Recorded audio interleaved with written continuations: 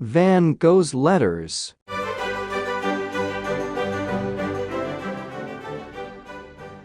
Please like this video so that more people have access to this content. Enjoy and also follow this channel to see other videos about art. Section 1 of the Letters of a Post-Impressionist. Introductory Essay on Van Gogh and His Art. Though the collection of letters contained in Cassirer's publication, Vincent van Gogh, Brief, is not a complete one, from my knowledge of a very large number of the letters which are not included in this volume, I feel able to say that the present selection is in any case very representative and contains all that is essential in respect to Van Gogh's art credo and general attitude of mind. For reasons into which it is unnecessary for me to enter here, it was found convenient to adopt the form of Cassirer's publication, arranged by Marguerite Mauthner, and my translation has therefore been made from the German, 4th edition, 1911. Still, with the view of avoiding the errors which were bound to creep into a double translation of this sort, I took care, when my version was complete, to compare it with as many of the original French letters as I was able to find, and I am glad to say that by this means I succeeded in satisfying myself as to the accuracy of every line from page 39 to the end. The letters printed up to page 38, some of which I fancy must have been written in Dutch, a language which in any case I could not have read, have not been compared with the originals. But, seeing that the general quality of the German translation of the letters after page 39 was so good, that I was able to discover only the small handful of inaccuracies referred to in the appendix, I think the reader may rest assured that the matter, covering pages 1 to 38, is sufficiently trustworthy for all ordinary purposes. I say that I fancy some of the letters which occur between pages 1 and 38 were written in Dutch, for I am not by any means certain of this. In any case, I can vouch for the fact that the originals of all the letters after page 38 were in French, as I have seen them. But in this respect, Paul Gauguin's remark about his friend Van Gogh is not without interest. Il oubliait même, wrote the famous painter of négresses, d'écrire le hollandais, et comme on a pu voir par la publication de ses lettres à son frère, il n'écrivait jamais qu'en français, et cela admirablement, avec des tankas, cantas, à n'en plus finir. Rather than disfigure my pages with a quantity of notes, I preferred to put my remarks relative to the divergencies between the original French and the German in the form of an appendix, to which the numbers 1 to 35 in the text refer, and have thus kept only those notes in the text which were indispensable for the proper understanding of the book. Be this as it may, the inaccuracies and doubts discussed in the appendix are, on the whole, of such slight import that those readers who do not wish to be interrupted by pedantic quibbles will be well advised if they simply read straight on, without heeding the figures in the text. To protect myself against fault finders, however, such readers will understand that it was necessary for me to prepare some sort of a list, referring to those passages which, in the German, differed even slightly from the French original. In the letters not included in Cassirer's publication, there are, of course, a few passages which, for obvious reasons, could never have been brought before the German or English reading public. As will be seen, however, the present letters in themselves are but more or less lengthy fragments, carefully edited by the friends of the deceased painter, while the almost complete omission of dates and other biographical information usually accompanying a volume of this sort, may also at first be felt as a rather disturbing blemish. I would like, however, to seize this opportunity to defend Marguerite Mauthner against the charge of having made a fantastic arrangement of these letters. For if the person who made this charge had only been acquainted with the facts of the case, he would have known that she had done no more, at least from page 39 onwards, than faithfully to follow Emile Bernard's original arrangement of his friend's correspondence in the Mercure de France. And surely we must assume that Emile Bernard, Van Gogh's devoted admirer, was the best judge as to what should or should not appear of all that his friend had written. With regard to dates, however, Emile Bernard does give a little more information than Marguerite Mauthner, but it is very little, and it is as follows. The letters to E. Bernard from page 39 to page 73 were written during 1887. Those from page 73 to page 86 were written during 1888. Those from page 108 to page 112 were written during 1889. And the remainder, as Marguerite Mauthner also tells us, were written during 1890. Of the letters to Van Gogh's brother, I am afraid I can say nothing more definite than that all those which occur after page 87 were written in Arles, and probably Saint Remy, between 1887 and 1890. Now, postponing for a moment the discussion of Van Gogh's actual place in the history of the art of the 19th century, and bearing in mind the amount of adverse criticism with which his work has met for many years, it does not seem irrelevant here to lay stress upon the fact that these letters are all private, intimate communications, never intended to reach the public eye. And I feel all the more inclined to emphasize this point, seeing that, to the lay student of art, as also to the art student himself, it is often a difficult task to take the sincerity of the art innovator for granted. Confronted with a new technique, an apparently unprecedented conception of the outer world, faced, in fact, by a patch of strange blood, for that is what it comes to after all, we are prone to doubt that our man is bona fide. Filled with the prejudices and prepossessions of centuries, and knowing from sad experience that the art world is not without its arch humbugs, we find it difficult to believe that such a strange and foreign grasp of reality could actually have been felt by the innovator in our midst. And rather than question our own values and our own grasp of reality, we instinctively, and as I think very healthily, incline to doubt the sincerity of the representative of this new standpoint which is offensive to us. In Van Gogh's case, however, we are particularly fortunate, for we possess these letters, which are proof enough of the sincerity with which he pursued his calling. And, as I say, he did not write them for the press, nor did he compose them as a conscious teacher. They simply took shape quite naturally in his moments of respite, when he felt the need of unburdening his heart to some sympathetic listener, and in writing them he was as ingenuous and unembarrassed as a child. He wrote to his brother and to a bosom friend, Emile Bernard. As I have mentioned, a good deal in these letters had to be suppressed, and very naturally too. For if this correspondence had not contained much that was of too intimate a character for publication, it is obvious that the very parts that were considered publishable would not have had a quarter of the value which we must now ascribe to them. It is precisely because these letters are, as it were, soliloquies which Van Gogh held in the presence of his own soul, that they seem to me to be of such incalculable value to all who think and work in the domain of art, and even in the domain of psychology and morality today. For everyone who is acquainted with the literature of Aesthetic must know how poor we are in human documents of this nature, and how comparatively valueless the greater part even of our poor treasure is, when it is compared with the profound works which men who were not themselves painters or sculptors have contributed to our literature on the subject. Who has not been disappointed on reading Ghiberti's commentaries, Leonardo's notebooks, Vasari's discourses on technique, Antoine Raphael Mengs' treatises, Hogarth's analysis of beauty, Reynolds' discourses, Alfred Stevens' aphorisms, etc. But who has not felt that he was foredoomed to disappointment in each case?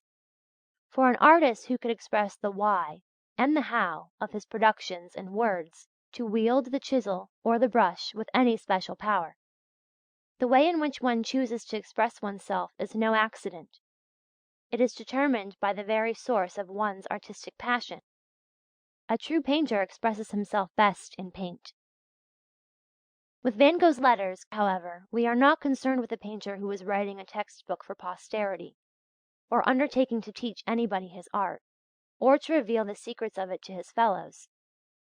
The communications to his brother and his friend, printed in this volume, partake much more of the nature of a running commentary to his life work, a Sabbath's meditation upon, and contemplation of his 6 days' labour, than a series of technical discourses relating to his procedure and its merits. True, technical points arise, but they are merely the fleeting doubts or questionings of an expert chatting intimately with an intimate, and are quite free from any pedagogic or didactic spirit. On the other hand, however, that which he gives us, and which the others above mentioned scarcely touch upon, is the record of his misgivings and fears concerning the passion that animated him, the value of this passion, and the meaning of his function as a painter in the midst of civilized Europe of the 19th century. These letters are not only a confession of the fact that he participated heart and soul in the negative revolution of the latter half of that century, they are also a revelation of the truth that he himself was a bridge leading out of it to better and more positive things. He touches upon these questions lightly, as is only fitting in letters that bear other tidings of a more prosaic nature. But he never can conceal the earnestness with which he faced the problems that were present in his mind. And as a stenographic report of these problems, these letters make the strongest claim upon our attention. With regard to his ultimate dementia, I have little doubt myself as to how it was brought about. As in the case of Nietzsche and many other foreign or English poet or thinker, I cannot help suspecting it was the outcome of that protracted concentration of thought upon one or two themes, the chief characteristic of all mania, by the by, which he and a few other unfortunate and whole-hearted men found it necessary to practice in the midst of a bustling, changing, and feverishly restless age, if anything of lasting worth was to be accomplished. Imagine a man trying to study the laws governing a spinning top in the midst of the traffic of the city, and you have a fair image of the kind of task a sincere artist or thinker undertakes at the present day, if he resolve, in the midst of the rush and flurry of our age, to probe the deep mystery of that particular part of life to which he may happen to feel himself drawn by his individual tastes and abilities. Not only is he foredoomed to dementia by the circumstance of his occupation, but the very position he assumes, bent over his task amid the racket and thunder of the crowded thoroughfare of modern life, gives him at least the aspect of a madman from the start. And Van Gogh himself was perfectly aware of this, for he realized that the claims which nowadays are put upon the energy of one individual concentrated seeker are so enormous that even the complication of marriage may prove one strain too many for him. He admits that the Dutch artists married and begat children, but, he adds, the Dutchmen led a peaceful, quiet, and well-ordered life. The trouble is, my dear old Bernard, he says, that Giotto and Cimabue, like Holbein and Van Eyck, lived in an atmosphere of obelisks, if I may use such an expression, in which everything was arranged with architectural method, in which every individual was a stone or a brick in the general edifice, and all things were interdependent and constituted a monumental social structure. But we, you know, live in the midst of complete laisser-aller and anarchy. We artists who love order and symmetry isolate ourselves and work at introducing a little style into some particular portion of the world. And this is no empty lament. It is a plain statement of the fact that in the disorder and chaos of the present day, not only has the artist no place allotted to him, but also that the very position he tries to conquer for himself is hedged round with so many petty obstacles and minor personalities, that his best and most valuable forces are often squandered in a mere unproductive attempt at attaining his own. that he should need, therefore, to practice the most scrupulous economy with his strength, a precaution which in a well-ordered age, and in a healthier age, would not be necessary, follows as a matter of course. "I should consider myself lucky," sighed Van Gogh, "to be able to work even for an annuity, which would only just cover bare necessaries, and to be at peace in my own studio for the rest of my life." Without his brother Theodore's devotion and material help it is impossible to think without alarm of what might have become of this undoubted genius. For it must be remembered that his brother practically kept him from his Hague days in 1881 until the very end in 1890 at Auvers-sur-Oise. It is only when we think of the irretrievable loss which we owe to the fact that Monet himself had to remain idle for 6 months for want of money, that we can possibly form any conception of what the result would have been if Theodore Van Gogh had ever lost faith in his elder brother, and had stopped or considerably reduced his supplies, or had ever accepted his offer to change his calling. On the other hand, we have evidence enough in these letters to show that Vincent took his self-sacrifice on his brother's part by no means lightly. We have only to see the solicitude with which he speaks of his brother's exhausting work, and of his health, in order to realize that it was no mean egoism that prompted him to accept this position of a dependent and of a protégé. In fact, if we value his art at all, it is with bated breath that we read of the cheerful and stoical manner with which, for his brother's sake, Vincent stopped painting for a while. But the words will bear being repeated. "I am not so very much attached to my pictures," he says, "and will drop them without a murmur, for luckily I do not belong to those who in the matter of works of art can appreciate only pictures, as I believe, on the contrary, that a work of art may be produced at much less expense. I have begun a series of drawings." Again and again he complains of the cost of paint and canvas, and to have allowed him carte blanche in the purchase of these materials, the brother must, considering his circumstances, have been capable not only of very exceptional generous feeling, but of very high artistic emotion as well. For it must have been no easy matter for this employee of Messrs. Boussod and Valadon to have worked, year in and year out, and without any certain prospect of recovering his outlay, to have paid these monthly bills for Vincent's keep and Vincent's work. It is true that occasionally a picture of Vincent's would sell, but in those days prices were low, and even Vincent himself was often willing to accept a 5-franc piece for a study. Besides, the expenses must have been made all the heavier thanks to Vincent's inveterate carelessness and lack of order in little things, and there can be no doubt that a fair portion of the materials purchased must have been literally wasted if not lost. Gauguin, speaking of his meeting with Van Gogh in Arles, writes as follows: "Tout d'abord, je trouvais en tout et pour tout un désordre qui me choquait.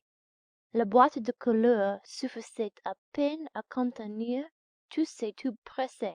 Je me refermais, et malgré tout ce désordre, tout ce gâchis, en tout rutilé sur la toile." Still, both Van Gogh and his brother had an indomitable faith in the former's work, a faith which touches upon the sublime, though neither of them lived to see their highest hopes realized. "As to the market value of my pictures," Vincent wrote, "I should be very much surprised if in time they did not sell as well as other people's. Whether this happens directly or later on does not matter to me." The finest words concerning this ideal brotherly relationship, however, have been written by Vincent's great friend, Émile Bernard. "Mais ce que je veux dire avant tout," says Bernard, "c'est que ces deux frères ne faisaient pour ainsi dire qu'une idée, que l'un s'alimentait et vivait de la vie et de la pensée de l'autre, et que quand ce dernier, le peintre, mourut, l'autre le suivit dans la tombe seulement de quelques mois, sous l'effet d'un chagrin rare et édifiant." Thus Theodore and Vincent died, perhaps hoping, but little believing, that Van Gogh's present triumph would ever be realized. And indeed, even to the calm and reflecting student of art today, there must be something surprising, something not altogether sound and convincing, in this stupendous leap into fame which the work of this poor, enthusiastic, and thoughtful recluse has made within recent years. If the means or the measure for placing him had been to hand, if all this posthumous success had been based upon a definite art doctrine, which knew what to select and what to leave aside, nothing could have been more imposing than this sudden exaltation of one whom a former generation had spurned. But who would dare to maintain for a moment that Van Gogh's present position is in itself a proof of his value as an artist? It is an empty illusion to suppose that history necessarily places a man, or even a whole age, and gives to both their proper level. What history has shown, and probably will continue to show, is that, whereas time very often elevates true geniuses to the dignity which is their due, and confers upon them the rank that they deserve, it also certainly raises vast numbers to the position of classics, who never had a tittle of a right to that honour, and frequently passes over others in silence, who ought to have had a lasting claim upon the respect and appreciation of their fellows. Such things have happened so often, and sometimes with such a disastrous effect, that one can but feel surprised at the almost universal support that the doctrine of the infallibility of posterity enjoys. All posthumous fame, however, should be weighed in relation to the quality of the period that concedes it, and before we concur too heartily with the verdict of an age subsequent to the man it lionizes, we ought, at least, to analyze that age and test its health, its virtues, and its values. The fact that Van Gogh's pictures are now selling for twice as many sovereigns as he, in his most hopeful and sanguine moments, thought that they would realize in francs, is the most deceptive and the most misleading feature about his work. In any case, it should neither prepossess us in his favour nor prejudice us against him. In a world governed largely by the commercial principle which places quantity before quality, at a period in history when journalism with all its insidious power can, like the famous Earl of Warwick, make and unmake kings at will, finally, on a continent in which all canons in respect of right living, religion, art, morality, and politics have been blasted to the four winds, what does it signify that a work of art which 30 years ago was not thought to be worth 25 francs now sells for £200 sterling? It signifies simply nothing whatsoever. Would anybody venture to assert that everything which today is selling at 200 times the price at which it was selling 30 years ago, is on that account worthy of particular admiration and respect? I mean, of course, from people of taste, not from hawkers, peddlers, and chapmen? The Letters of a Post-Impressionist by Vincent van Gogh. Section 2. Introductory Essay, Part 2. A vast and unprecedented revolution has been convulsing the art world for almost a century now, a revolution in which men like Gauguin, Van Gogh, Cézanne, Rodin, and others have fought like Titans. Who has ever heard of a revolution enduring for almost a century? Even the Grand Rebellion lasted only for 6 years. And this revolution of art has seen its heroes and its traitors, its kings and its usurpers, its romance and its squalor, all beneath the very nose of the layman, all beneath the very walls of his fool's paradise, without his ever having suspected that something even significant was brewing. For art is always the expression of the most sensitive men of an age. They, the artists, are the first, by their movements and by the manner in which they garner their treasure, to prophesy meteorological changes of a nature vast enough to shake even the layman into a state of gasping wonder. But, as a rule, it is only when these highly sensitive men have manifested their signs, and have more or less depicted the first lightning flash of the tempest that is imminent, that the sky really does become dark and overcast, patently overcast even to the layman's eyes, and that the storm which they felt was coming actually begins to rage in the concrete world of politics and of national life. And then the pictures, poems, and parables, already stored away, classified and catalogued in public museums, are but the crystallized harbingers of a fact that has become patent to all. The general truth that nearly all the principal figures in this grand rebellion drama were themselves innovators, renovators, and subverters, does not in itself justify us in summarily disposing of them as noisy revolutionaries and nothing more. One can revolt against sickness in an age of sickness, and assume the title of a revolutionary or a rebel with both pride and dignity. On the other hand, a resentful valetudinarian who feels rebellious at the sight of sleek, fragrant, and rosy healthiness may also claim the title revolutionary. But woe then to the age that allows itself to be lured over to his side by his intellect and his art. It is important, therefore, that we should know with whom we are dealing.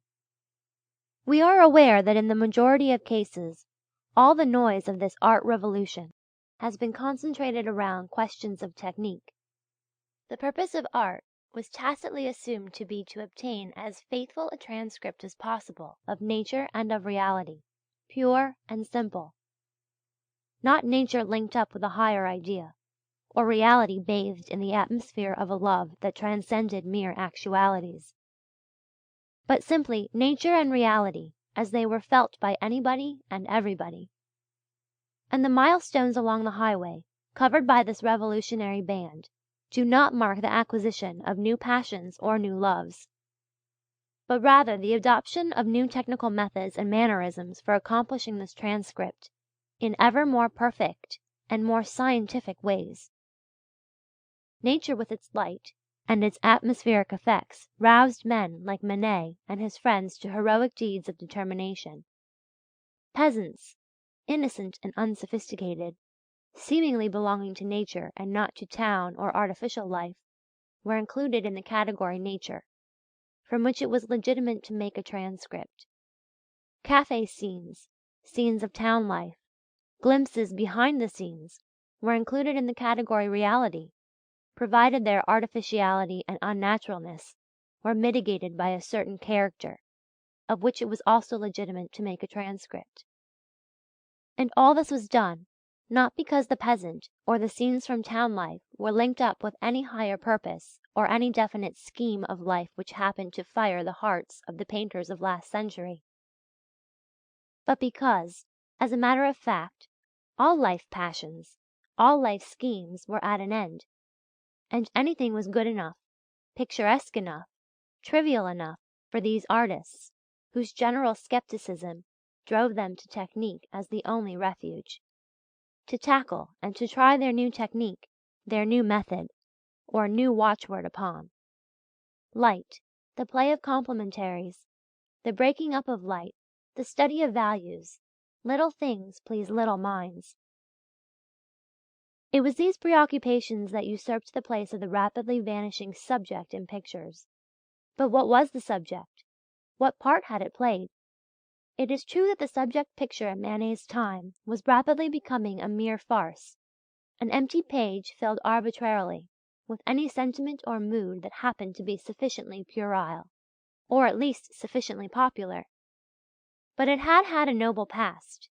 It had had a royal youth. The subject picture was merely the survival of an age when men had painted with a deep faith.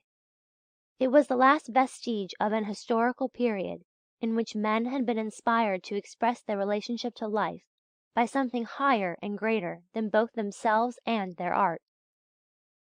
In fact, it had always flourished in periods when humanity had known of a general direction, a general purpose in life, and of a scheme of life which gave their heartbeats and their breath some deeper meaning than they have at present.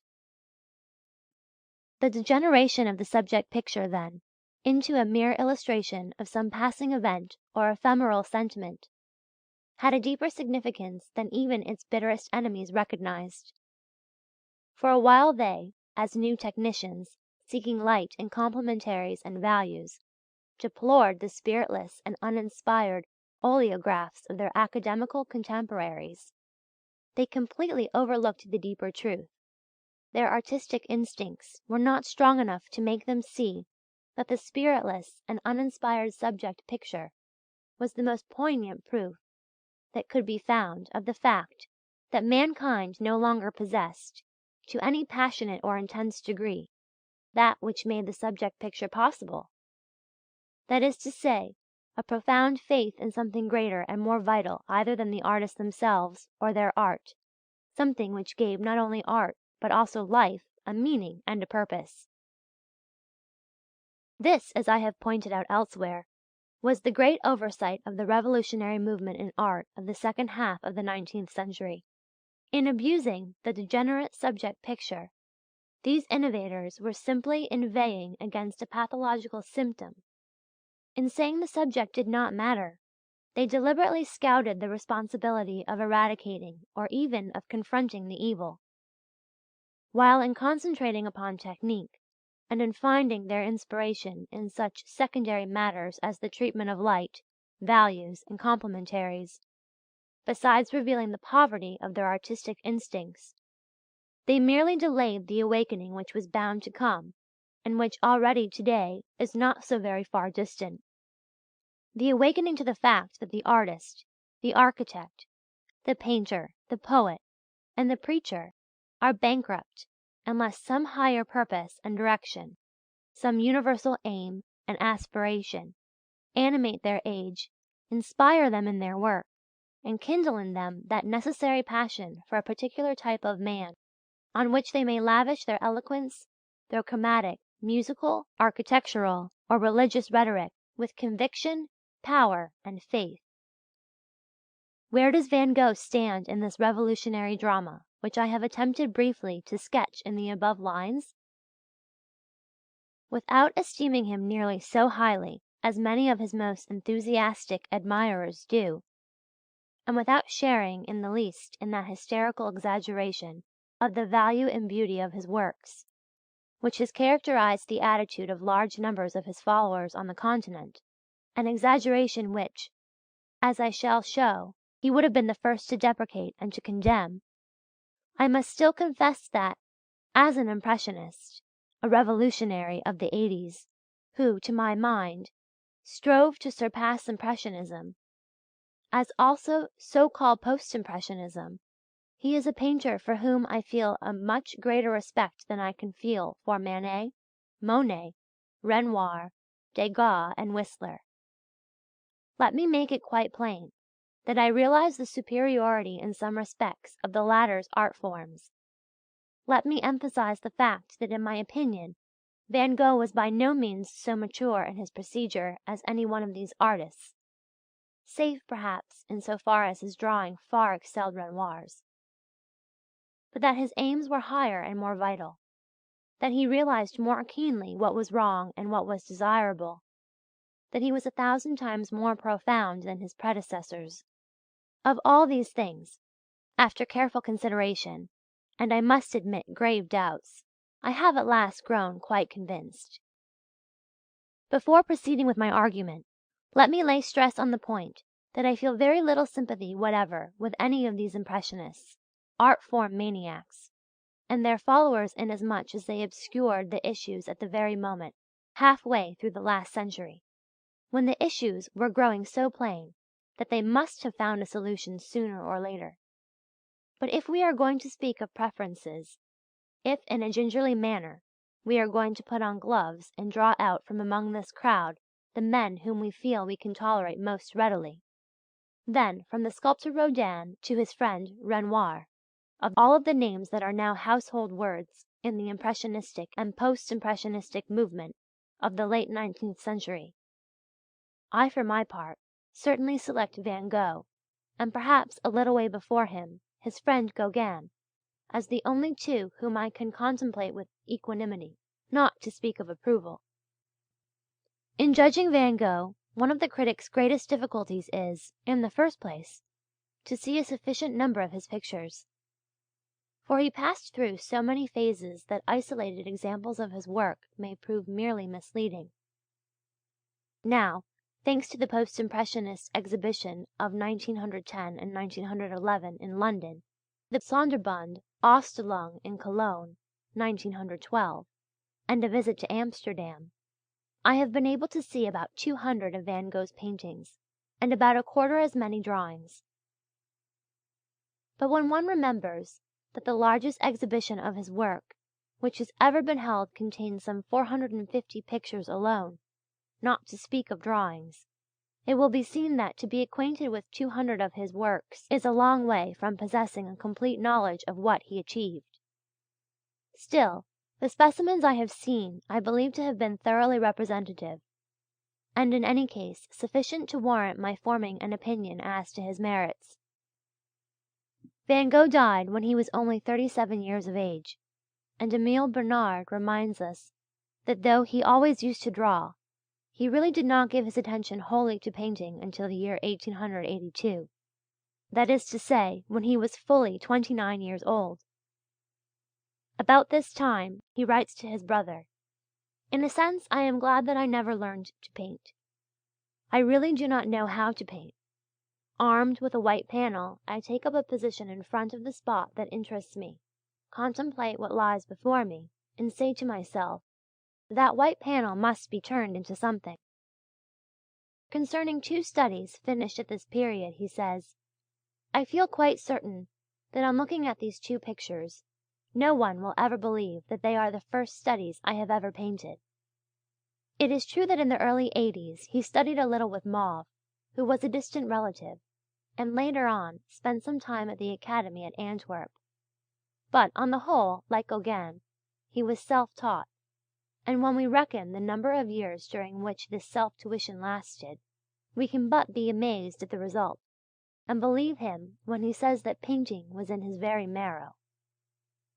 A still more remarkable fact about Van Gogh is, however, that during the last 8 years of his life, the only years, that is to say, in which he may really be said to have devoted himself entirely to painting, whether at The Hague, Drenthe, Nouenen, Antwerp, Paris, Arles, Saint Remy, or Auvers-sur-Oise, he practically epitomized in his own work the whole of the development of modern painting, from the academical manner of his own day to a style which I maintain was on the point of bearing him far beyond the Impressionists and so-called Post-Impressionists.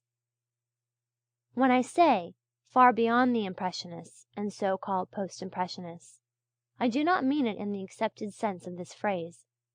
I do not mean that with Gauguin he promised to land in any of the futile absurdities with which those artists that were hung beside them provoked the mirth of London at the famous exhibition at the Grafton Galleries in 1910 to 1911.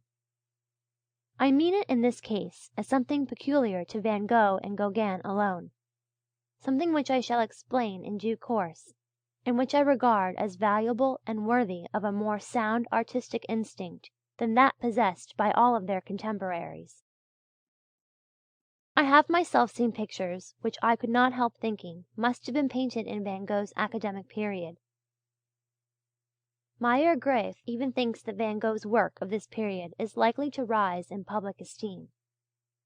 I have little doubt, therefore, that Van Gogh did go through an academic stage, however short and however undistinguished it may have been. And as for his purely impressionistic period, pictures of this stage of his development abound. The Moulin de la Galette and a still life, Basket and Apples, in the possession of a Frau A.G. Kroller, the View of Paris from Montmartre, belonging probably to the family, and the wonderful Apples in a Basket, dedicated to his friend Lucien Pizarro, in the possession of Frau Kroller, all seem to belong to this period, and they are by no means incompetent or unworthy examples of the school of which they are examples. At this stage he had the same contempt as all modernists had for academicians, and we find him endorsing Jacques' words that they are mere illustrators. It is now that he feels that light and truth and transcripts of nature matter tremendously. He says he is done with greys, and with Mauve and Israels as well. He enters heart and soul into a study of nature. No pains are too great, no sacrifices too heavy, provided only that he may become absorbed in nature and thoroughly at ease as her interpreter.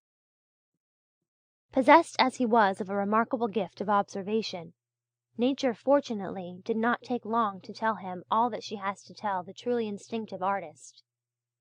For a man who could paint that still life Apples in a Basket, dedicated to Pizarro, and the still life, a statuette, a rose, and books, belonging, I believe, to Van Gogh's family, not to speak of dozens of other marvels of observation, such as the chestnut in bloom, belonging to Frau Kröller, in which the essential character of the tree is beautifully seized by the happiest of conventions, would necessarily be a rapid and courageous learner of all that nature can teach, and would soon become conscious of having reached that decisive Rubicon, the imperative crossing of which means one of two alternatives: either the continuation of the old attitude to nature, which at this stage becomes mere slavery and no longer discipleship, or the mastering of nature, which is the first step that reveals the mature artist of sound instincts.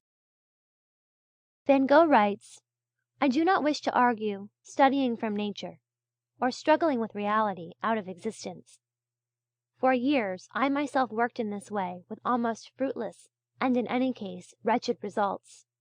I should not like to have avoided this error, however. In any case, I am quite convinced that it would have been sheer foolery on my part to have continued to pursue these methods, although I am not by any means so sure that all my trouble has been in vain." So far, then, Van Gogh's sole excuse, and it is an adequate one, for having concerned himself wholly with such subordinate things as art forms and nature transcripts, is that he was a learner.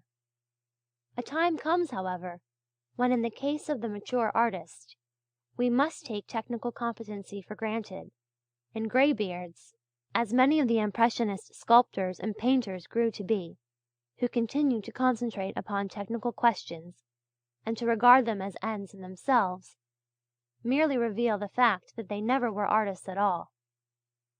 In this respect, I cannot help quoting some fine words of Gauguin's.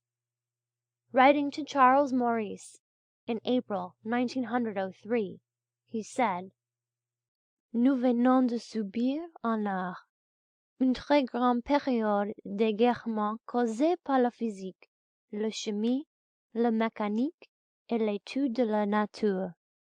Les artistes, ayant perdu toute leur sauvagerie, n'ayant plus d'instinct, on pourrait dire d'imagination, se sont égarés dans tous les sentiers pour trouver des éléments producteurs qui n'avaient pas la force de créer." The reader who is familiar with my aesthetic views will understand that I do not regard la physique, la chimie, et la mécanique as sufficient causes of this state of affairs. Nevertheless, Gauguin adds that the painters of this période d'égarement had lost their instincts, and here, of course, I am with him. The fact, however, that a painter or a sculptor has not lost his instincts is not sufficient to reform the civilization or the culture in which he lives. A still greater and more powerful artist must set to work first, and he is the legislator. The most a painter or a sculptor of sound instinct can do is to recognize the lack of the great legislator, and reveal by his work and by the things upon which he concentrates his mind that he realizes where the fault lies. Now I maintain that Van Gogh and Gauguin took up this position, but I am anticipating. Van Gogh passed through another stage before he reached this final one. It suddenly flashed across his mind that he had something to bestow, something to bequeath, and that an artist's life was not all taking, robbing, or copying. He felt a richness in him which bade him dispense and no longer receive. He writes, "One begins by plaguing oneself to no purpose in order to be true to nature, and one concludes by working quietly from one's own palette alone, and then nature is the result." And again, I often feel sorry that I cannot induce myself to work more at home from imagination. Imagination is surely a faculty one should develop. And listen to this. How glad I should be one day to try to paint the starry heavens, as also a vast meadow studded with dandelions in the sunlight. But how can one ever hope to succeed in doing these things, unless one resolves to stay at home and to work from imagination? He also begins to throw off the technique of transcript painting. He recognizes that chiaroscuro, with its essential study of values, is part of the equipment of the mere slavish transcripist, and he writes, "It is impossible to attach the same importance both to values and to colours." Theodore Rousseau understood the mixing of colours better than anyone. But time has blackened his pictures, and now they are unrecognizable. One cannot be at the pole and at the equator at once. One must choose one's way. At least this is what I hope to do, and my way will be the road to colour. And again, tell him, Seurat, it is my most fervent desire to know how to achieve such deviations from reality, such inaccuracies and such transfigurations that come about by chance. Well, yes, if you like, they are lies, but they are more valuable than real values. These are the thoughts of his most prolific period, the period during which he produced perhaps all his most striking pictures, the last 3 years of his life. Such pages of beauty as the orchard in Provence, belonging to Madame Cohen Goschalk Bonger, a street in Arles, in the possession of the Municipal Museum at Stettin, a street in Auvergne, belonging to A. von Jolensky, Munich, hail from this period, as also the lawn, probably in the possession of the family, a finished masterpiece of beauty, the sunset, belonging to Frau Tilla Duriers Cassirer, excellent, and a number of other landscapes belonging to Frau Kroller, Frau Mauthner, Frau Cohen Goschalk Bonger, etc., all of great splendour and mastery. The fact that he was never able to work successfully from imagination alone proves nothing against the art of working from imagination. I have heard some artists argue, as if their individual incapacity to produce great work from imagination were a sufficient proof of the fallacy of the principle. Such argumentation is of course beneath contempt. On such lines any incompetence, impotence, ignorance, or incapacity could be glorified and exalted. Van Gogh, however, is more honest. He says working from imagination is an enchanted land.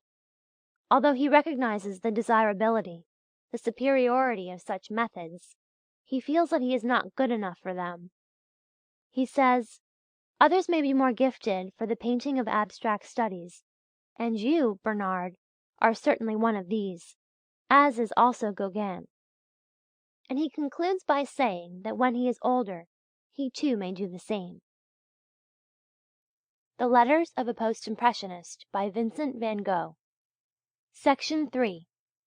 Introductory Essay, Part 3.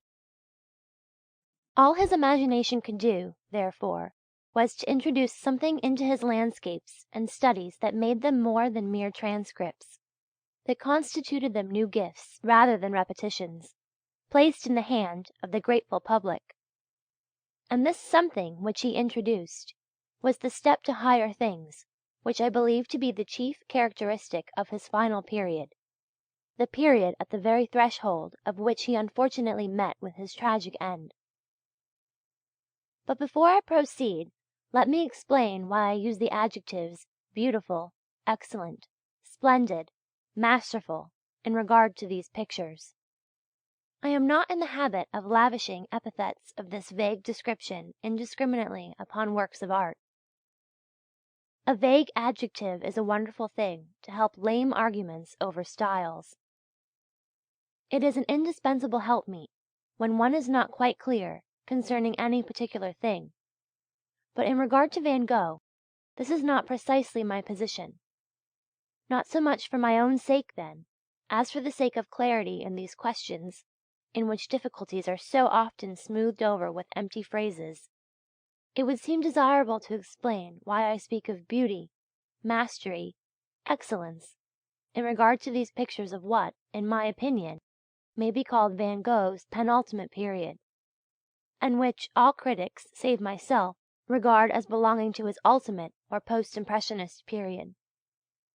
In the first place, then, let me pronounce this fundamental principle, as far as I personally am concerned, that there is no beauty, no mastery, and no excellence, which cannot in the end be interpreted in the terms of humanity. There is no such thing as beauty per se, mastery per se, and excellence per se. All these qualities can ultimately be traced to man and to man's emotion, and without man, I maintain that such qualities would cease to exist on earth. A beautiful poem is one that can be linked up rapidly or by degrees, consciously or unconsciously, with things which are desirable in humanity, or in a certain kind or part of humanity. The poem that praises pity in rhythmic cadence, for instance, will charm the Christian of the 20th century. For him, pity is a desirable attribute of the modern human creature, and rhythm is a convincing and commanding art form in which to cast a desirable thought. On the other hand, it would either revolt the pagan or leave him indifferent, while he might regard it as a sacrilegious act to squander such a precious art form as rhyming verses upon so futile a subject. All beauty, then, in the end, is human beauty. All ugliness is human ugliness. No healthy people of the world have ever considered youth, I do not mean infancy, in any manifestation of nature as ugly, because youth is the sure promise of human life and of a multiplication of human life. On the other hand, no healthy people have ever considered ulcers, gangrenous limbs, or decay in any form as beautiful, because ulceration, gangrene, and decay are the end of human life and the reduction of it. It is true that the beautiful consumptive, the love of consumptives, the captivating cripple, are notions which can be found in Bulwer Lytton and George Eliot, not to speak of a host of minor English writers. But then let us remember from what part of the world they hail, from the most absurdly sentimental, over-Christianized, and over-Puritanized country on earth, England. But the whole of northwestern Europe is now quite able to vie with England in this sort of nonsense. Otherwise the Eugenic Society, which ought to be superfluous, would not require to be so active. But all this by the way. The beauty, mastery, and excellence of Van Gogh's penultimate period, then in my opinion, is twofold. Its content is beautiful, and its form is beautiful. Its content is only just beginning to be beautiful, because we must remember that this is the work of a man who started in a school that scorned content. But is it not written that there is more joy in heaven over one sinner that repenteth, than over 99 just persons which need no repentance? And the beauty of his content is, that it is turning ever more and more definitely towards humanity. It is true that the importance of the content in general is only creeping into his works, but the little of it that there is human. No longer negative to man, he begins to introduce human moods into his landscapes, and with human virtues he anthropomorphizes the ground, the trees, the sky, and the distance. There is as much difference between his work now and the work of his impressionistic days as there is between these two descriptions of the rising sun. The yellow sun ascends into a pink and pale yellow sky, which fades away into watery green and finally into pure azure. And rosy-fingered dawn stands tiptoe on yonder hill. He himself writes concerning a certain study. My desire was to paint it in such a way that the spectator must read and sympathize with the thoughts of the signalman, who seems to say, "Oh, what a gloomy day it is." And again, in regard to the other study, he writes, "While working upon it, I said to myself, Do not put down your palette before your picture seems to partake of the mood of an autumn evening, before it is instinct with mystery and with a certain deep earnestness. See also the passage about Provence on page 109. It is now too that he writes to his friend Bernard, "I have painted 7 studies of corn. Unfortunately, quite against my will, they are only landscapes," and that he feels sympathy with a soldier who prefers a landscape to the sea, because the former is inhabited. This alone is already a sign that he is turning his back on the sentimental and negative love of landscape as landscape, peculiar to the modern English, French, and Germans, inspired by Rousseau and Schiller, that love of landscape in which man or the hand of man is entirely absent. With regard to the beauty of his technique in the pictures of this period, the characteristic I chiefly admire in them is their gradual glorification of colour and neglect of values. But why should one admire colour more than values? In the first place, it should be remembered that technique is important only as a means of betraying how a man approaches and deals with reality, while all the virtues of a good technique will once more be traceable to human standards and be human virtues. Now the technique which places colour above values is admirable for 3 reasons. First, because inasmuch as its results are simpler and more definite than those of the values technique, it implies a much more masterful grasp of reality. Secondly, since its results betray far less compromise and blended, grey, or democratic harmony than those of the values technique, it implies a much braver and less tolerant attitude towards reality. And thirdly, because its results are so much more luminous and more bright than those of the values technique, it betrays a much greater love of sunshine, a much more hearty yea-saying and positive attitude towards life. And these reasons are independent of the fact that the painting of both Greece and Egypt, in their best period, are based entirely upon colour and line technique, free from all values and chiaroscuro. Compare Van Gogh's pictures of this period with any of those ridiculously funereal fiascos produced by the Glasgow school within the last 25 years, and you will be convinced of the difference between the bright, laughing, gay-saying attitude to life, and the dark, gloomy, negative, churlish, puritanical, and in many respects essentially British attitude to life. How sincere and how deep Van Gogh's love of colour was at this period may be judged from a note written in August 1887 to his brother. He says, "I am at work upon a portrait of our mother, as I could no longer endure the sight of the black photograph. I do not wish to possess black photographs, and yet I certainly wish to have a portrait of our mother." The fact that, occasionally, his whole-hearted devotion to colour led him to produce what I cannot help regarding as an absolute failure, cannot of course be denied. More than once, at Cologne and Amsterdam, I was conscious, in the presence of some of his pictures, of being before a man who was trying to enjoy the glory of fireworks at midday, under a brilliant sun, and the result was naturally disappointing. I cannot, however, say that I had this feeling often.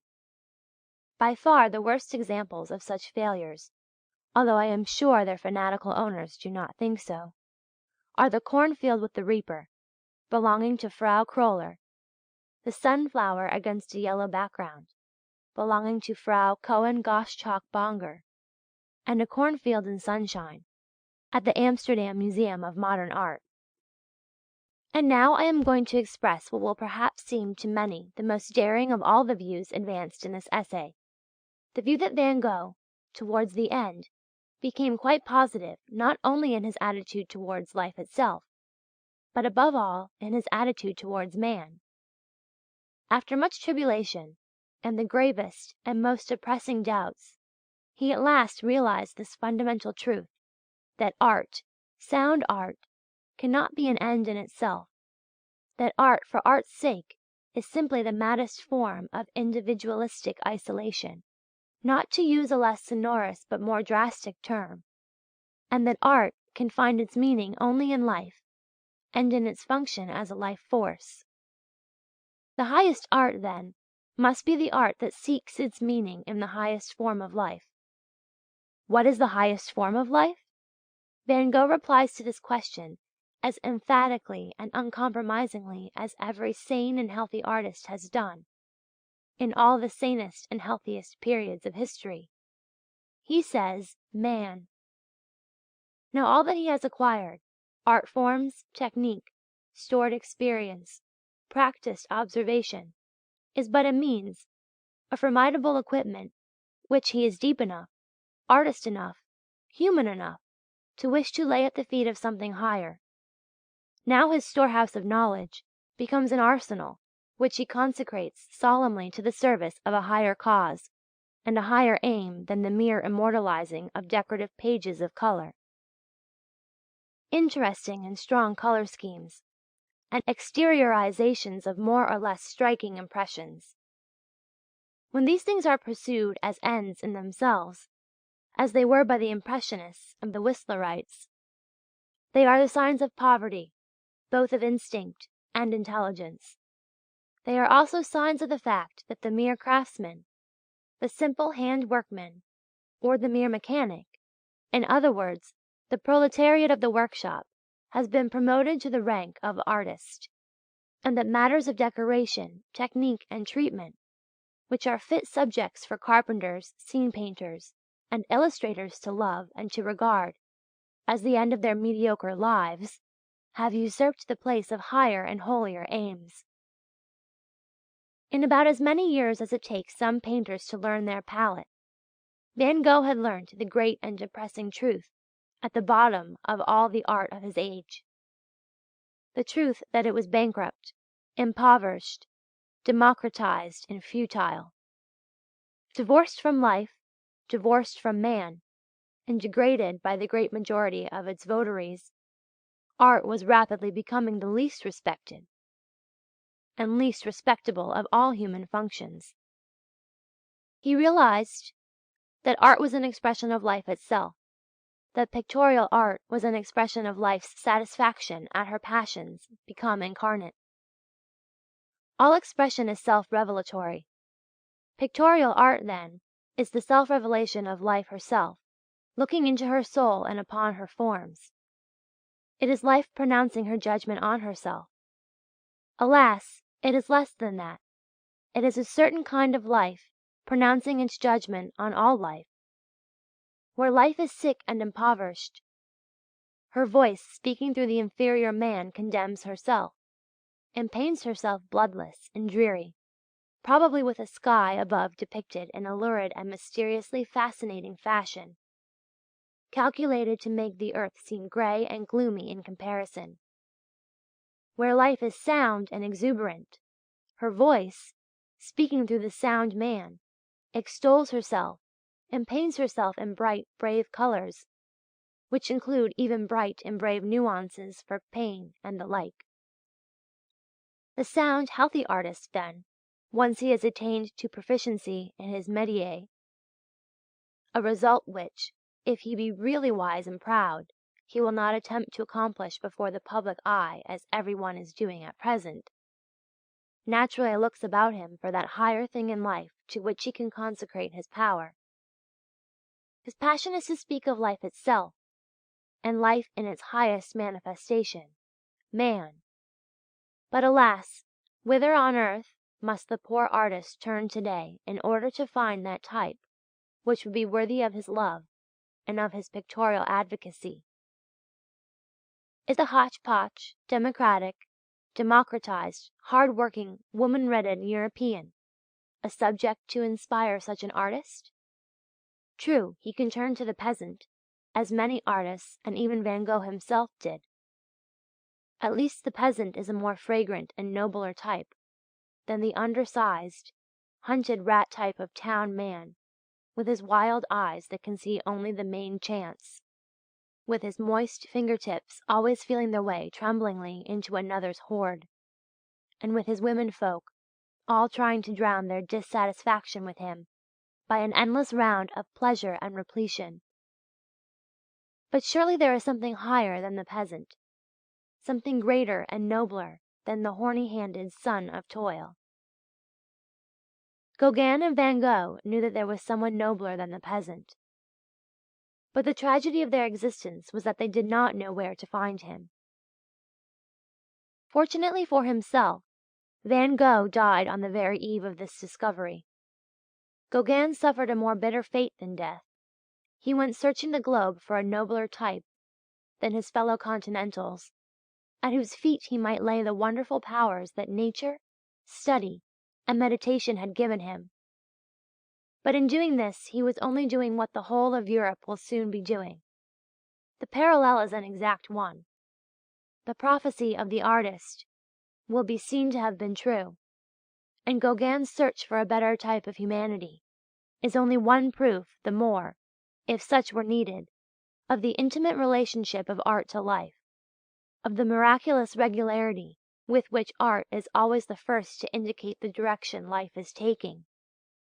I have shown how, from a negative and futile impressionist, Van Gogh became more and more positive and human in his content, and ever more positive, brave, and masterly in his technique, and that this healthy development naturally led him to the only possible goal that lies at the end of the path he had trodden, man himself. In 1886 he writes to Bernard, "I want to paint humanity, humanity and again humanity. I love nothing better than this series of bipeds, from the smallest baby in long clothes to Socrates, from the woman with black hair and a white skin to the one with golden hair and a brick-red sunburnt face." At about the same time he writes to his brother, "Oh dear, it seems ever more and more clear to me that mankind is the root of all life, and men are more important than things, and the more I worry myself about pictures the colder they leave me."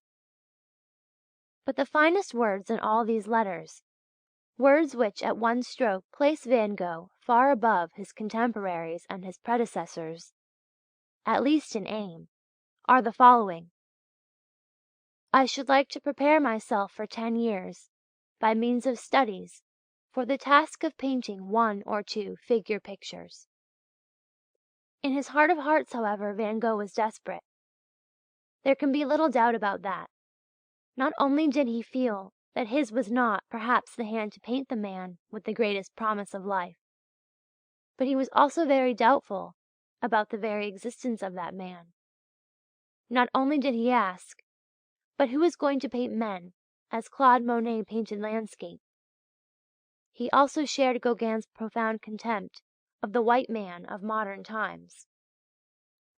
Indeed, what is his splendid tribute to Christ as a marvelous artist, a modeler and creator of men, who scorned to immortalize himself in statues, books, or pictures, if it is not the half-realized longing that all true artists must feel nowadays for that sublime figure, the artist legislator who is able to throw the scum and dross of decadent civilizations back into the crucible of life, in order to mould men afresh according to a more healthy and more vigorous measure. The actual merits of Christianity as a religion do not come into consideration here, for Van Gogh was not a philosopher. All he felt was simply that craving which all the world will soon be feeling, the craving for the artist legislator, which is the direst need of modern times, for in order that fresh life and a fresh type can be given to art, fresh vigor and a fresh type must first be given to life itself. The Letters of a Post-Impressionist by Vincent van Gogh. Section 4. Introductory Essay, Part 4. Personally, although I am prepared to do all honor to Van Gogh for having been profound enough and brave enough to come face to face with the tragic dilemma of modern art and modern times, I must say that I am almost inclined to share his own doubts as to whether his was precisely the hand to limn the man of great promise, even if he could have found him. Only fanatical disciples could praise and value his figure pictures to the extent to which they have been praised and valued. For in all but one or two cases, they are, in my opinion, the most incompetent and the most uninviting examples of his art. Of 38 figure pictures of his which I myself have seen, only 2 pleased me a little. Old Man Weeping, probably in the possession of the family, and an asylum warder, belonging to Fraulein Gertrude Müller, of Solothurn, and one, fair girl's head and shoulders, probably in the possession of the family, pleased me so exceedingly that I would willingly give all the rest for it. It is a most genial piece of work, mature and rich in conception, and full of a love which will come to expression. Nothing obtrudes in the technique. Indeed, the means seem to be so well mastered that one feels not the slightest inclination to consider them, while the content is so eloquent of the sleek, smooth bloom of youth, and of the half-frightened, eager spirit of the young girl who is just beginning to see and to realize who she is and where she is, that this picture alone would make me hesitate to say definitely that Van Gogh could not have achieved his ideal if only he had lived, and if only he had found the type whose pictorial advocacy he might have undertaken. Here in this picture, all the dramatic effect of budding womanhood, of which Schopenhauer spoke so scornfully, is concentrated into a head and a pair of shoulders. All the mystery and charm of mere potentialities, undefined and still untried, is told in a thrilling and fairy-like combination of lemon yellow, black, Prussian blue, and the most delicate of pinks. The freshness is that of an old Dutch master, like Johannes Hannot, for instance, who could paint fruit to look cold and raw on a pitch-black ground. This virgin, too, like all virgins, is cold and raw, and the effect is due to the masterly and almost devilish skill with which her qualities have been marshalled in her portrait, against a pitch-black ground. It is a wonderful work.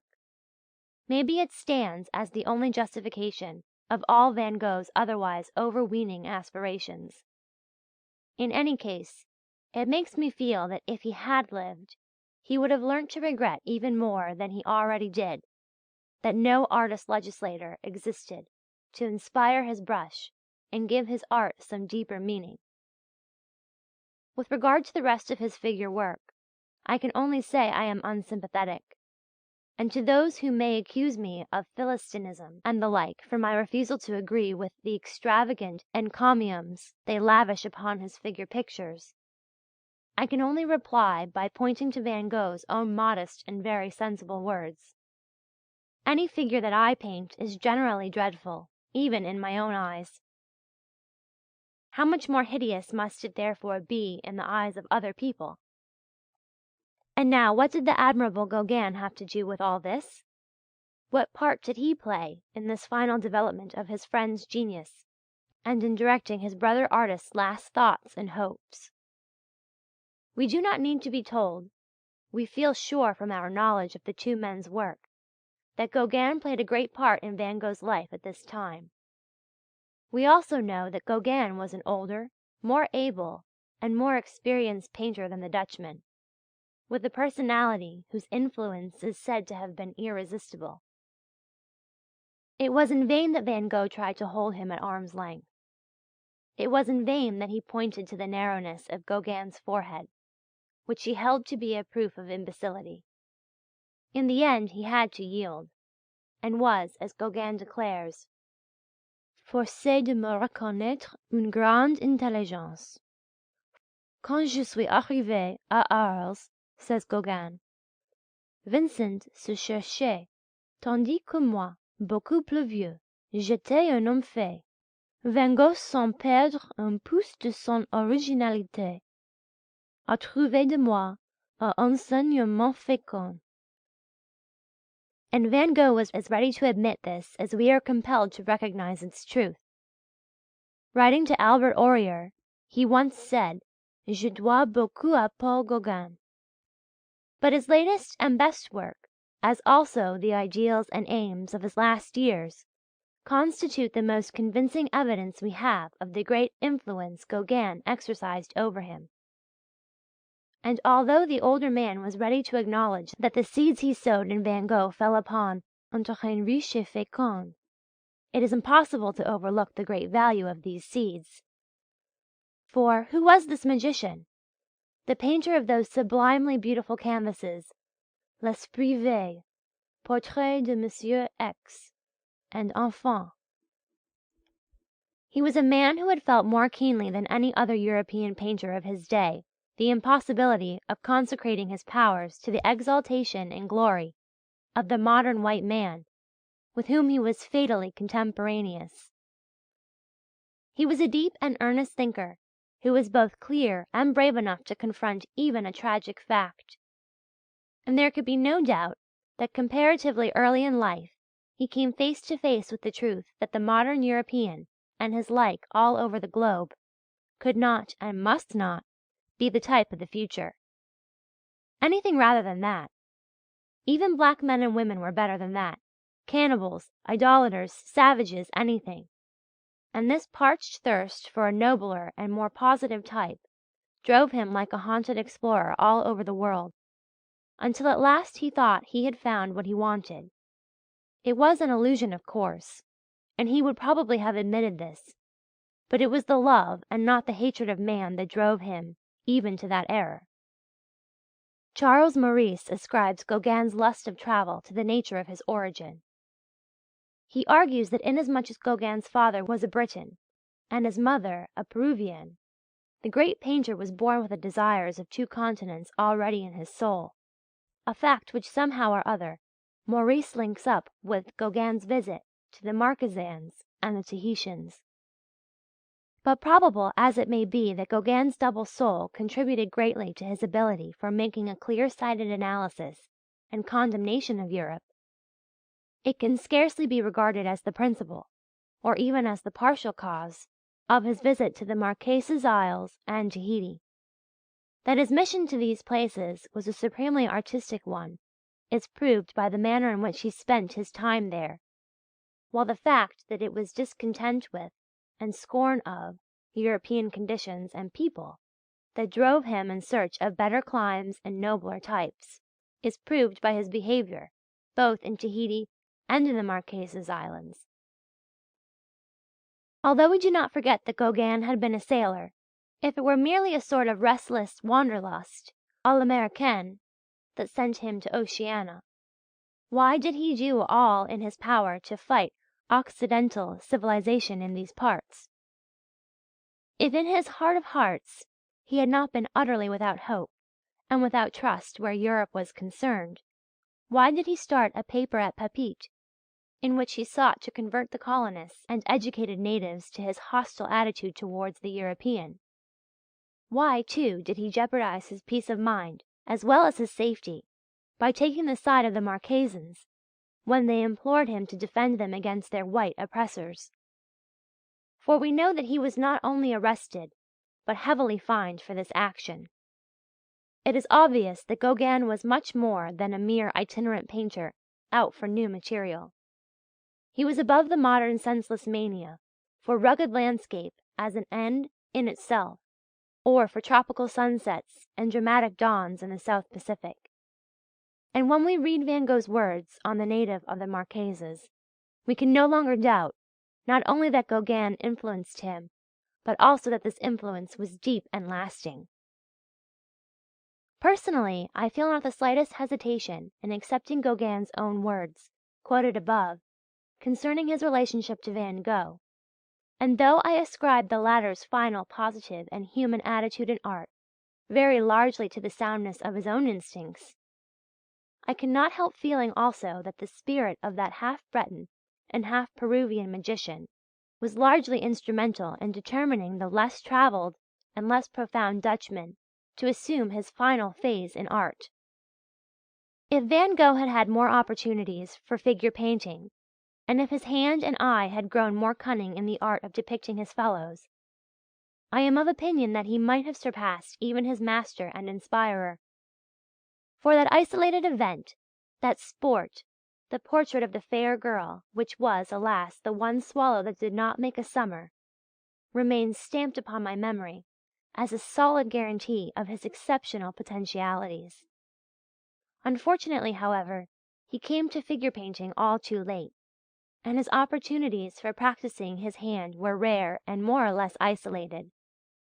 In these letters he says, "I suffer very much from having absolutely no models," while in a letter to his brother, not included in this volume, he writes rather amusingly as follows: "Si on peignait lisse comme du Bouguereau, les gens n'auraient pas honte de laisser peindre.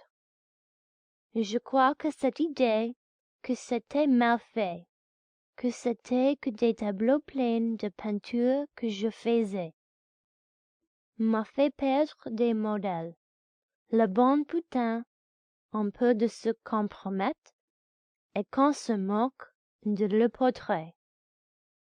There is now only one more point to be discussed, and I shall draw this somewhat lengthy essay to a close. I feel, however, that it would be incomplete without some reference to Van Gogh's personal appearance.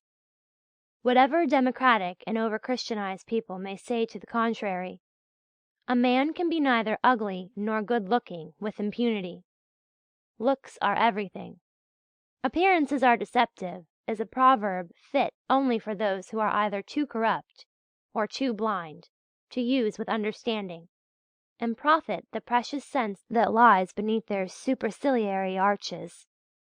Van Gogh's personal appearance is, therefore, in my opinion, a most important matter, for I absolutely refuse to believe that beauty can proceed from ugliness or vice versa. I leave such beliefs to those who have ugly friends or relatives to comfort or console. Then the doctrine that a fine mind or a fine soul can sanctify or transfigure any body, however foul, ugly, or botched, is, I admit, an essential and very valuable sophism. Now, I am in the unfortunate position of one who has only portraits to judge from. But although I have seen only portraits, perhaps the number of these is sufficiently great to justify my forming an opinion. In all, I have seen 7 portraits of Van Gogh painted by himself, and 1 painted by Gauguin. The best and by far the most beautiful of all these is Van Gogh's portrait of himself, now in possession of Leonard Tietz of Cologne. If we take this as a trustworthy record of Van Gogh's features, he certainly must have been what I would call a good-looking man. His brow was thoughtful, his eyes were deep, large, and intelligent. His nose was not too prominent, and it was shapely, while his lips, both full and red, gave his face that air of positiveness towards life and humanity, which we find both in ancient Egyptian and present Chinese countenances. The only faults I find with his features and general colouring are, first, that they are inclined to be a little too northern and too Teutonic in type, a fact which suggests that his positive attitude to life was more intellectual than physiological, and secondly, that his furtive eye suggests more timidity than mastery. This portrait is, however, a remarkable piece of work, and taking all its other qualities into consideration, I see no reason to doubt precisely the accuracy of the likeness. A genial work of this sort is not genial only in particulars. If, however, we are to judge from the other portraits, especially from the one in possession of Herr Teutyn Nolthenius of Delft, then we must certainly agree with Meyer Graef that Van Gogh was by no means engaging in appearance. I mean by the expression unengaging that a face is negative, chaotic, misanthropic, resentful. And in 2 or 3 of the portraits by himself, Van Gogh certainly does give the impression of being all these things. I should only like to remind the reader that in each of the ugly portraits, the technique and general treatment is so inferior to the work in the picture belonging to Tietz of Cologne, that one is justified in suspecting that the likeness had also suffered from inadequate expression. If we now turn to Gauguin's portrait of his friend, in the possession of Frau Gottschalk-Bonger, we do indeed find an interesting, if not good-looking face, though the northern and barbarian features are perhaps a little marked. The question is, was Gauguin able to seize a likeness? I have every reason to believe that he could, and I am even prepared to accept his uncorroborated testimony on this point. Speaking of his first arrival in Arles, on a visit to his friend Van Gogh, he says: "J'arrivais à Arles fin de nuit et j'attendais le petit jour dans un café de nuit. Le patron me regarde et s'écrie: 'C'est vous le copain, je vous reconnais.' Un portrait de moi que j'avais envoyé à Vincent est suffisant pour expliquer l'exclamation du patron. Lui faisant voir mon portrait, Vincent lui avait expliqué que c'était un copain qui devait venir prochainement." Thus I have attempted to make clear what I personally have learnt from Van Gogh, and what I believe to have been the course of his development and of his aspirations. In the process of my exposition, I have spoken about stages and periods in his development in life, as if they were well defined and plainly to be detected in his work, and I have even instanced particular pictures which I regard as more or less characteristic of his four manners or styles. I should like to warn the reader, however, that he must not expect to find these stages and periods as clearly defined in the mass of Van Gogh's life work as this essay may have led him to suppose he would. For the purpose of tracing this Dutch artist's career, it was necessary to speak of these periods and stages as if they had been more or less definite. But, as a matter of fact, not only do they overlap each other to such an extent as completely to invalidate any claim to the effect that Van Gogh's progress was regular and gradual, but often his pictures as well as his thoughts of the first and second period, after the manner of harbingers, tell so plainly what will be the aim and the triumph of the next or even ultimate period, that it is impossible to fix or even to find exact boundaries. All that there now remains for me to do is, in the first place, to offer an explanation as to the inordinate length of this introductory essay, by pointing to the fact that nothing of the kind has previously been done for the English reading public, and that I therefore felt my task of introducing Van Gogh might be done both conscientiously and exhaustively without my running the risk wearying the reader; and secondly, to express the hope of that this introduction may prove as helpful to the student interested in Van Gogh's work as I feel it would have been to me at the time when I first set out to study the life, the aims, and the works of this remarkable and much misunderstood Dutch painter. Anthony M. Ludovici. The Letters of a Post-Impressionist by Vincent van Gogh. Section 5. Preface and Letters to his Brother, Part 1. Vincent van Gogh was born in 1853 at Groot Zundert, a village in the province of North Brabant in Holland, and was the son of a clergyman. Like his two uncles, he was destined to be an art dealer, and from the time when he was finished his education until his 23rd year, he worked for the firm of Goupil at The Hague, in London, and in Paris. He left Paris to return to England, where for a short time he was engaged as a schoolmaster in the country. But this did not satisfy him either, and he now wished to study theology at Amsterdam. When, however, he discovered that these studies also failed to give him precisely what he was seeking, he left for Belgium, where he went among the miners as an evangelist. There, among the coal mines, he began to draw. After going to Brussels, he returned in 1881 to his home, where he began to pursue independent studies until he moved to The Hague, and for the first time entered into relations with other painters. In 1883 he went into the province of Drenthe, and very shortly afterwards back again to Brabant, where he worked strenuously until 1885.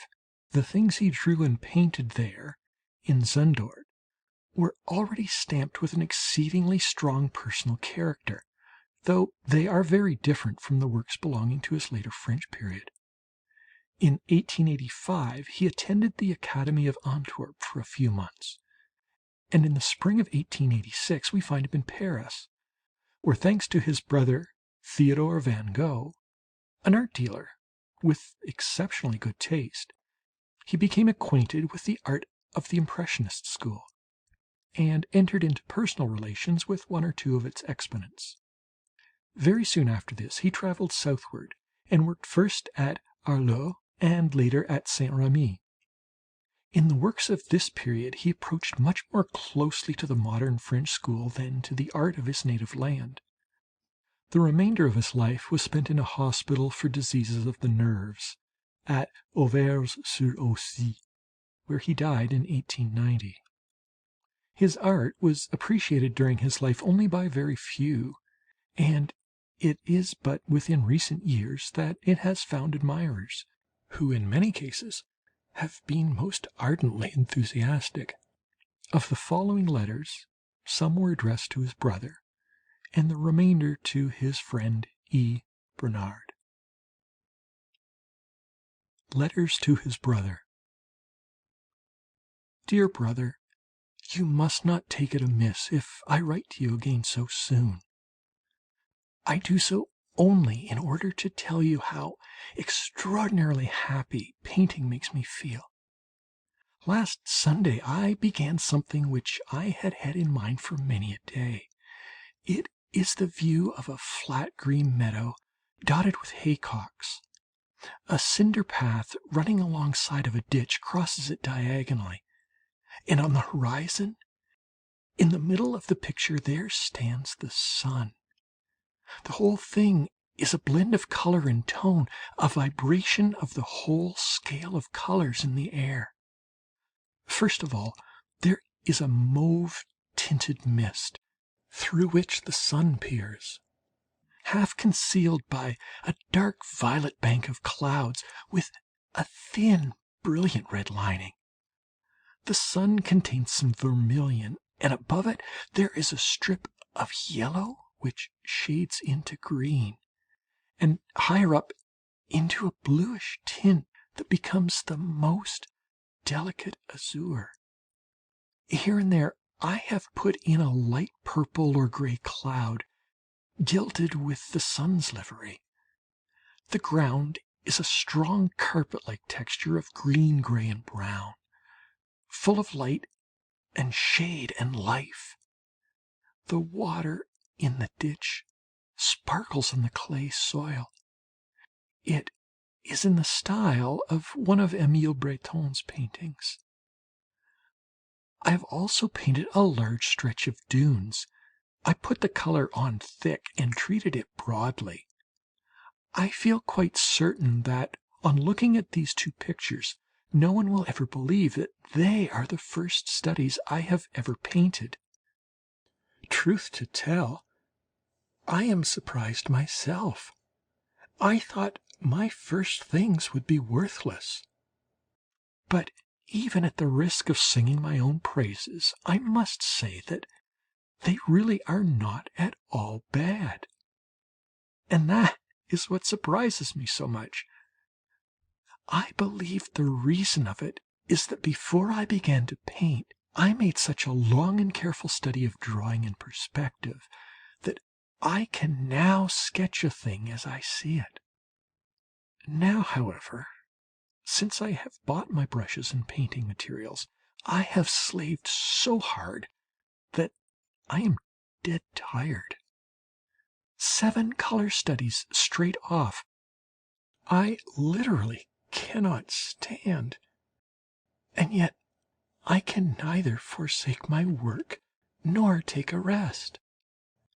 But what I also wanted to say is that when I am painting, things present themselves to me in colour, which formerly I never used to see. Things full of breadth and vigour. All this looks as if I were already satisfied with my own work, but I feel just the contrary.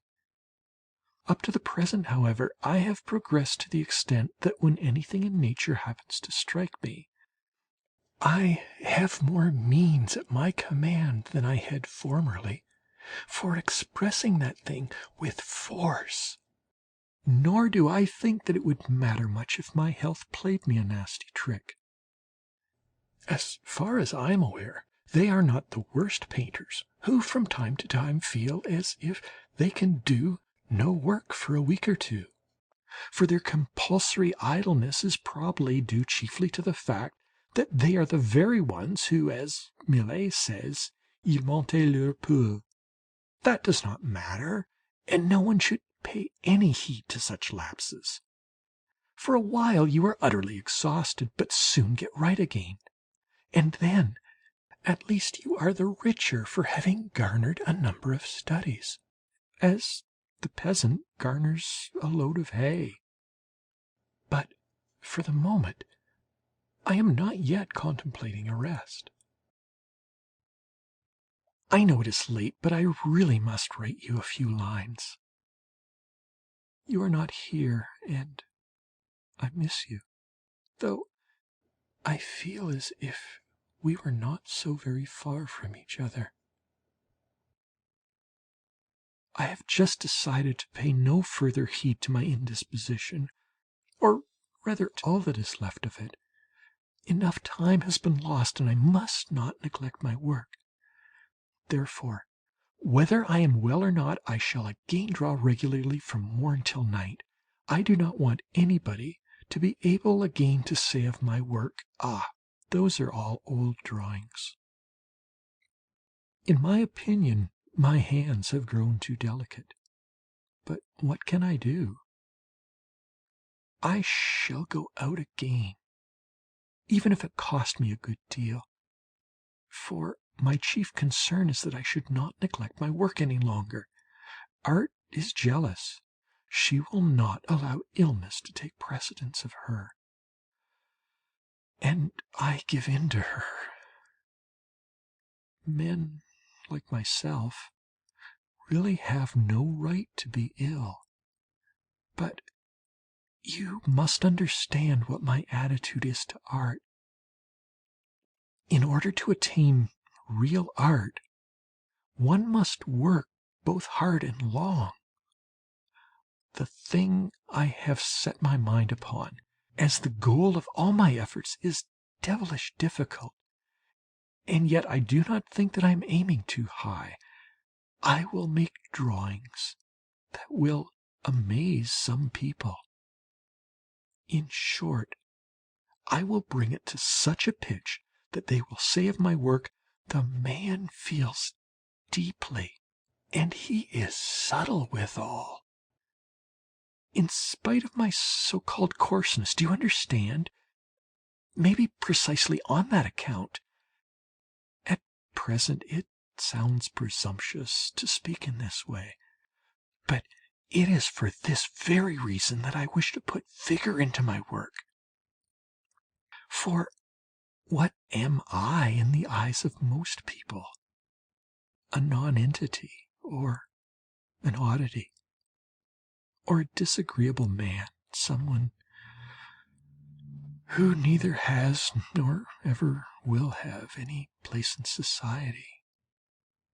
In short, something less than the least. Well, granting that this is so, I should like to show by my work what the heart of such a nonentity, of such an insignificant man conceals. This is my ambition, which, for all that is the outcome more of love than of resentment, more of a feeling of peaceful serenity than of passion. And even though I often have to contend with all kinds of difficulties, yet I feel within me a calm, pure harmony and music.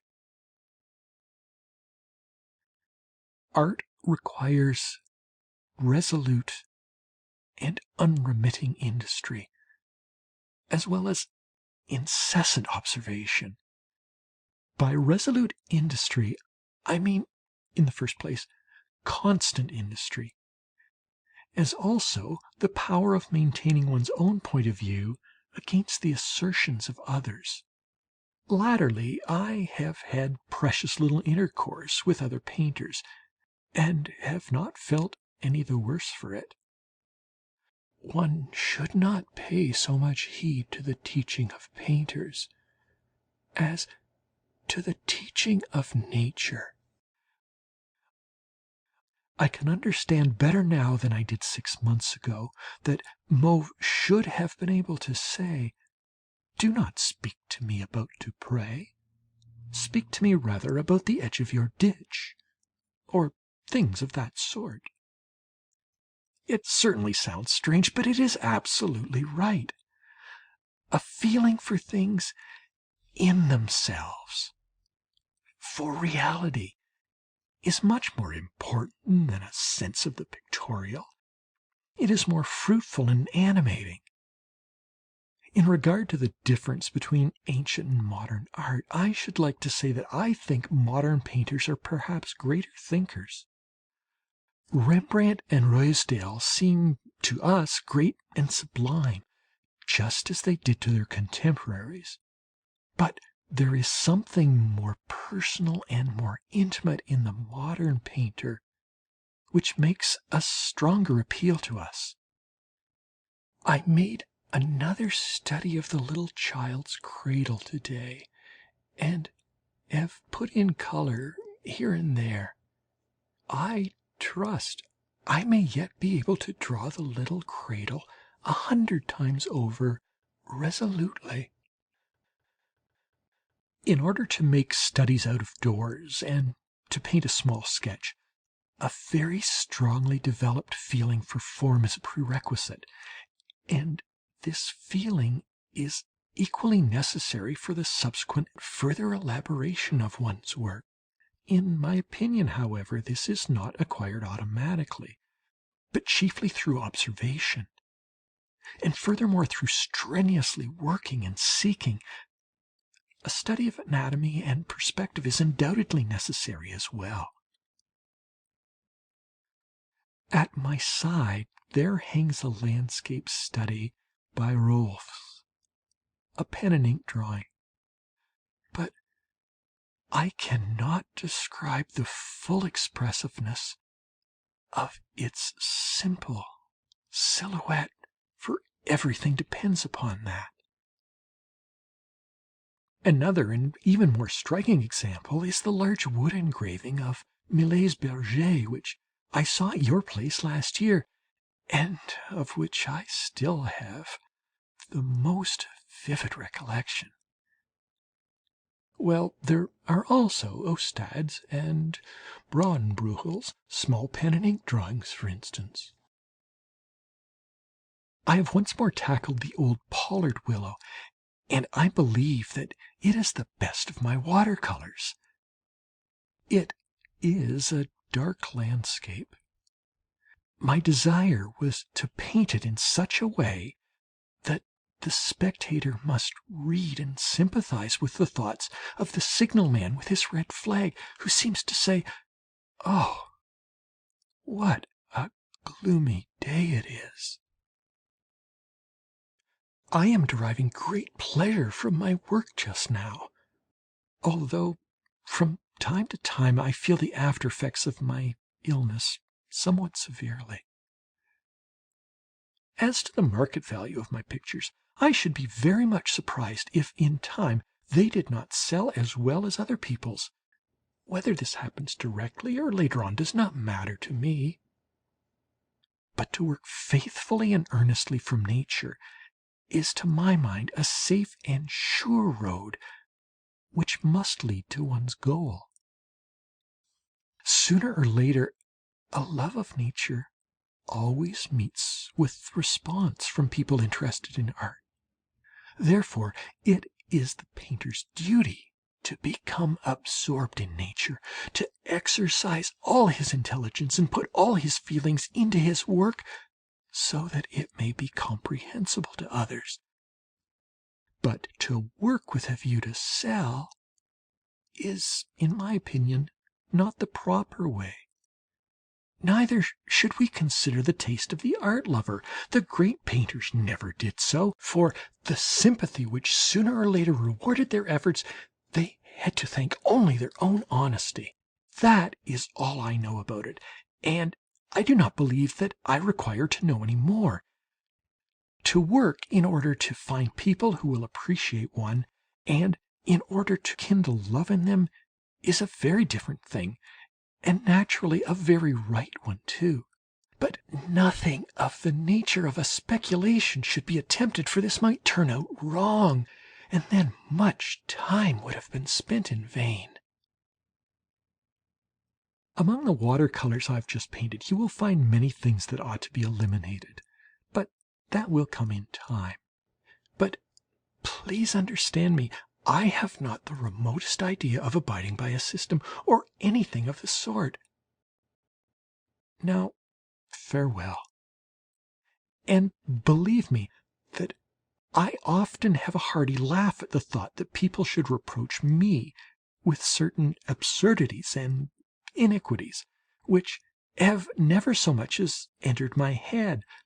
For what am I but a friend of nature, of study, of work, and above all, of man?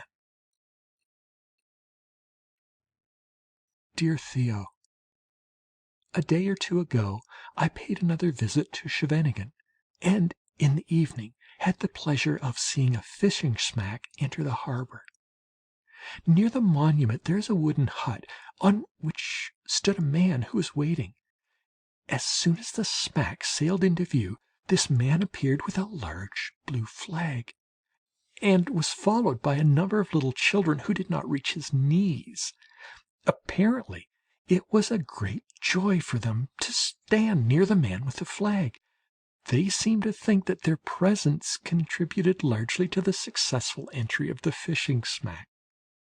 A few minutes after the man had waved his flag, another man came along on an old horse, who was to heave in the cable. Men and women and mothers with their children now joined the little group in order to welcome the vessel. As soon as the boat had drawn sufficiently near, the man on horseback entered the water and soon returned with the anchor. Then the boatmen were carried ashore on the shoulders of men wearing jack-boots, and happy cries of welcome greeted each new arrival. When they were all assembled on land, the whole party walked to their homes like a flock of sheep, or a caravan led by the man on the camel, I mean on the horse, who soared above the little crowd like a huge shadow. I naturally made the most frantic efforts to sketch the various incidents. I also painted a little, especially the small group, of which I give you a thumbnail sketch herewith. From the accompanying drawing you will be able to tell what I am endeavouring to do, that is, to represent groups of people pursuing this or that occupation. But how hard it is to make things look busy and alive, and to make the figures take their place and yet stand out from one another.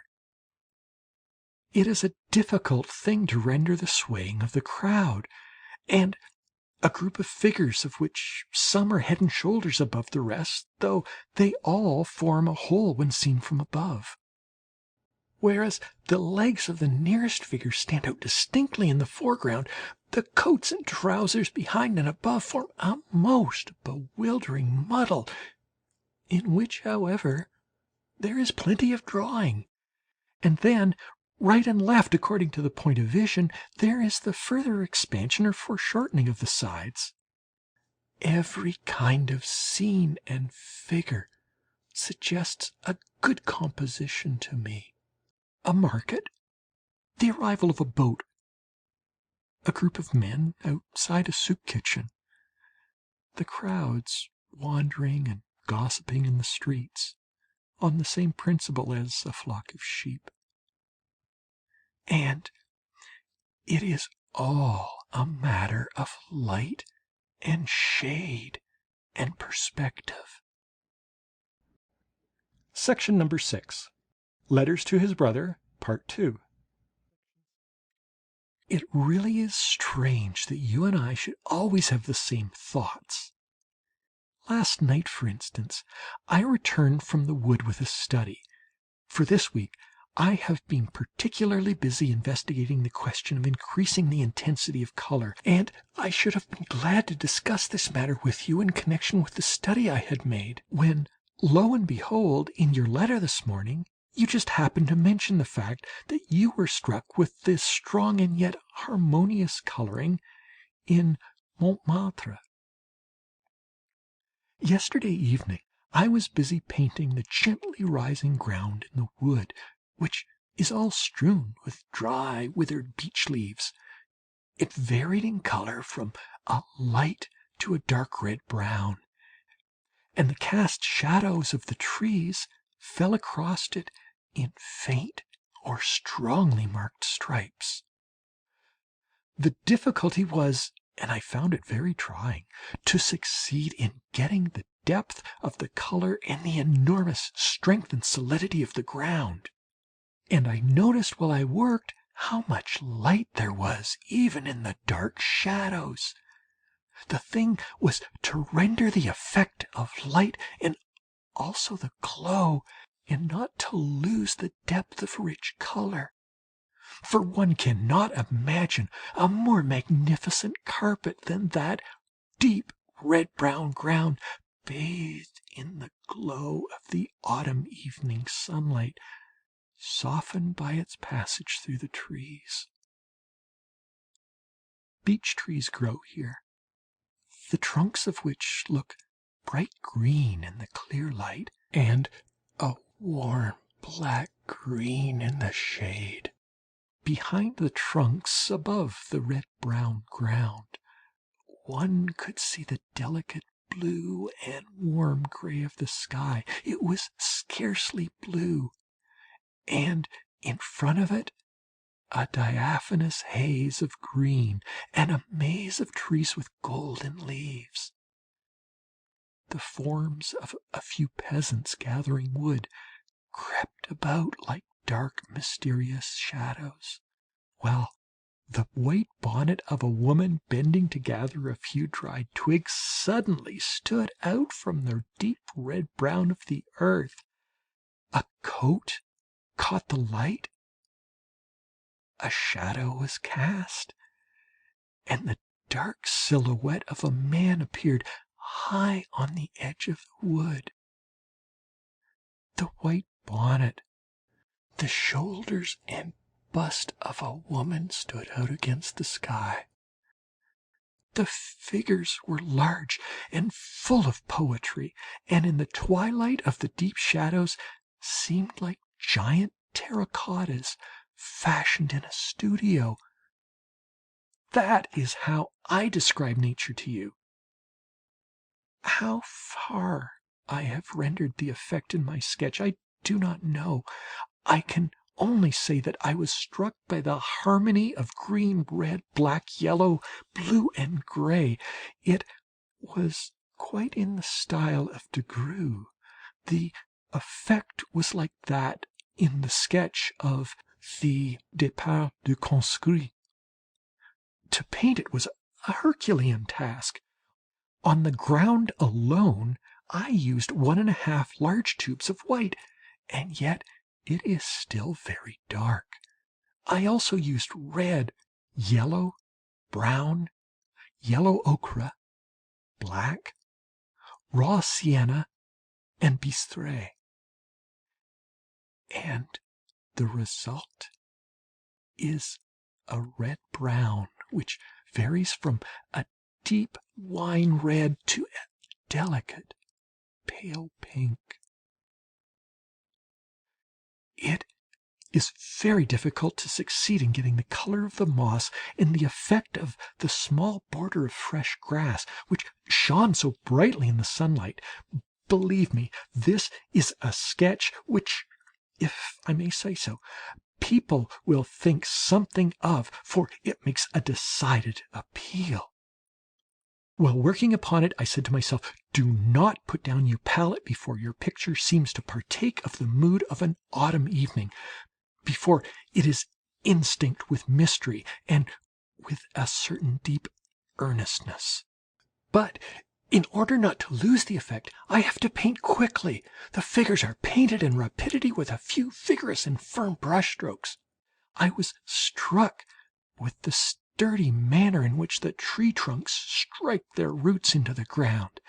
I began painting them with the brush, and I did not succeed in rendering the character of the ground, which was already laid on with thick colour. A stroke of the brush vanished to nothing upon it. That is why I pressed the roots and trunks out of the tubes direct, and then modelled them a little with the brush. And now they do indeed stand in the soil, and grow out of it, and strike firm roots into it. In a sense, I am glad that I never learned to paint. If I had, I should perhaps have learnt to overlook such effects. Now I say, no, this and only this must I have, and if it is impossible, well then it is impossible, that's all. I will have a shot at it, although I do not know the right way to do it. I really do not know how to paint. Armed with a white panel, I take up a position in front of the spot that interests me, contemplate what lies before me, and say to myself, that white panel must be turned into something. Dissatisfied with my work, I return home, put my panel out of sight, and after taking a little rest, go back to my work, almost with qualms to see what it looks like. But even then I am not yet satisfied, for glorious nature is still too vividly stamped upon my mind. Nevertheless, I find in my work a certain reverberation of that which fascinated me.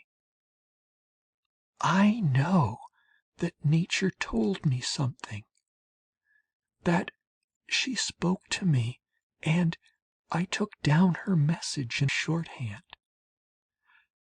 Perhaps my stenographic transcript contains words that are undecipherable. Belike there are faults and omissions in it too. Still, it may possess something that the wood, the beach, or the figures said. And this is never in a tame or conventional language that did not spring from nature herself. As you perceive, I am entering heart and soul into painting, and I am deeply engaged in the study of colour. Hitherto I had held myself aloof from it, and I am not sorry that I did. Had I not drawn, I could have no feeling for a figure that looks like an unfinished terracotta, nor could I have undertaken to paint such a thing. Now, however, I feel that I'm in mid-sea. Now I must set about painting with all the strength at my command. I am certain that I have the feeling for colour, and that I shall acquire it more and more, and that painting is in my very marrow. is not the extravagant use of paint that makes the painter, but in order to lend vigor to a piece of ground and to make the air clear. One should not be particular about a tube or two. Often the very spirit of the thing one is painting leads one to paint thinly. At other times the subject, the very nature of the things themselves, compels one to lay the colour on thickly. At Mauve's studio, who compared with J. Maris, and to an even greater extent with Millet or Jules Dupré, uses paint very moderately. There are as many old cigar boxes filled with empty tubes as there are empty bottles in the corner of a room after an evening's bout, as Zola describes such a function, for instance. You inquire after my health.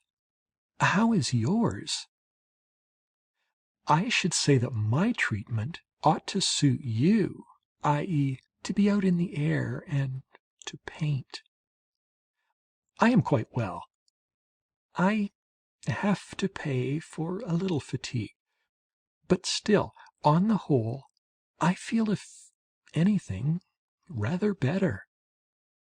I believe it is a good thing for me to lead such a temperate life. But that which does me the most good of all is painting. Dear Theo, I wish that the 3 pictures about which I wrote to you had already been dispatched. I fear that if I keep them here much longer, I may paint over them again, and I believe it would be better for you to get them just as they are. Don't you think that, after all, it is better for us two to work diligently, even though we have to put up with a good deal in doing so, than to sit down and philosophize, especially at a time like the present? I do not know the future, Theo, but I know the eternal law of change. Think how different things were 10 years ago. The circumstances of everyday life, the attitude of men's minds, in fact, everything. And 10 years hence, many other things will have changed also. But fancy having created something lasting. And one does not repent so soon for having created something. The busier I am, the better. I prefer a piece of work that is a failure to inactivity. We shall not have to wait so very long before what we are now producing will have become important. You yourself can see well enough, and it is one of the signs of the times with which I am most pleased, that there is a growing tendency for people to give one-man shows, or exhibitions of the work of a few men who belong to the same school. In my opinion, this is a development in the art-dealing world which will have a far greater future than other enterprises. What a good thing it is that people are beginning to understand that the effect is bad when a Bouguereau is placed beside a Jacques, or a figure by Berle or L'Hermite is hung close to a Schelfhout or a Cucut. If I kept my work by me for long, I feel sure I should paint many of the pieces over again. But owing to the fact that I send them either to you or to Portier the instant they are free from my brush, a number of them will probably not be worth much, though by this means many studies will be preserved which otherwise would not have been improved by repeated retouching. Peasant life provides such abundant material that travail comme plusieurs négresses, as Millet says, is the only possible way of accomplishing anything. People may laugh at Corbeau's having said, "Paint angels," but Who on earth has ever seen an angel? Yet, on the same principle, I should like to say of Benjamin Constant's La Justice au Harem, for instance, who has ever seen a court of justice in a harem? And the same thing applies to so many other Moorish and Spanish pictures, the reception at the Cardinal's, etc. And then there are all the historical pictures, which are always as long as they are broad. What is the good of them all? And what do their painters mean by them? They will all lose their freshness and look like leather in the space of a few years, and will grow ever more and more tedious, when nowadays connoisseurs stand before a picture like the one by Benjamin Constant, or before a reception given by a cardinal painted by some Spaniard or other.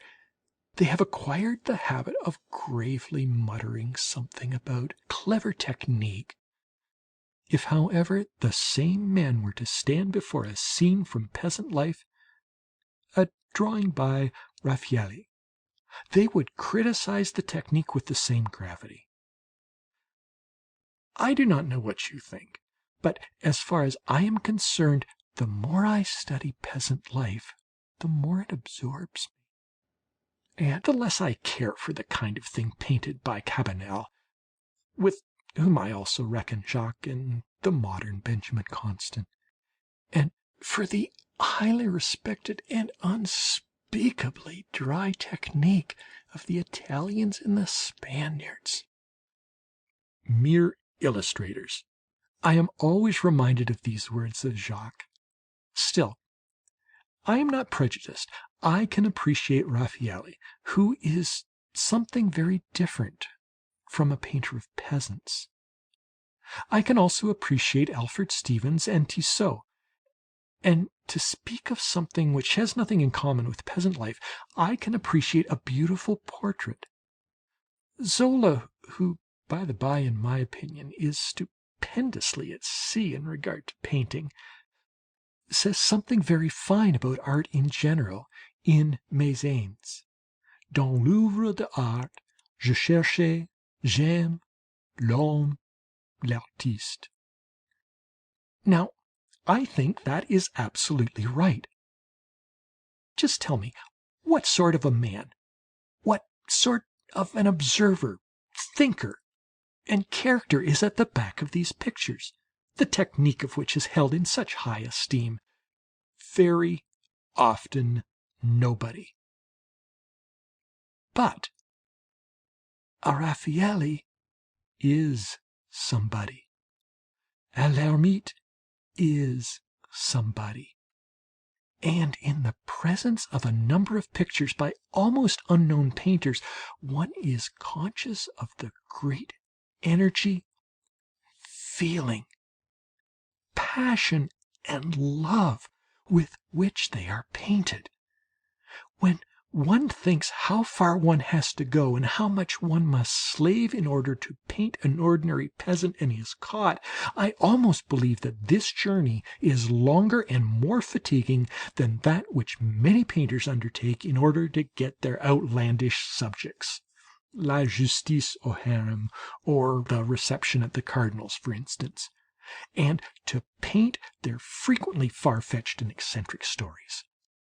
Fancy living the daily life of the peasants in their cots and in the country, enduring the heat of summer and the snow and frost of winter, not indoors but out in the fields, and not for a leisurely walk, no, but for daily work, like that of the peasants themselves. Apparently nothing is more simple than to paint a rag picker, a beggar, or any other kind of workman. But there are no subjects which are so difficult to paint as these everyday figures. I do not think there is a single academy where one can learn to draw or paint a man digging or sowing seed. a woman hanging a pot over the fire, or doing needlework. But in every city, however insignificant it may be, there is an academy with a whole selection of models for historical, Arabian, and in short, all kinds of figures which do not exist in the real everyday world of Europe. All academic figures are grouped together in the same manner, and we will readily acknowledge that on ne peut mieux. Quite impeccable, faultless. But you are already aware of what I mean. They teach one absolutely nothing new. Not so the figures painted by a Millet, by a L'Hermite, by a Réjami or a Du Maurier. All their figures are also well grouped, but in a very different way from that taught by the Academy. My belief is that an academical figure, however accurate it may be, is at present quite superfluous. Even though it be painted by Ingres himself, I would in any case accept his source, which was indeed something new and will remain so. If it lacked that essential quality of modernity, that intimate feeling, that quality of having been created to meet a need. In what circumstances, then, do figures cease from being superfluous, however faulty and grossly so they may be? When the man who digs is really digging, when the peasant is a peasant, and the peasant woman a peasant woman. Is that something new? Yes, even the figures of Ostade and Terboche have not the same effect as those in modern pictures. I should like to say a good deal more about these things, but in any case I feel I must tell you how many of the studies that I have started I should like to improve, and how much higher than my own work I consider that of a few other artists. Now tell me, do you know of a single picture of a man digging or sowing seed in the old Dutch school? Did they ever attempt to paint a workman? Did Velasquez attempt it in his water carrier? Or in his types of the people? No. The figures of the old masters do not work.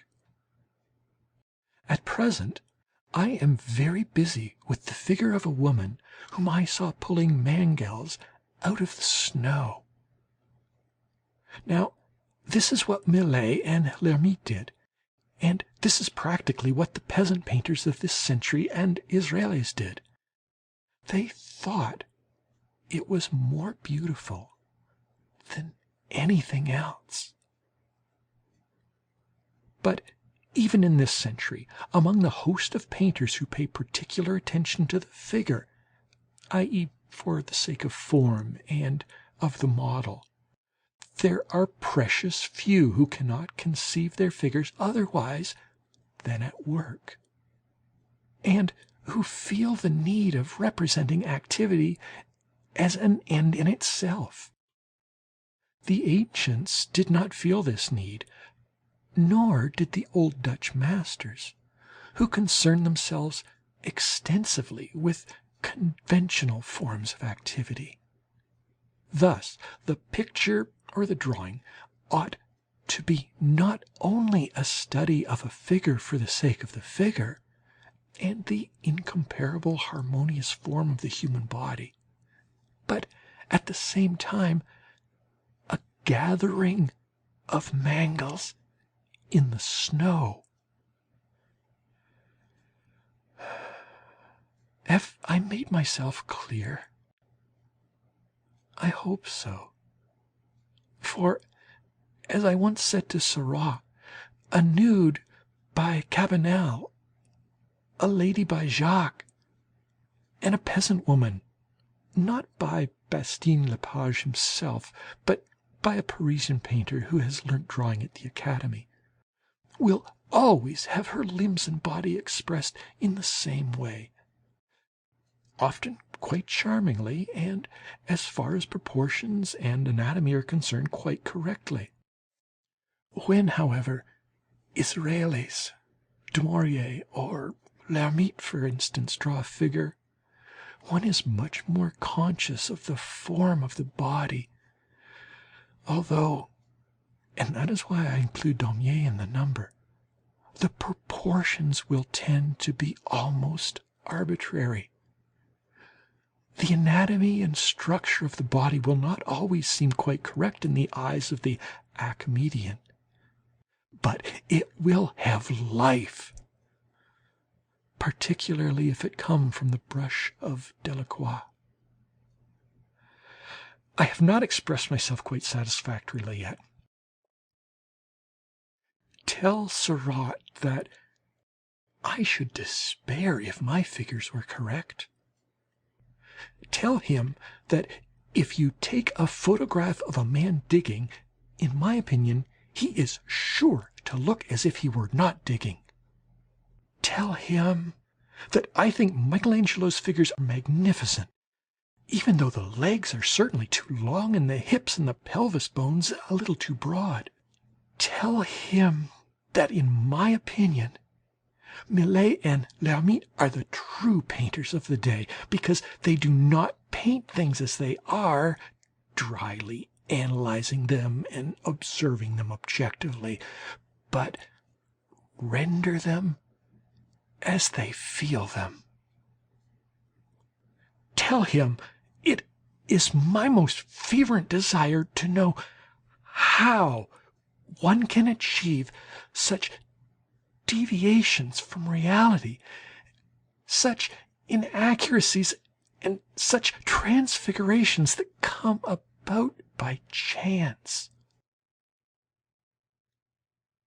Well, yes, if you like, they are lies, but they are more valuable than the real values. Men who move in artistic and literary circles, like Raphael in Paris, ultimately think very differently about such things from what I do, who live in the country. I mean that they are in need of a word which is expressive of their ideas. Raphael proposes the word character as the feature of the figures of the future. I think I agree with the intention here, but I question the correctness of the word, just as I question the correctness of other words, and just as I question the accuracy and appropriateness of my own expressions. Instead of saying there must be character in a man who is digging, I paraphrase the thing and say the peasant must be a peasant. The digging man must dig, and in this way the picture acquires a quality which is essentially modern. But I am well aware that conclusions may be drawn from these words which I do not in the least intend. You see, to render the peasant form at work is, I repeat, the peculiar feature, the very heart of modern art, and that is something which was done neither by the Renaissance painters, nor the old Dutch masters, nor by the Greeks. At the start, the figure of the peasant and of the workman constituted a genre picture. But at the present moment, with Millet, the immortal master, in the van, this theme has become the very soul of modern art, and will remain so. People like Du Maurier ought to be esteemed very highly, for they are pioneers. The more artists would paint peasants and workmen, the happier I should be. And as for myself, I know nothing that I would do more gladly. This is a long letter, and I do not know whether I have expressed my meaning clearly enough. Maybe I shall write just a few lines to Thoreau. If I do so, I shall send them to you to read through, as I should like them to contain a clear statement of the importance I attach to figure painting. What impressed me most on looking back at the old Dutch pictures was the fact that in the majority of cases they were painted rapidly, and that great masters like Hals, Rembrandt, Ruysdael, and many others painted as much as possible de premier coup, and avoided overmuch retouching. What I admired above all were hands by Rembrandt and Hals. Hands full of life, though unfinished.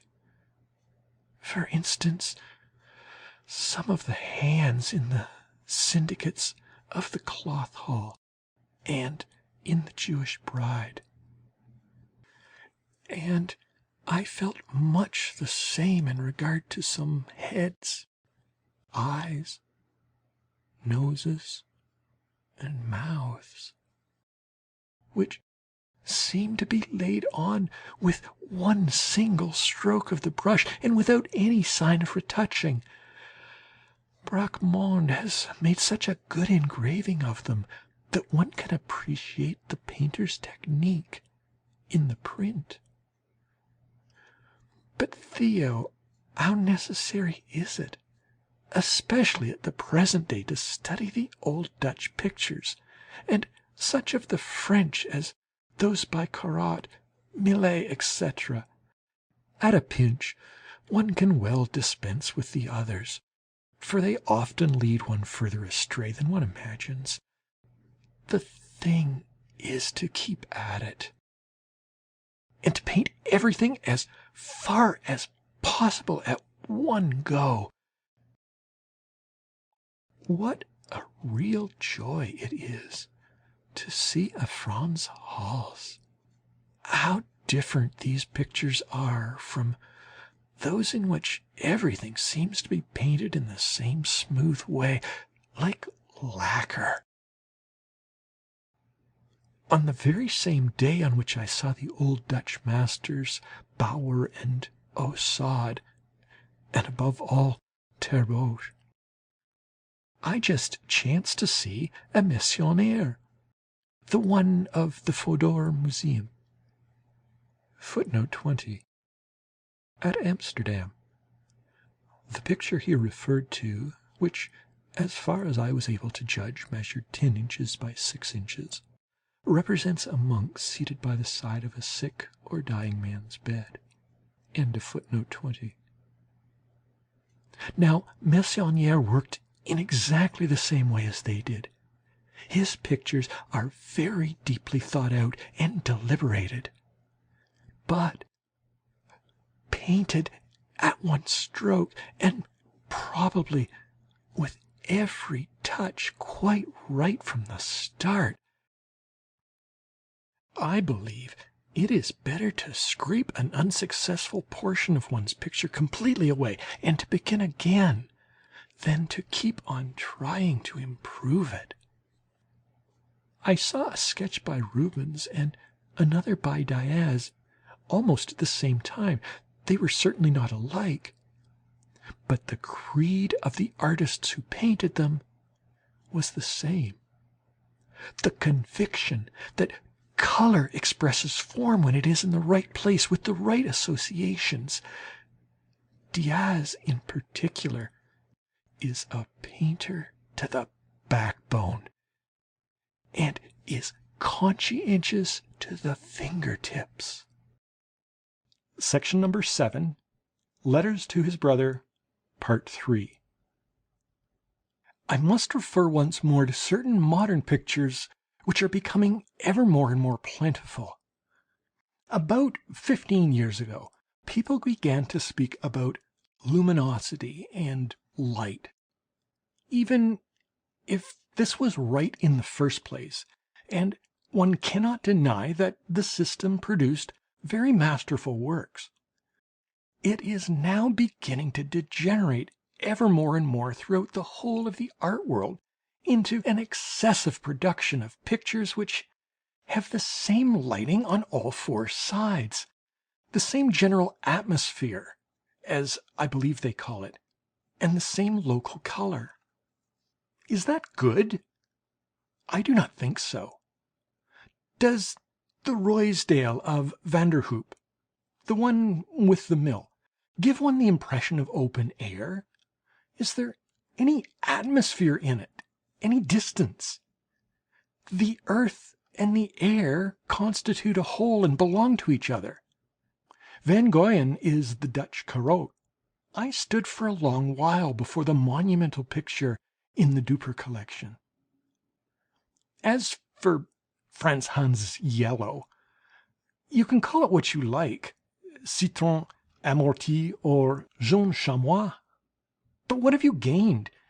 In the picture it appears to be quite light, but just you hold something white against it. The great doctrine bequeathed to us by the Dutch masters is, I think, as follows: line and color should be seen as one, a standpoint which Bracquemond also holds. But very few observe this principle. They draw with everything save with good color. I have no desire to make many acquaintances among painters. But to refer to technique once more, there is very much more sound and skillful stuff in Israeli's technique, above all in the very old picture, the Van Voort Fisherman, for instance, in which there is such splendid chiaroscuro, than in the technique of those who, owing to their steely cold color, are uniformly smooth, flat, and sober throughout. The Van Voort Fisherman may safely be hung beside an old Delacroix, such as La Barque de Dante, as they are both members of the same family. I believe in these pictures, but grow ever more and more hostile to those which are uniformly light all over. It irritates me to hear people say that I have no technique. It is just possible that there is no trace of it, because I hold myself aloof from all painters. I am, however, quite right in regarding many painters as weak precisely in their technique, more particularly those who talk most nonsense about it. This I have already written to you, but if ever I should happen to exhibit my work with either the one or the other in Holland, I know beforehand with whom I shall have to deal, and with what order of technicians. Meanwhile, I much prefer to remain faithful to the old Dutchman, the pictures of Israelis and his school. This the more modern painters do not do. On the contrary, they are diametrically opposed to Israelis. That which they call luminous is in many cases nothing else than the detestable studio lighting of a cheerless town studio. They do not seem to see either the dawn or the setting sun. All they appear to know are the hours between 11 a.m. to 3 p.m. Quite pleasant hours, forsooth, but often quite uninteresting ones too. This winter I wish to investigate many things which have struck me in regard to the treatment in old pictures. I have seen a good deal that I lack, but above all that which is called enlevé. Footnote 21. a word suggesting bold virtuosity in expressing an impression. End of footnote 21. And which the old Dutch masters understood so perfectly.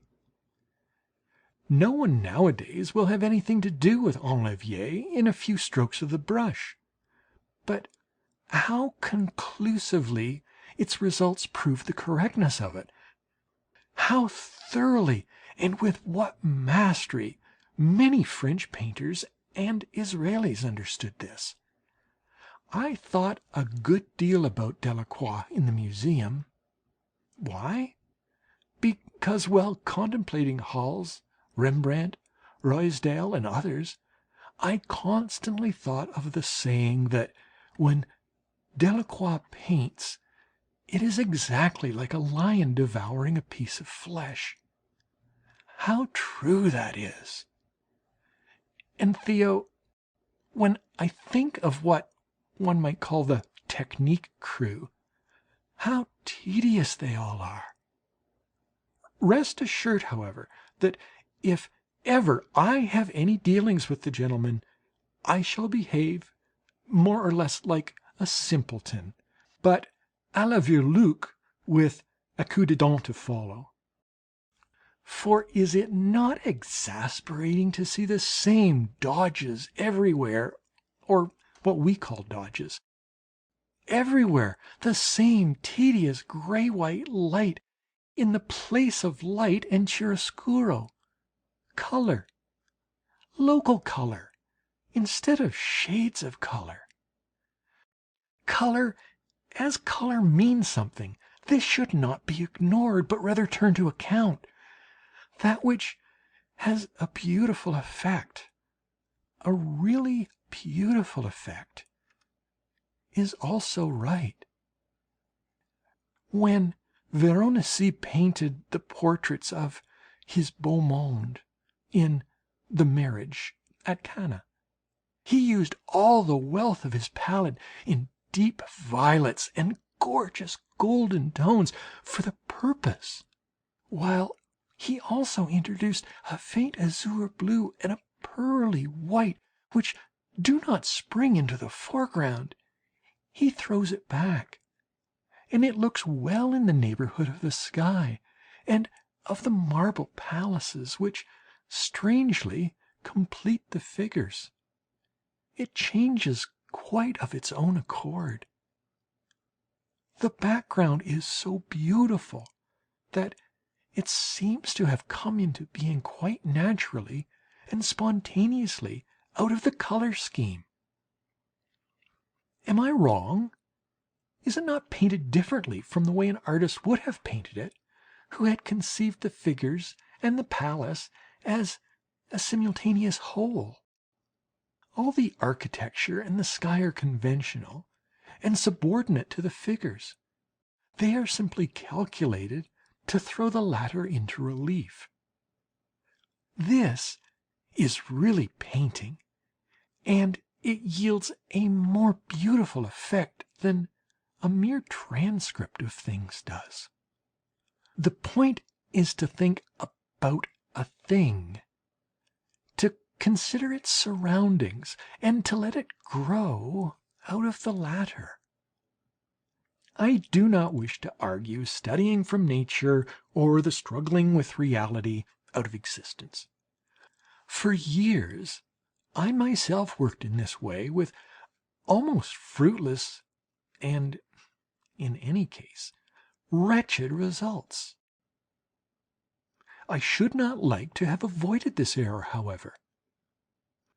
In any case, I am quite convinced that it would have been foolery on my part to have continued to pursue these methods, although I am not by any means so sure that all my trouble has been in vain.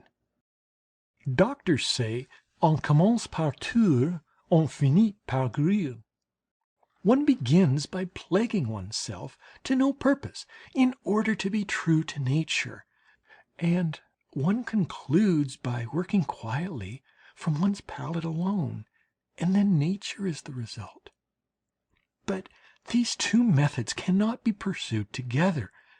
Diligent study, even if it seemed to be fruitless, leads to familiarity with nature and to a thorough knowledge of things. The greatest and most powerful imagination has also been able to produce things from reality, before which people have stood in dumb amazement. I will simply paint my bedroom. This time the color shall do everything. By means of its simplicity, it shall lend things a grand style and suggest absolute peace and slumber to the spectator. In short, the mere sight of the picture should be restful to the spirit, or better still to the imagination. The walls are pale violet, the floor is covered with red tiles, the wood of the bed and of the chairs is a warm yellow. The sheets and the pillow are a light yellow-green, the quilt is scarlet, the window green, the washstand is orange, the wash basin is blue, the doors are mauve. That is all. There is nothing more in the room, and the windows are closed. The very squareness of the furniture should intensify the impression of rest. As there is no white in the picture, the frame should be white. This work will compensate me for the compulsory rest to which I have been condemned. I shall work at it again all day long tomorrow. But you see how simple the composition is. Shadows and cast shadows are suppressed, and the color is rendered in dull and distinct tones, like crepe of many colors. I have already taken many walks along the docks and dikes. The contrast is very strange, especially when one has just left the sand, the hearth, and the peace of a country farm behind one, and when one has lived for some time in quiet surroundings. It is an abyss of confusion. Once the war cry of the Goncourts was "Japonaiserie forever." Now the docks are a splendid piece of Japonaiserie, both odd, peculiar, and terrific. At least they may be looked at in this way. All the figures are constantly moving. They are seen in the very strangest environment. Everything is monstrous, and the whole is full of the most varied and most interesting contrasts.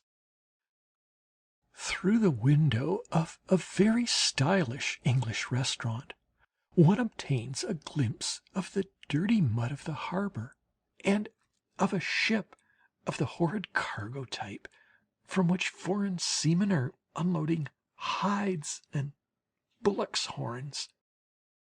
And close by, in front of the window, there stands a very dark, refined, and shy-looking girl. The room, with the figure, all tone and light, the silvery sheen over the mud, and the bullocks' horns, all these things produce the most striking contrasts. Flemish seamen with extravagantly healthy faces, broad shoulders, powerfully and strongly built, and Antwerpian to the backbone, stand there eating mussels and drinking beer, and there is plenty of shouting and movement. On the other side, a short little form dressed in black, with her hands on her hips, steals silently alongside of the grey wall. Her face, encircled in a halo of jet black hair, is a note of tawny or orange yellow, I don't know which. She has just looked up and cast a bashful glance with a pair of coal black eyes.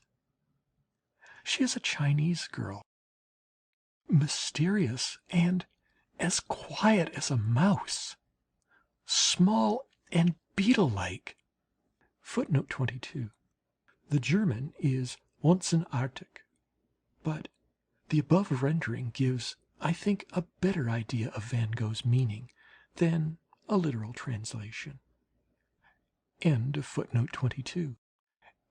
In character, a contrast to the great Flemish consumers of mussels. Thank heaven, my digestion has so far recovered that I have been able to live on ship's biscuit, milk, and eggs for 3 weeks. The beneficent heat is restoring my strength to me. It was wise of me to go south just now, when my bad state of health needed a cure. I am now as healthy as other people, a thing I have but seldom been able to say of myself, not since I was at Nuenen. It is very gratifying. Among other people, I mean the miners on strike, old Tanguy, old Millet, and the peasants. The healthy man should be able to live on a piece of bread and keep at work all day. He should also be able to bear a pipe of tobacco and a good drink, for without these things nothing can be done. And withal, he ought to have some feeling for the stars and the infinite heavens.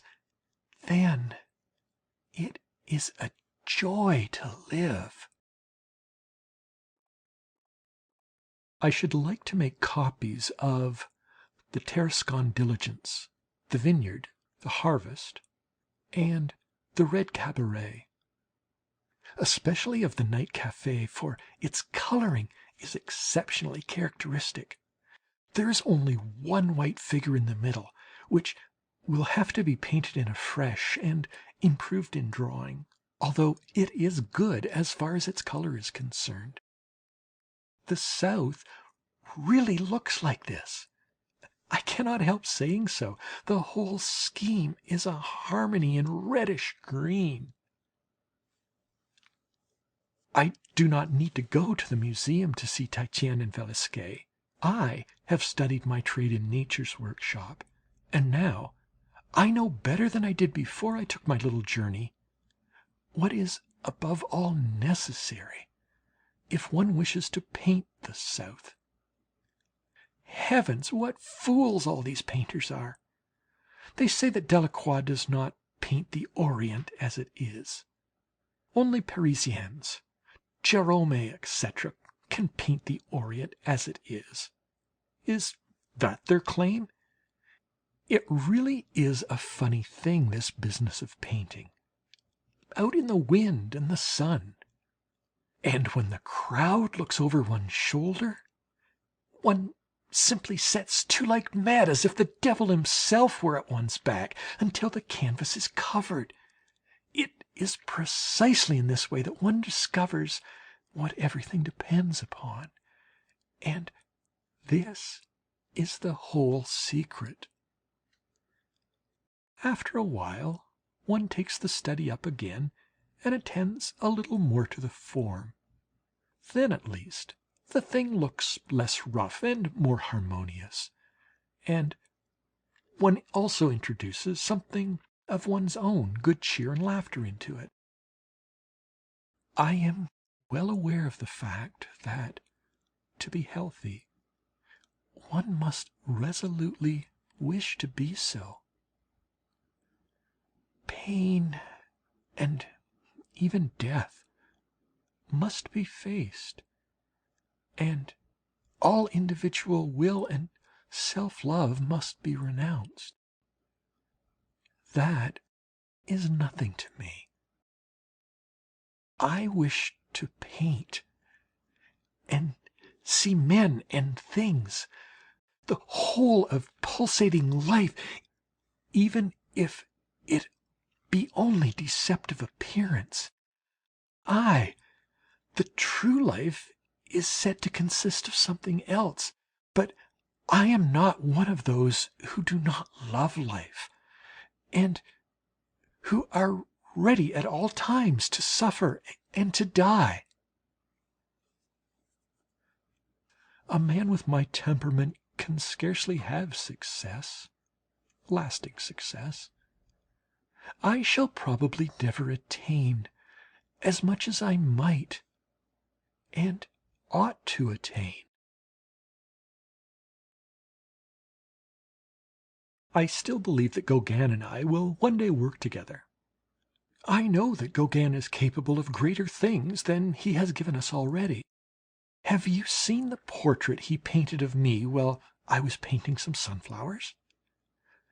My expression has certainly grown more cheerful since then, but at that time I looked just like that, absolutely exhausted and charged with electricity.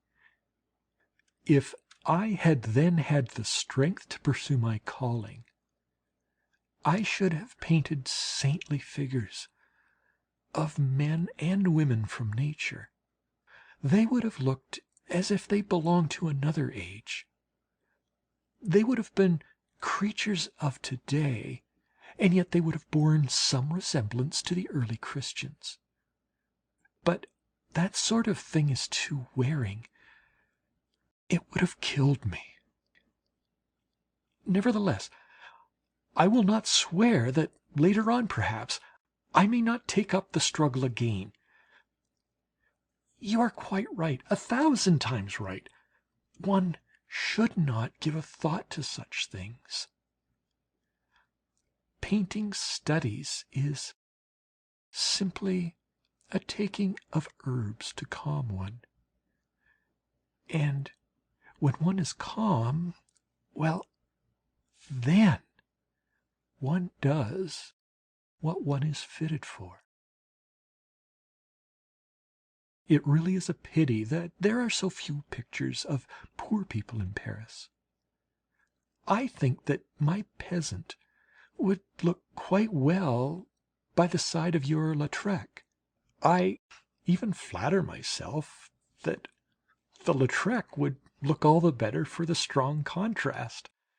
Well, my picture would necessarily profit too from the peculiar juxtaposition, because sunniness and scorched tawny colouring, the hot sun and the open air, are thrown into stronger relief by the side of the powdered faces and the smart dresses.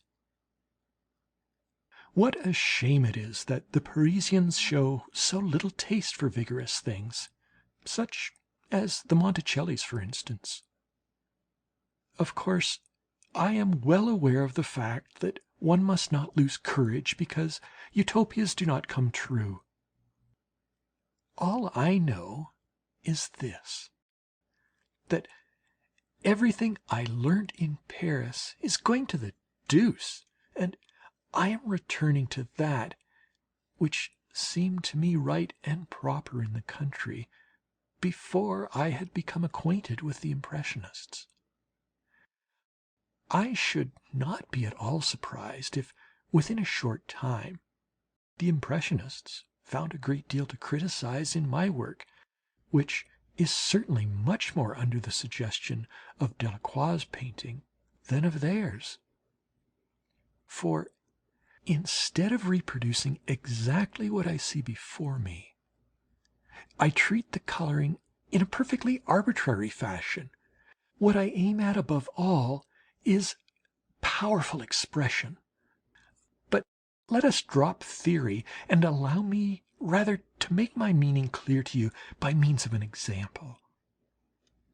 Just suppose that I am to paint the portrait of an artist friend, an artist who dreams great dreams and who works as the nightingale sings, simply because it is his nature to do so. Let us imagine him a fair man. All the love I feel for him I should like to reveal in my painting of the picture. To begin with, then, I paint him just as he is, as faithfully as possible. Still, this is only the beginning. The picture is by no means finished at this stage. Now I begin to apply the colour arbitrarily. I exaggerate the tone of his fair hair. I take orange, chrome, and dull lemon yellow. Behind his head, instead of the trivial wall of the room, I paint infinity. I make a simple background out of the richest of blues, as strong as my palette will allow, and thus, owing to this simple combination, the fair and luminous head has the mysterious effect upon the rich blue background of a star suspended in dark ether. I proceed in much the same way with the portrait of the peasant, but one ought to picture this sort of fellow in the scorching noonday sun in the midst of the harvest. Hence this flaming orange, like a red-hot iron. Hence the luminous shadows like old gold. Ah, dear friend, the public will see only a caricature in this exaggeration. But what do we care? We have read La Terre and Germinal, and when we paint a peasant, we wish to show that this reading has become part of our flesh and blood. I can only choose between being a good and a bad painter. I choose the former. Letters to E. Bernard. I still believe that in studios one learns next to nothing about painting, and certainly nothing about life, and that one should do all one can to learn to live and to paint without having recourse to those old fools and wiseacres. Footnote A. The translation of the original French would be, without having recourse to the old dodges and delusions of intriguers. Au vitre et trompe l'huile d'intelligence. End of footnote A. When our relations with a painter are so strained as to make us say, if that fellow exhibits any of his pictures by the side of mine, I shall withdraw mine, and then proceed to abuse him, it seems to me that this is not the proper way to act. For previous to arriving at such drastic conclusions, one should make quite sure and give the matter careful thought. After due reflection we are almost sure to find, particularly when we happen to be at loggerheads with the artist, that there is as much to criticize in our own work as in the other man's. He has as much right to exist as we have. When it is remembered that this man or that, be he a pointillist or a member of another school, has often done good work, instead of disparaging him, we should speak of him with respect and sympathy, more particularly if he happen to be in disagreement with us. Otherwise we become too narrow-minded, and are no better than those who can say no good of others and regard themselves alone as right. The observance of this principle ought even to be extended to the academicians. Take one of Fantin Latour's pictures, for instance, or even the whole of his life work.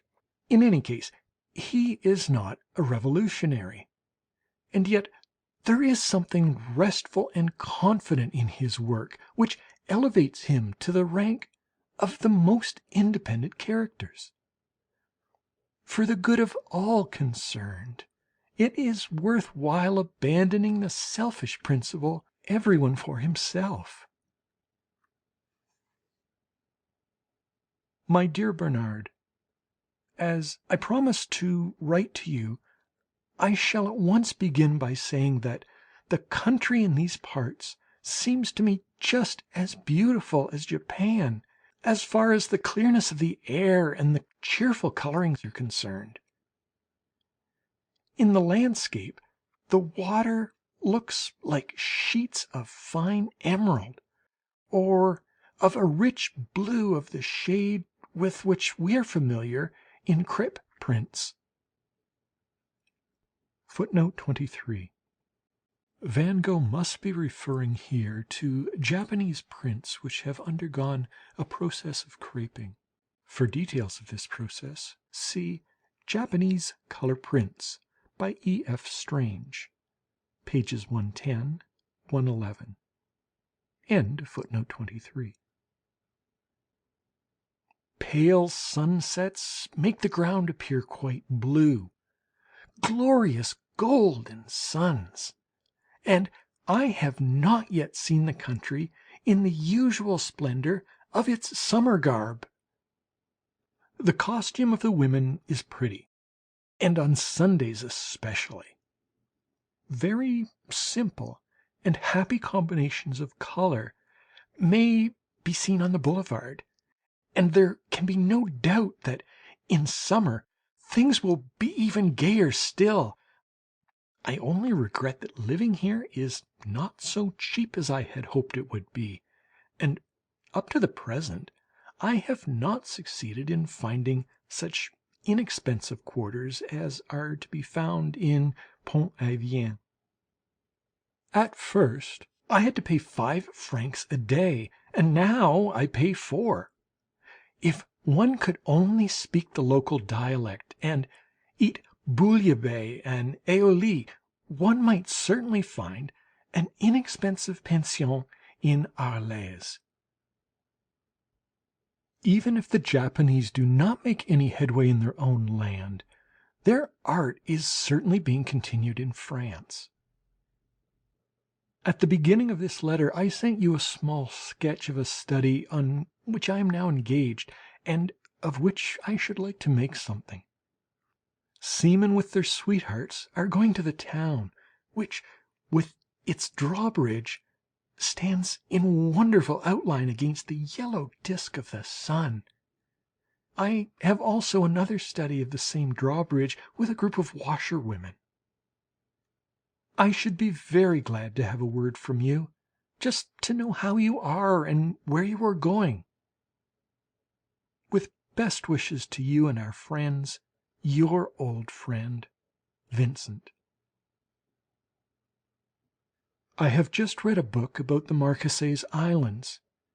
It was neither beautiful nor well written, but it was heart-rending, inasmuch as it described the extermination of a whole tribe of aborigines, cannibals. They were cannibals in the sense that they ate one man, say, once a month. What did that matter? The thoroughly Christian whites could think of no better way of putting an end to this barbarity, which on the whole was only mildly bloodthirsty, than by exterminating not only the tribe of aboriginal cannibals, but also the tribe with which they used to fight the battles calculated to provide both sides with the necessary prisoners of war to be eaten. Then the 2 islands were annexed, and since then they have been unspeakably gloomy. These tattooed races, niggers, Indians, everything is either disappearing or degenerating. And the dreadful white man, with his brandy, his purse, and his syphilis, when will the world have had enough of him? The horrible white man, with his hypocrisy, his lust of gold, his sterility. And these poor savages were so full of gentleness and love. There is real poetry in Gauguin's negresses, and everything that comes from his brush has something charming, something heartrending and astounding about it.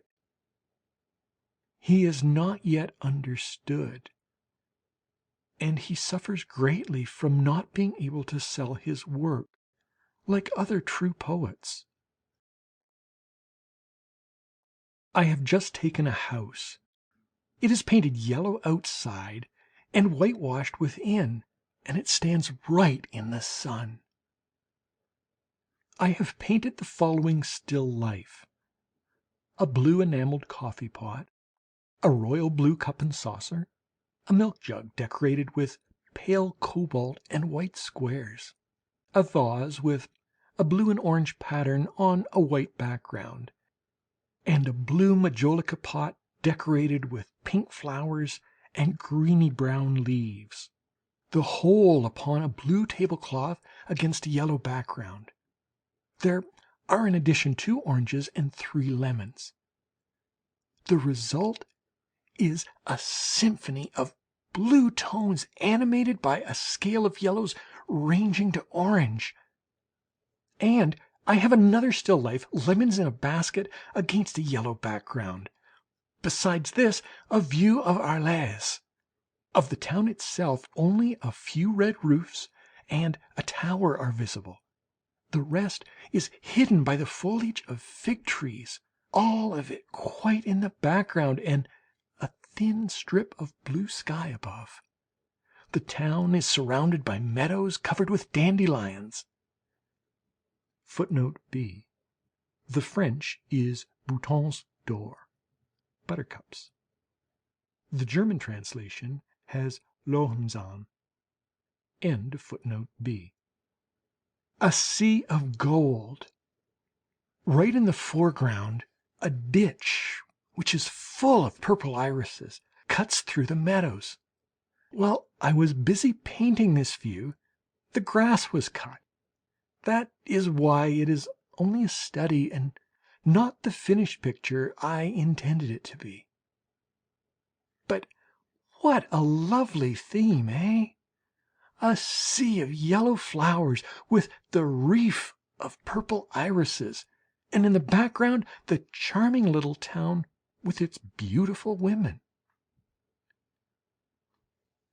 I grow ever more and more convinced that the pictures which ought to be painted, the pictures which will be necessary and inevitable if painting is ever to attain the serene heights of Greek sculpture, German music, and French fiction, will be beyond the strength of one individual.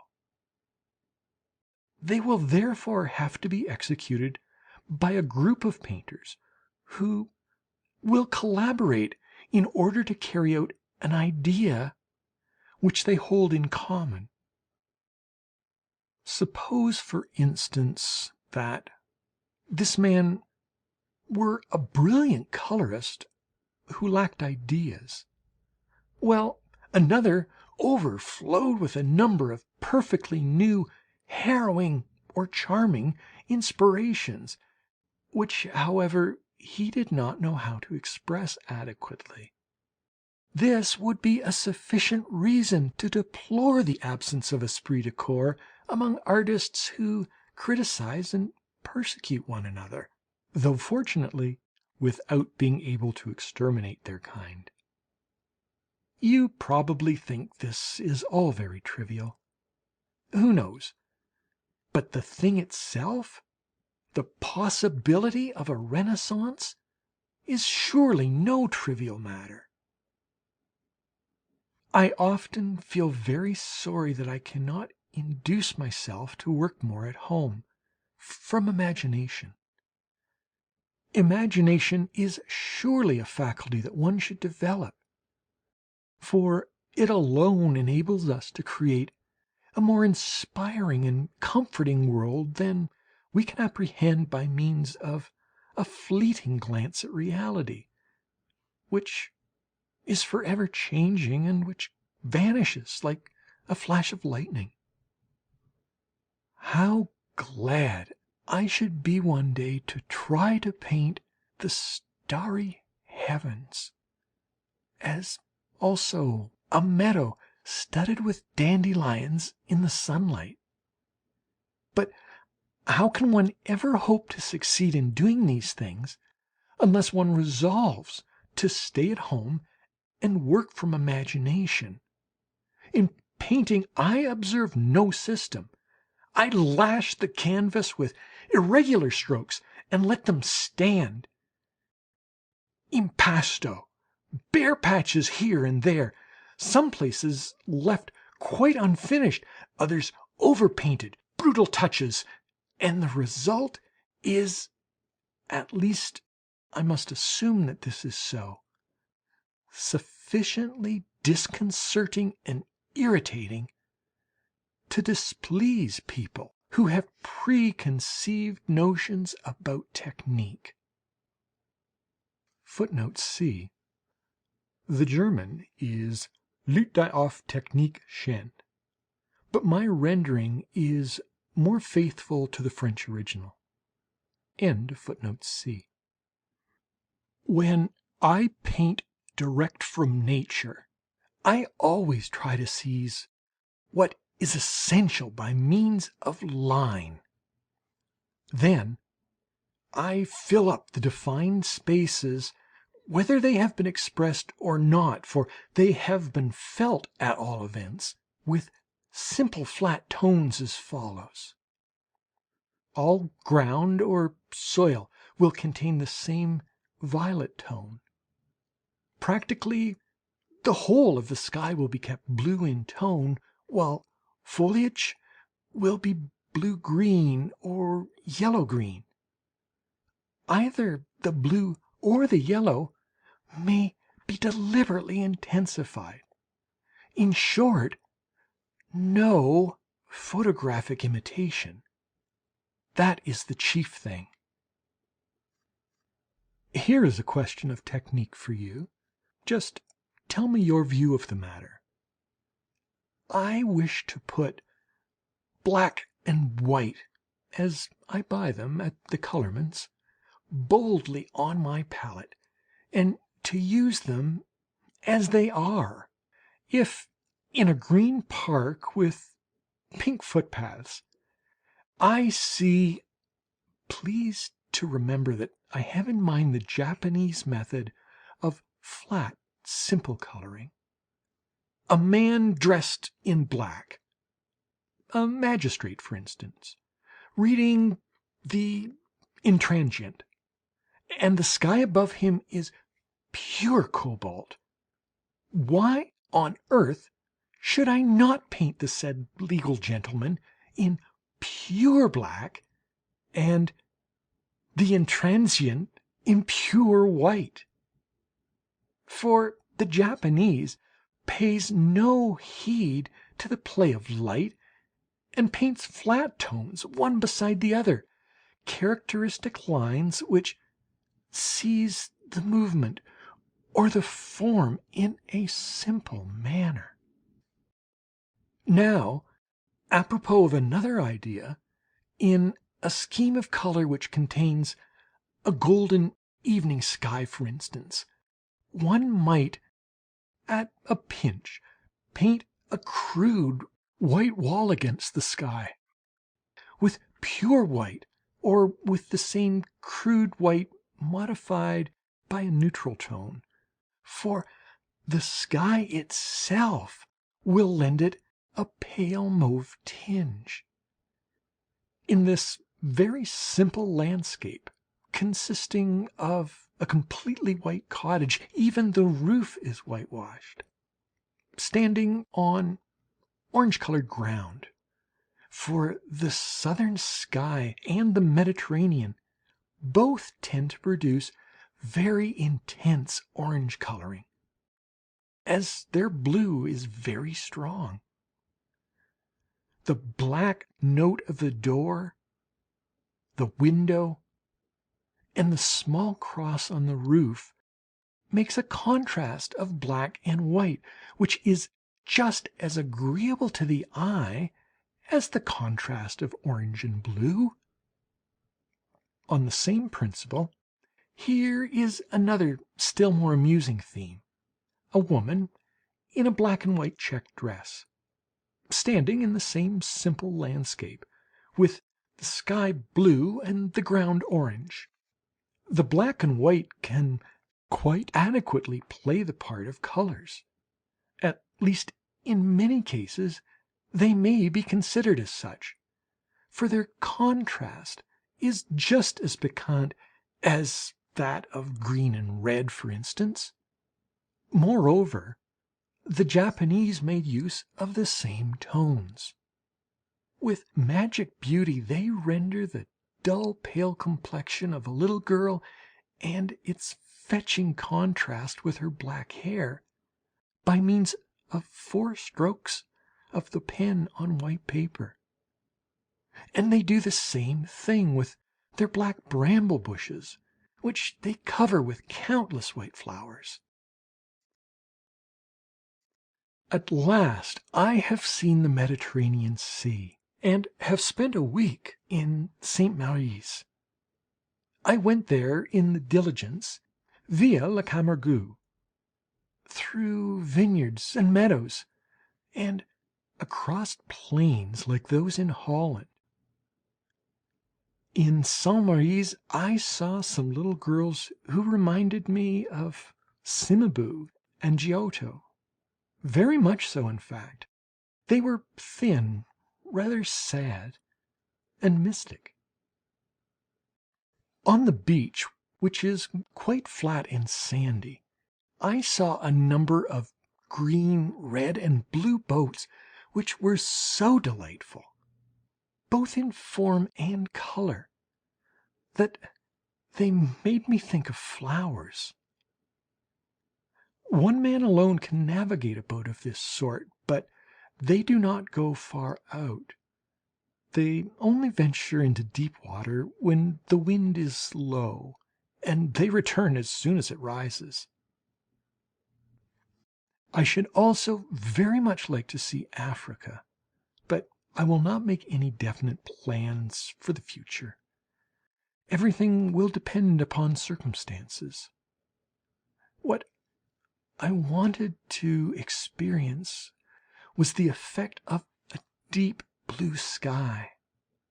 Fromentin and Gérôme see no colour in the south, and a number of others are like them.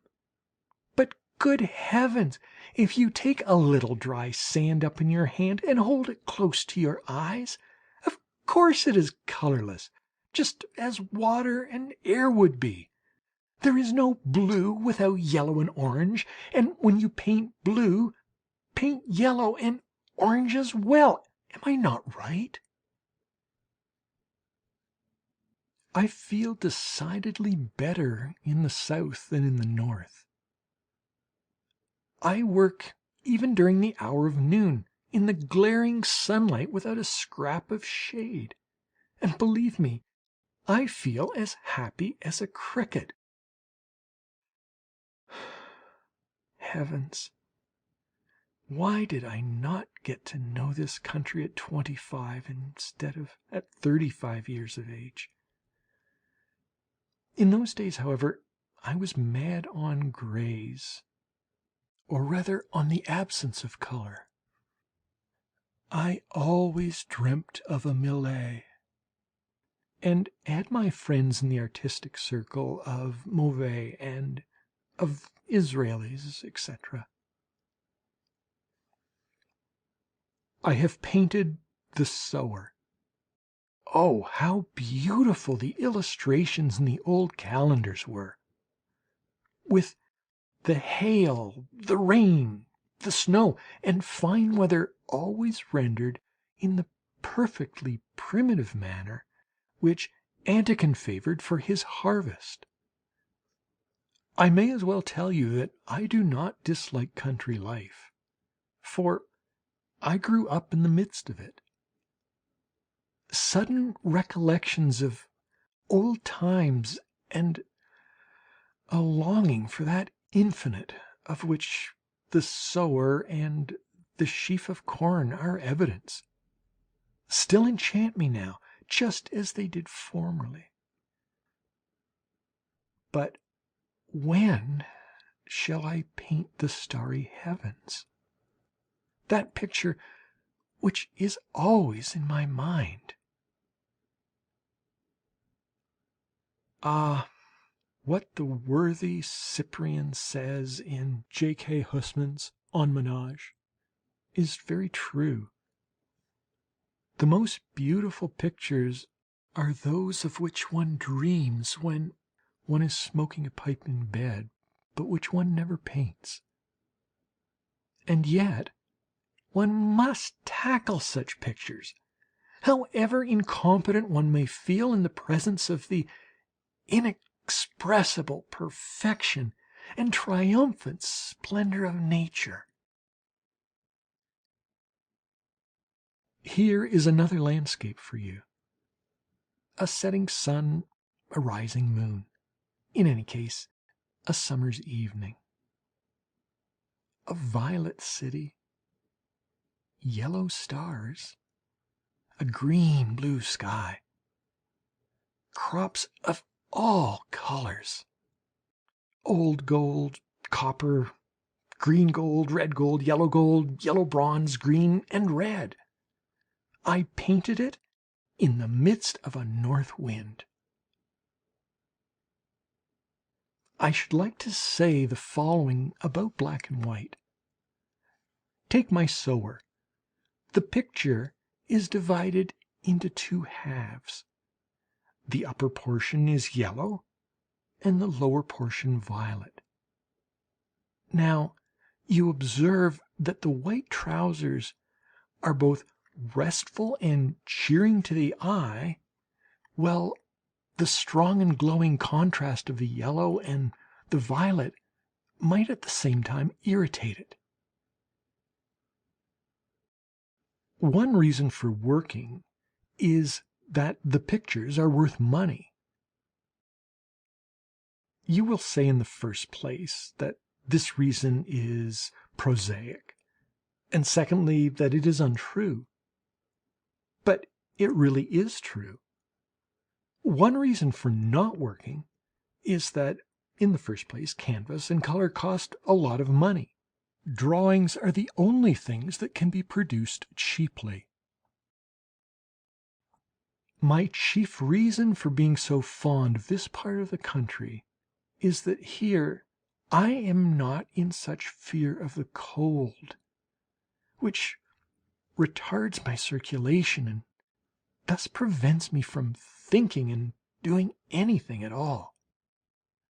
You will realize this only when you are a soldier and chance to come to these parts. Your melancholy will take wing, for it is very probable that it is only the outcome of your having too little blood, and all this is the result of the confoundedly bad wine and infamous beef of Paris. Things had gone so far with me that my blood had almost ceased to circulate, or practically so in the true sense of the word. But here, in about a month's time, it began to flow again. And, my dear fellow, at that time I had a fit of melancholy like the one you have at present, and I would have suffered from it as much as you are suffering from yours, had I not greeted it joyfully, as a sign of my recovery, which, by the by, was soon an established fact.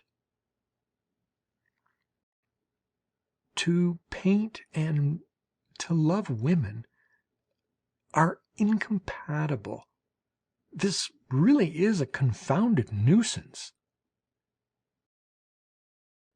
The symbol of St. Luke, the patron saint of painters, is, as you know, an ox. Thus one must be as patient as an ox if one would wish to cultivate the field of art. But how lucky oxen are to have nothing to do with this confounded business of painting!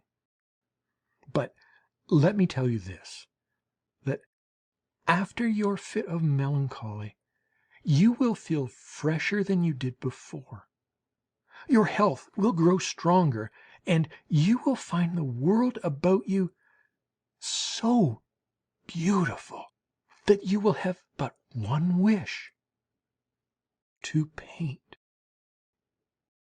I believe that your poetry will also change in the same way. After many eccentricities you will succeed. Footnote D. According to the French, this should be after many eccentricities you have succeeded in producing, etc. The German, however, is wirst du dahin Gellingen Socken von Ägyptischer Ruhe, etc. End of footnote D. In producing things full of Egyptian repose and grand simplicity. Section 9. Letters to E. Bernard, Part 2.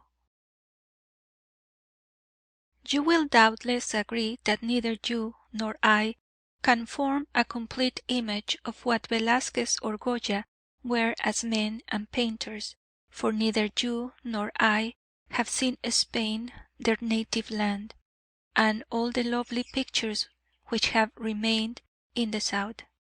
But this does not alter the fact that the little we do know is really very great indeed.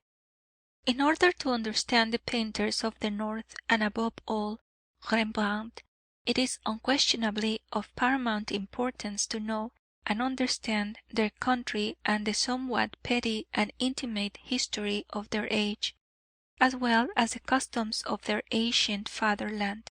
I must repeat that you and Baudelaire have not a sufficiently thorough knowledge of Rembrandt, and as for you, I still feel that I should like to induce you to make a long study of the greater and lesser Dutch masters before you form a definite opinion about them, for it is not a matter only of rare and costly jewels. One has to select precious stones from out a mass of precious stones, and many a false diamond will be found among genuine specimens.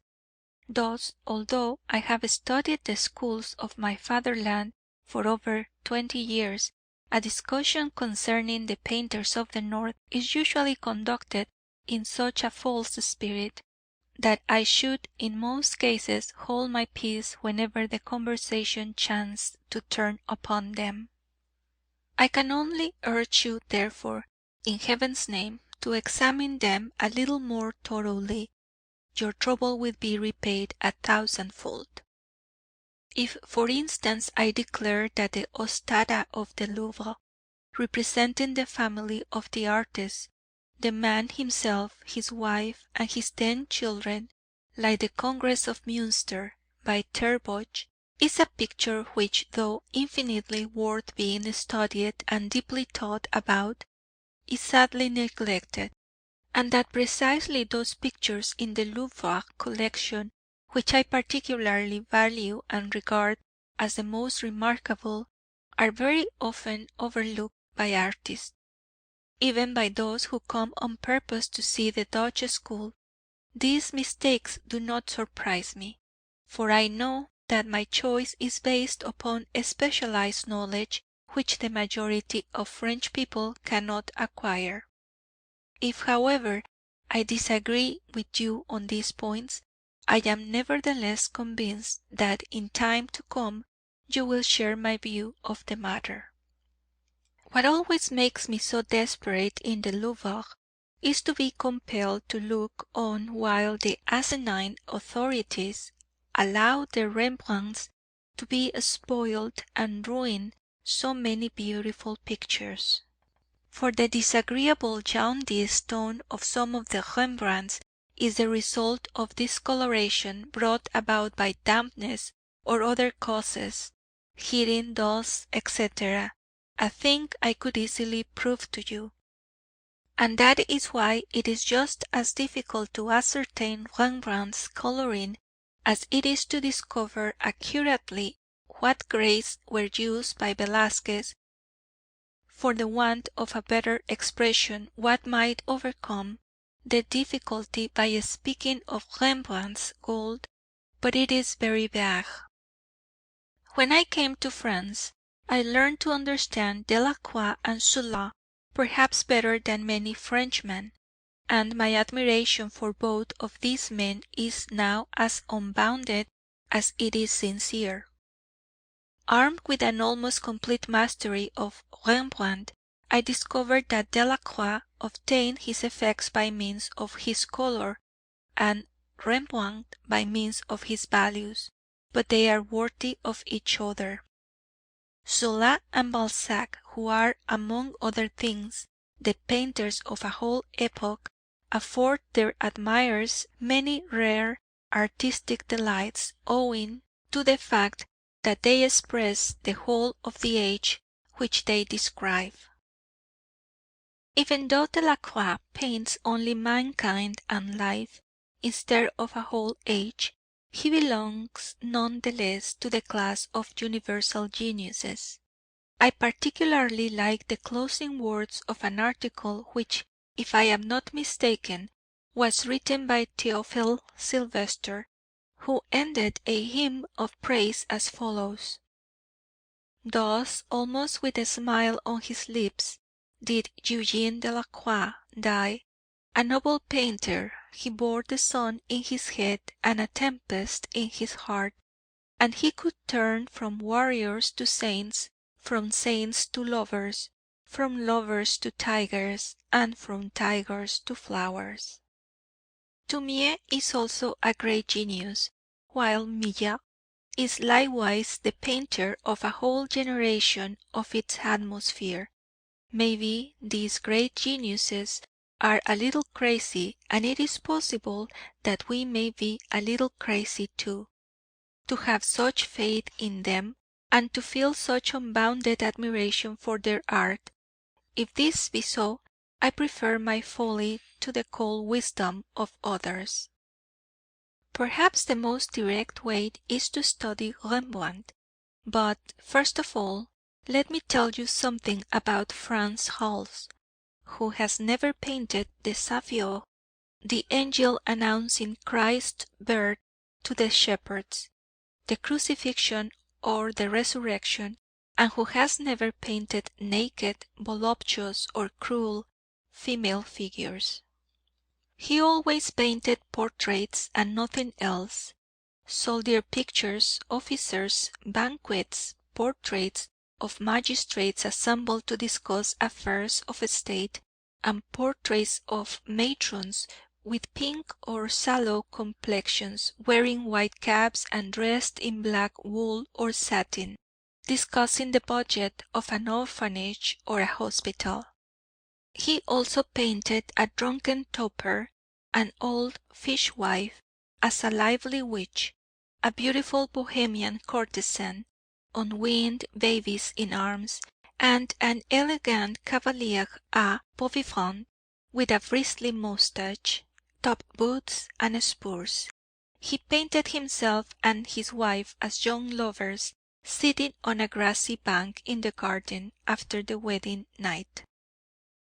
He painted tramps and laughing street boys, musicians, and a fat cook. We cannot do anything else, but all this is worthy of Dante's Paradise, the masterpieces by Michelangelo and Raphael, and even the Greeks. It is as beautiful as Zola, but more healthy and more cheerful, though equally true to life. For the age of Hals was healthier and less wretched. What then is Rembrandt? precisely the same. A portrait painter. One must first have this sound, clear, and comprehensive idea of these two Dutch masters, who are worthy of each other, and then one can enter more deeply into this subject. If one can picture the whole of this glorious estate revealed in grand outline by both of these prolific portrait painters, plenty of room is left for the landscapes, interiors, pictures of animals, and philosophical subjects. But I implore you to follow my reasoning closely. I am trying to make it as simple and as clear as possible. Let every corner of your brain be permeated with that master, Frans Hals, who painted the portraits of an entire, important, living, and immortal estate. Also, let every corner of your brain be permeated with that other, by no means minor great master of the Dutch estate, Rembrandt van Gogh, a man of mighty gifts, and just as naturalistic and healthy as Hals. And now, from these Sirs Rembrandt, we see arise as direct and genuine pupils, Jan van der Meer of Delft, Fabricius, Nicolas Maes, Pieter de Hooch, Bol, and also such artists as Potter, Ruysdael, and Ostade, who are under his influence. I have mentioned Fabricius to you, only two of whose pictures we possess, but in all this I have not referred to a whole host of good painters, and above all not to the false diamonds. And it is precisely with these spurious stones that the Frenchman in the street is best acquainted. Have I made myself clear? I have tried to reveal the great and simple fact. The painting of mankind, or preferable of a whole estate, by means of portraits. Much later we shall have to deal with magic art, with the pictures of saviours and of nude women. These things are extremely interesting, but they are not everything. I do not think that the question of the Dutch masters, which we raised a day or two ago, is without interest. In all matters of humanity, originality, or naturalism, it is very interesting to consult them. But in the first place, I must speak about you and two still life pictures you have painted, as also two portraits of your grandmother. Have you ever succeeded better in anything else? Were you ever more yourself, more individual in any other work? My answer is no. The thorough study of the first subject, the first person that was at hand, sufficed to make your work with earnestness. Do you know what it was that made these 3 or 4 studies so valuable to me? Something inexplicable, arbitrary, something very clever, deliberate, firm, and self-reliant. That is what it was. Never, dear friend, have you been closer to Rembrandt than while painting those studies. It was in Rembrandt's studio, under the eyes of that incomparable Sphinx, that Vermeer of Delft found that extraordinary sound technique which was never to be surpassed, and which people are so ardently longing to find today. I know, of course, that we are now engaged in the problem of color, whereas they were concerned with chiaroscuro and values. But what do these slight differences matter when that which is, above all, necessary is to be able to express oneself with vigor and strength? At the present moment you are investigating the technique of the early Italians and Germans, and the question of the symbolic significance which the spiritualized and mystic painting of the Italians may possess. By all means continue. A certain anecdote about Giotto strikes me as being very neat. There was a prize competition opened for the best picture of the Virgin, and a host of sketches were sent in to the judging committee of fine arts of the day. The one signed by Giotto was a simple oval, a plain egg-shaped space. The jury, entirely confident although perplexed, gave Giotto the commission for the picture. Whether it is true or not, I like the story. Now, however, let me return to Damiens and to the portrait of your grandmother. When will you again send us studies of such sterling value? I urge you most earnestly to do so, although I by no means underestimate your attempts at line composition, and am far from indifferent to the effect of contrasted lines and forms. The trouble is, my dear old Bernard, that Giotto and Cimabue, like Holbein and Van Eyck, lived in an atmosphere of obelisks, if I may use such an expression, in which everything was arranged with architectural method, in which every individual was a stone or a brick in the general edifice, and all things were interdependent and constituted a monumental social structure. If the Socialists construct their edifice in the same logical manner, a thing they are very far from doing, the above-mentioned order of society will certainly come back to life in a similar way. But we, you know, live in the midst of complete laisser-aller and anarchy. We artists who love order and symmetry isolate ourselves and work at introducing a little style into some particular portion of the world. Puvis knew this very well, and when clever and honest man that he was, he forgot his Elysian fields and descended into our age. He painted a very beautiful portrait, the jovial old man, a figure of a man sitting in a blue room, reading a yellow-covered book with a glass of water containing a water-colour brush and a rose at his side.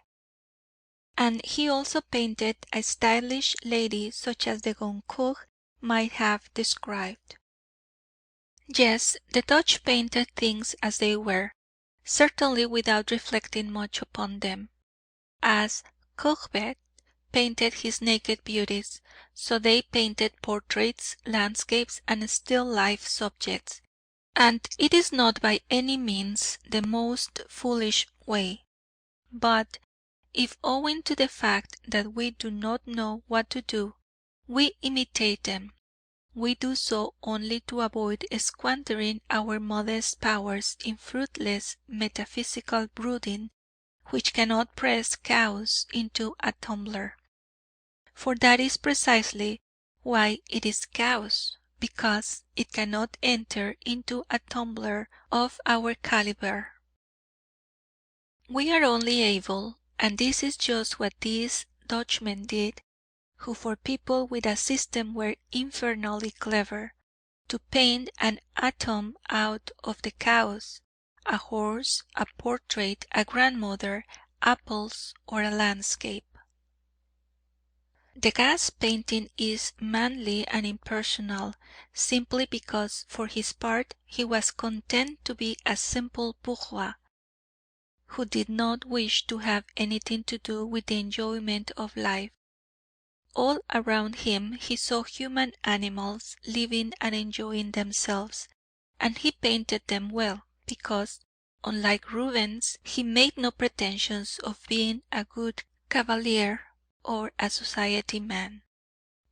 Yes, Balzac, that great and powerful artist, said quite rightly that the modern artist is strengthened by being, relatively speaking, chaste. The Dutchmen were married and begat themselves children. That is a fine, in fact a very fine way of feeling alive, and quite a natural way too.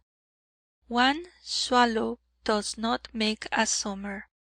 There may be a good deal of virility in your New Brittany studies, but I am unable to judge, as I have not yet seen them. However, I have already seen virile works of yours, the portrait of your grandmother and the still life. To judge from the drawings, I have a slight suspicion that your New Brittany studies do not possess the same power, regarded precisely from the standpoint of virility. The studies which I mentioned first constitute the spring of your artistic life. If we wish to keep all our strength for our life work, we must only have very little to do with women, and according as our temperament demands, live either like soldiers or monks. For the Dutchmen led a peaceful, quiet, and well-ordered life. Delacroix, he was a fine fellow. He used to say, "I discovered the art of painting when I no longer had any more teeth or breath."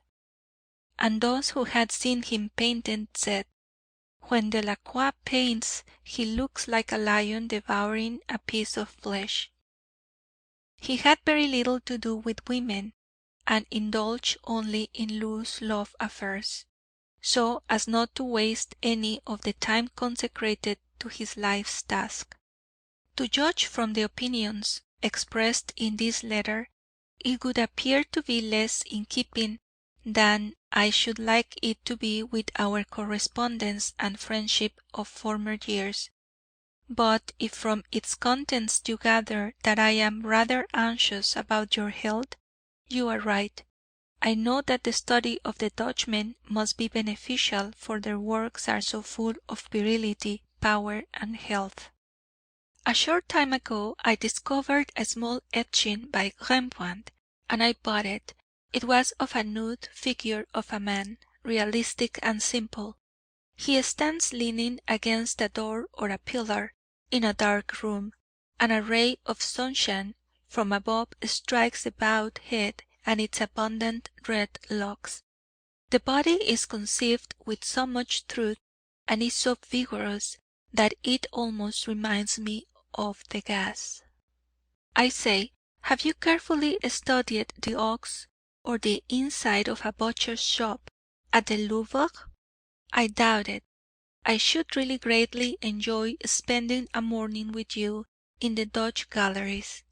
These things are hard to describe, but in front of the actual pictures I could call your attention to such splendid and wonderful things, that beside them the very primitives themselves take a second place in my admiration. But then I have such a very slight strain of eccentricity in my composition. A Greek statue, a peasant by Millet, a Dutch portrait, a naked woman by Courbet or Degas, it is beside the serene and elaborate perfection of these things that the works of the primitives and the Japanese seem only like written characters as compared with painting.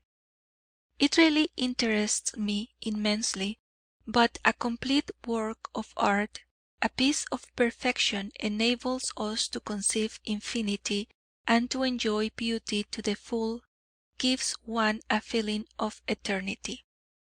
Do you know a painter called Jan van der Meer? He painted a very distinguished and beautiful Dutch woman in pregnancy. The scale of colors of this strange artist consists of blue, lemon yellow, pearl gray, black and white.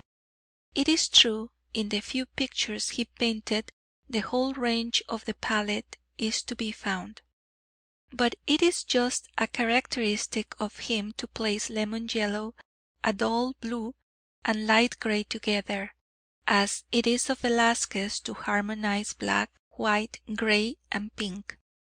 Of course the Dutch painters are too widely distributed over the museums, and collections of the world for us to be able to form any adequate idea of their work, and this is still more difficult when one knows only the Louvre. And yet it is precisely the Frenchmen, Chiablon, Thoré, and Fromentin, who have written the best things about them. The Dutchmen had no imagination, but they had tremendous taste and an unerring sense of composition. They painted no pictures of the Saviour or of the saints.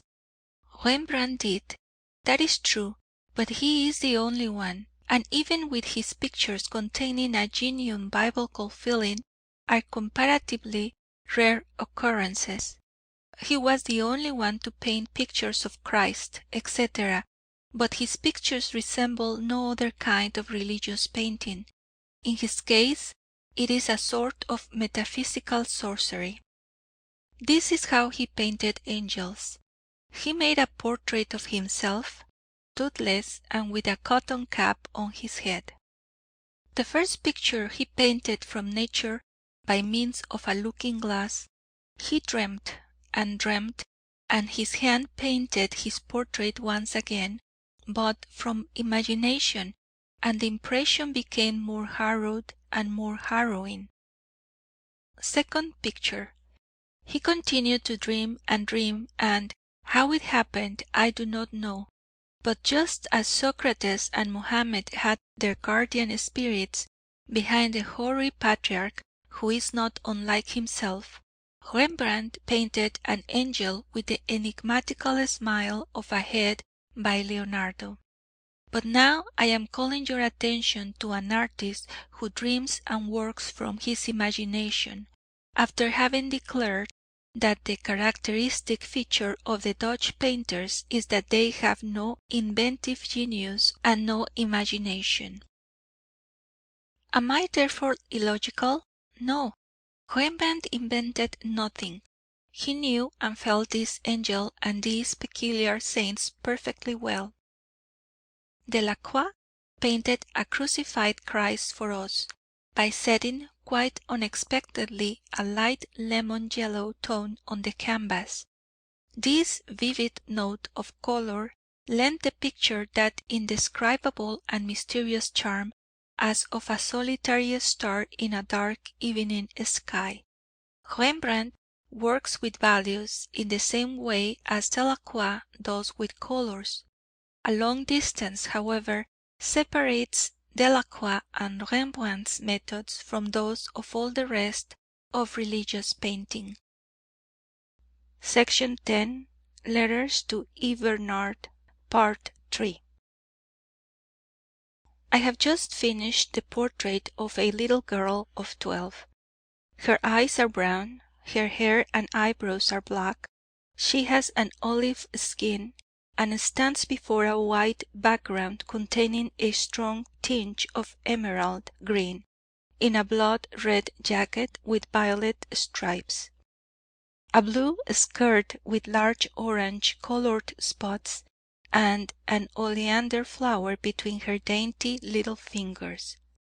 This study has exhausted me to such an extent that my head does not feel like writing. The Bible is Christ, for the Old Testament works up to his climax. St. Paul and the Evangelists live on the other side of the Mount of Olives. How small this history is! Heavens! Here it is in a couple of words. There seem to be nothing but Jews on earth, Jews who suddenly declare that everything outside their own race is unclean. Why did not all the other southern races under the sun, the Egyptians, the Indians, the Ethiopians, the Assyrians, and the Babylonians, write their annals with the same care? It must be fine to study these things, and to be able to read all this must be about as good as not being able to read at all. But the Bible, which depresses us so much, which rouses all our despair and all our deepest discontent, and whose narrow-mindedness and parlous folly tear our hearts in two, contains one piece of consolation, like a soft kernel in a hard shell. a bitter core, and that is Christ. The figure of Christ, as I conceived it, has been painted by Delacroix and Rembrandt, and only Millet painted Christ's teaching. At the rest of the religious painting I can only smile commiseratingly, not from the religious but from the pictorial standpoint. The early Italians, Flemings and Germans are, in my opinion, pagans, who interest me only as much as Velázquez and so many other naturalistic painters do. Of all philosophers, sages, etc., Christ was the only one whose principal doctrine was the affirmation of immortality and eternity, the nothingness of death, and the necessity and importance of truth and resignation. He lived serenely as an artist, as a greater artist than any other, for he despised marble, clay, and the palette, and worked upon living flesh, that is to say, this marvellous artist who eludes the grasp of that coarse instrument, the neurotic and confused brain of modern man, created neither statues, nor pictures, nor even books. He says so himself quite majestically. He created real living men, immortals. That is a solemn thing, more particularly because it is the truth. This great artist, then, wrote no books.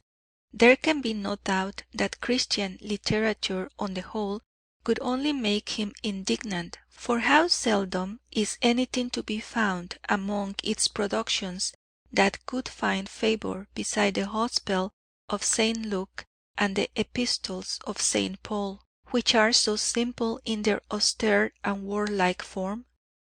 But even if this great artist Christ scorned to write books about his ideas and sensations, he certainly did not despise either the spoken word or still less the parable. What a vigour there is in the parable of the sower, the harvest, and the fig tree! And who would dare tell us that he lied when, in predicting the downfall of the Roman state, he declared, "Heaven and earth shall pass away, but my words shall not pass away." These spoken words, which he, as a grand seigneur, did not even think it necessary to write down, are the highest pinnacle ever attained by art. In such pure altitudes, art becomes a creative force, a pure creative power. Such meditations lead us far afield, very far afield. They even elevate us above art. They give us an insight into the art of moulding life, and of being immortal in life itself. And still they are not unrelated to painting. The patron saint of painting, St. Luke, doctor, painter, and evangelist, whose device, alas, is an ox, is there to give us hope, but our true and real life is really a humble one. We poor unhappy painters are vegetating beneath the besotting yoke of a craft which is barely practicable on this ungrateful planet, whereon the love of art makes us unable to taste of real love.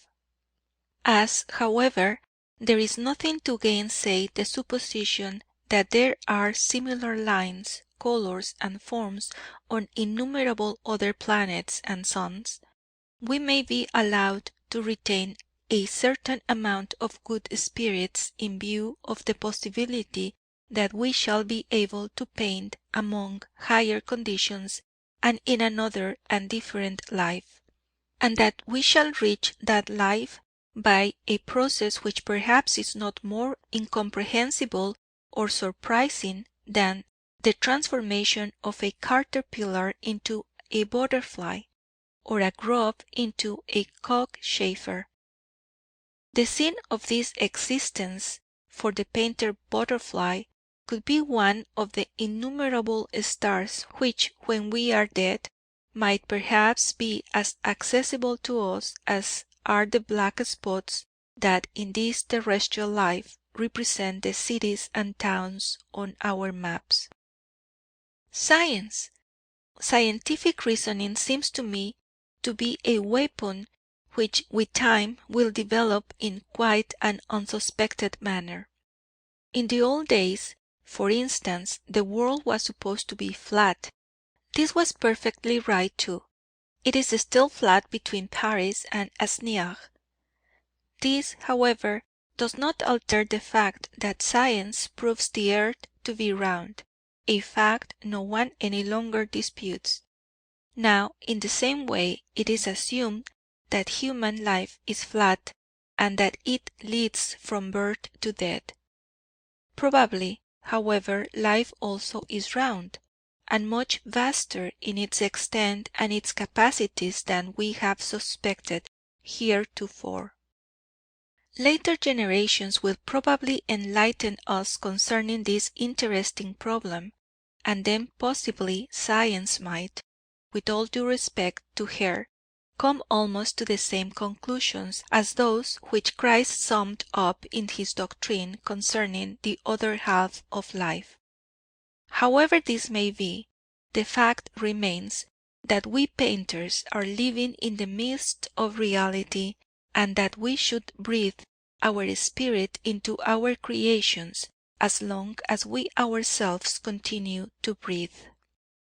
Oh, what a beautiful picture that is of Eugène Delacroix, Christ on the lake of Gennesaret, he with his pale yellow halo, asleep and luminous, bathed in a glow of dramatic violet, dark blue, reddish blue, and the group of frightened disciples upon the terrible Viridian sea, with waves reaching up to the top of the frame. What a splendid conception! I could make a few sketches for you were it not for the fact that I have just been busy with a model for 3 days, drawing and painting à soivre, and simply cannot do anything more. Writing, on the other hand, rests and distracts me.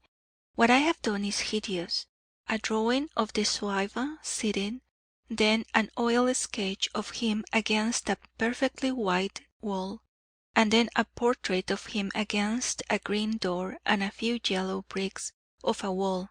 It is all hard, ugly, and badly done, albeit, as I tackle real difficulties in its production, it may pave the way into the future. Any figure that I paint is generally dreadful, even in my own eyes. How much more hideous it must be therefore in other people's!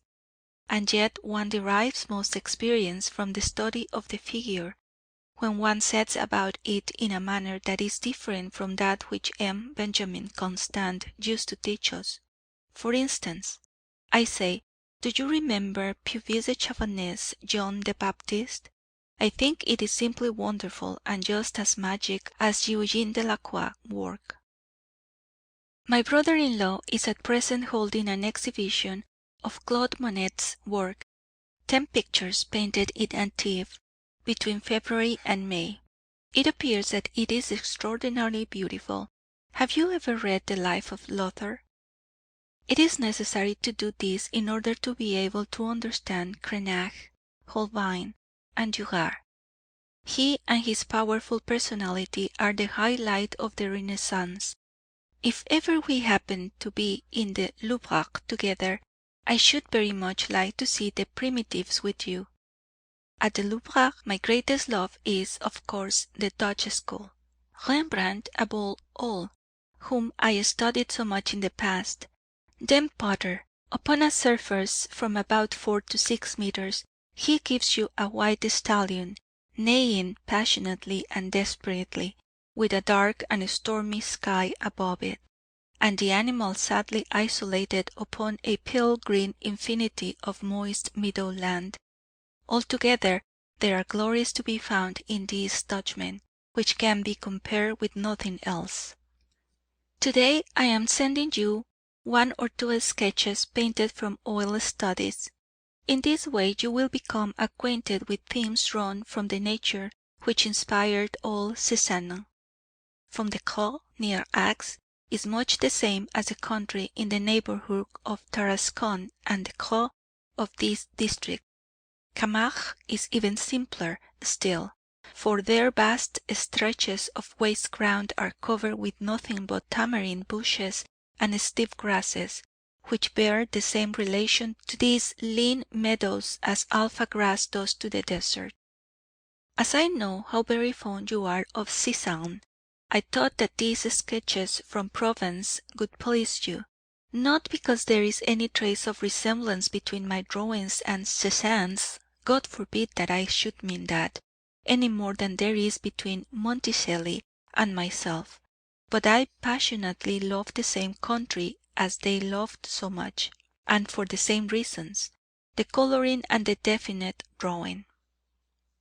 When I used the word collaboration some time ago, I did not mean that 2 or 3 painters should work at the same picture, but that they should each produce different works, which nevertheless should belong to and complete one another. Look at the early Italians, the German primitives and the Dutch school, and the later Italians. Do not all their works together quite involuntarily constitute a group, a series? As a matter of fact, the Impressionists also constitute a group despite all the wretched domestic warfare, in which both sides, with an enthusiasm worthy of a better cause, endeavour to eat each other up. In our northern school, Rembrandt is lord and master, for his influence is felt by every one who approaches him. For instance, we find Paul Potter painting animals at draught and passionate, in storm, sunshine, and the melancholy of autumn, while this same Potter, before he knew Rembrandt, was dry and feeble. Rembrandt and Potter are 2 men who are as closely related as brothers, and even if Rembrandt never put a brush stroke on Potter's pictures, Potter and Ruysdael nevertheless have to thank him for all the best qualities their work possesses, that intangible something which thrills us to the core when we succeed in recognizing a corner of old Holland, à travers le tempérament.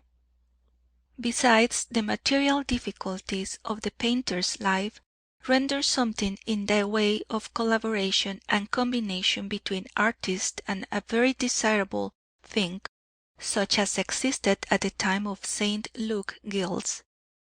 For if only they would appreciate each other as good as comrades instead of being always at loggerheads, they might considerably alleviate one another's difficulties. Painters would then be happier, and in any case less ridiculous, foolish, and vile. But I don't wish to insist on this point.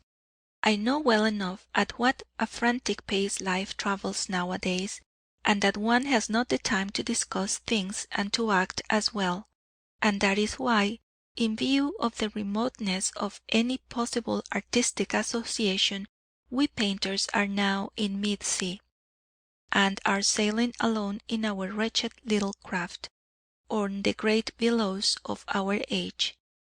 Is it an age of development or of decay?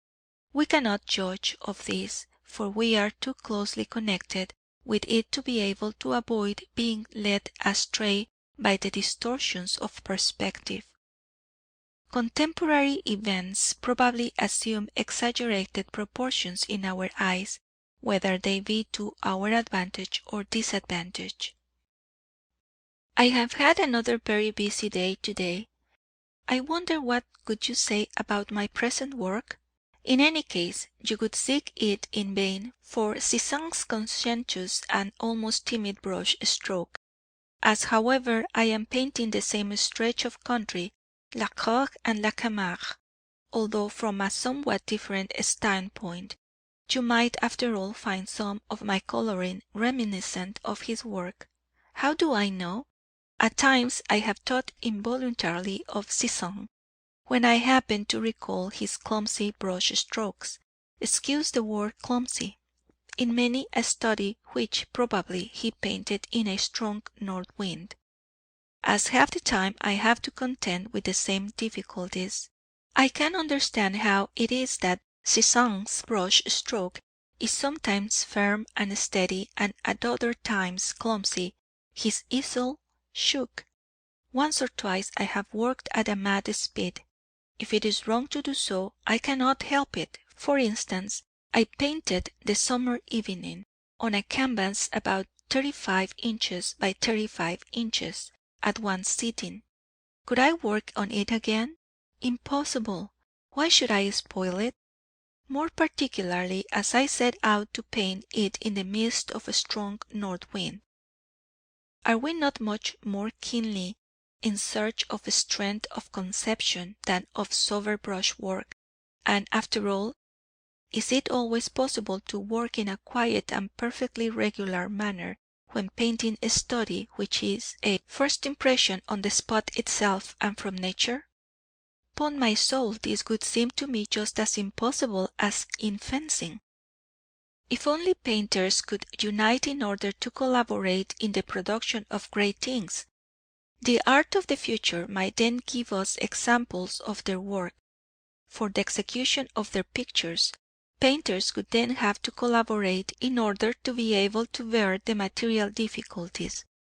Unfortunately, however, we are not so far advanced. Things do not go so fast with the fine arts as with literature. Today, like yesterday, I am writing to you in a great haste and quite exhausted with work. For the moment I do not feel equal to making any drawings. My morning in the fields has worn me out completely. How this southern sun fatigues one! I am quite incapable of judging my own work. I cannot see whether my studies are good or bad. I have painted 7 studies of corn, unfortunately quite against my will. They are only landscapes. They are all of a yellow tone, and were executed at a frantic speed, just as the reaper works silently in the sweltering sun with only one thought in his mind, to cut down as much as possible. I can well understand that you were a trifle surprised to hear how little I liked the Bible, although I have often tried to study it more thoroughly. Only its kernel, Christ, seems to me, from an artistic point of view, to stand higher than, or at any rate to be somewhat different from, Greek, Indian, Egyptian, and Persian antiquities, although these also stood on a very high plane. But, I repeat, this Christ is more of an artist than all artists. He worked in living spirits and bodies. He made men instead of statues. When I think of this, I feel a regular beast in the field, for I am not a painter, and I admire the bull, the eagle, and man with such an intense adoration that it will certainly prevent me from ever becoming an ambitious person. I grow ever more and more convinced that cooking has something to do with our capacity for thinking and for painting pictures. I know, for instance, that if my digestion is upset, my work does not by any means improve. In the South the powers of the senses are intensified. One's hand is more nimble, one's eyes are more acute, and one's brain is clearer. All this, of course, on condition that no dysentery or any other indisposition arises to spoil everything and to pull one down. On this account, I venture to declare that he who would fain devote himself to artistic work will find his capacities increase in the South. Art is long and life is fleeting, and one must try with patience to sell one's life as dearly as possible. I should like to be your age, and with all I know to go to Africa to serve as a soldier there. In order to work well, one must be well lodged, well fed, and able to smoke one's pipe and drink one's coffee in peace. I do not wish to imply that there are not many other good things. Let every one do as he pleases, but my system seems to me better than many others. Section number 11. Letters to E. Bernard, Part 4.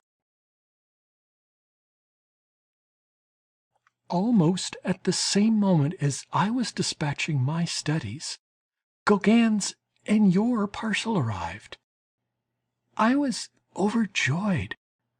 My heart became really all aglow when I saw your two faces. Your portrait pleased me greatly, but you don't require to be told that I like everything you do.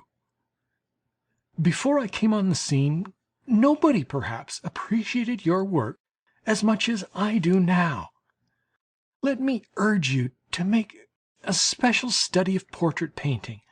Work at it as hard as you can and do not give in. We must in time conquer the public by means of the portrait. In my opinion, the future lies here. But do not let us become involved in hypotheses. I have ruthlessly to destroy a large picture of Christ with the angel in Gethsemane, and another representing a poet standing under the starry heavens. For although the colour was good in both, the drawing was not studied in the first place from the model, which in such cases is essential. Maybe my last studies were not impressionistic at all, but I cannot help that. I paint what I paint in complete subjection to nature, and without thinking of anything else. I cannot work without models.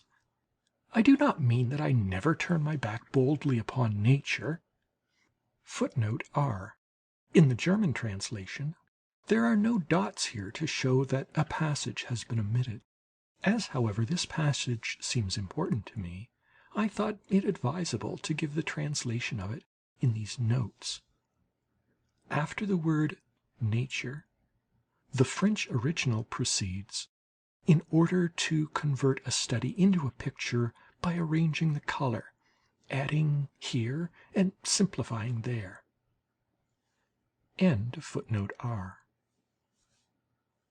But I am frightened to death of losing accuracy of form. Perhaps later on, after 10 years of study, I shall try, but really and truly I am so devoured by curiosity for the possible and the actual that I have neither the wish nor the courage to seek an ideal which could arise out of my abstract studies. Others may be more gifted for the painting of abstract studies, and you are certainly one of these, as is also Gauguin. Maybe I shall be the same some day when I am old. Meanwhile, I feed on nature. At times I do indeed exaggerate or alter a theme, but I never invent a whole picture. On the contrary, I actually find it at hand and complete. All I have to do is to extract it from nature. My house will seem less empty to me now that I have these two pictures of you both. How glad I should be to have you here, even this winter. It is true that the journey is rather expensive, but could we not risk the expense and try to recover it by painting? In the winter it is so difficult to work in the north. Possibly it is so here as well. I cannot speak from experience on this point. I shall have to wait and see. But the better to understand the Japanese, it is deuced necessary to know the South, where life is led more in the open air. Besides this, a good many places here have something mysteriously sublime and noble about them, which would please you immensely. I ought to have sent you some sketches long ago in return for those you sent me. But just lately, during the lovely weather, I have been wholly occupied by a few canvases about 36 inches by 27½ inches in size. Footnote 28. German, number 30. End of footnote 28. Which simply exhaust me, and which I intend using for the decoration of my house. If your father had a son who sought and found gold in stones or on the pavement, he would certainly not think lightly of this talent. Well, in my opinion, you possess a talent which is at least equally valuable. Your father might deplore the fact that what you found was not brand new and glittering gold, already stamped like the coin of the realm, but he would nevertheless collect all your findings and sell them only at a good price. Well, then, that is what he should do with your pictures and drawings, which are just as valuable as marketable commodities as stones or metal. For to paint a picture is just as difficult as to find a small or large diamond. At present, the world recognizes the value of a gold piece or of a genuine pearl. Unfortunately, however, those who paint pictures, and those who believe in the painting of pictures, are extremely rare. Still, there are a few such people, and in any case we cannot do better than bide our time patiently, even though we have to wait a long while. The idea of forming a sort of Freemasonry among artists does not please me particularly. I am a great enemy of all regulations and institutions, etc. I am in search of something very different from dogmas, for they never by any chance set things in order, and only lead to endless disputes. That is a sign of decay. As for the present, a union of painters exists only in a very vague outline. Why not leave things as they are, at least provisionally? It is much nicer when an organization of the sort we have in our minds crystallizes all of its own accord. The more things are discussed, the less will be done. If you wish to take a part in helping the cause, all you have to do is to continue working away with me and Gauguin. The affair is now started. Do not let us say a word more about it. If it is to come, it will do so without any elaborate negotiations, but simply by means of calm and well-considered action. I am sending 5 studies, and must also include at least 2 attempts at somewhat more important pictures. A portrait of myself and a landscape painted in a most terrible north wind. There are also a study of a small garden with flowers of all colors, a study of gray, dusty coal, and finally another still life, a pair of peasant's shoes, and a little landscape, a trifle, just a small sketch of country. In the event of these studies not meeting with any appreciation, and one or the other of our friends not being able to take a fancy to any of them, please keep those that are liked, and return the others together with the pictures sent in exchange for those that are retained. There is no hurry, and when business is done by barter, it is but right and proper for both sides to try and offer only good work. If in the morning it is sufficiently dry to be rolled up, I shall also send you a landscape containing figures unloading sand, and in addition to that, the rough sketch of a picture which is full of a mature will. What about the gentleman so diligently engaged in art, whom I found in your last letter, and who looked so like me? Was he supposed to be me or someone else? As far as the face is concerned, he looks very like me. But in the first place, I always smoke a pipe. And then I positively dread sitting on a thin ledge of rock overlooking the sea, for I suffer from giddiness. In the name of these presents, I therefore protest most solemnly against the other resemblances I have already mentioned. Footnote S. E. Bernard says that this refers to a caricature by Gauguin of Van Gogh sitting on a ledge of rock drawing the sun. End of footnote S. The decoration of my house is absorbing me entirely, and I hope and believe that it will be very tasteful, even if it be very different from everything you do. That reminds me that on one occasion some time ago you spoke to me of certain pictures which were to represent flowers, trees, and fields respectively.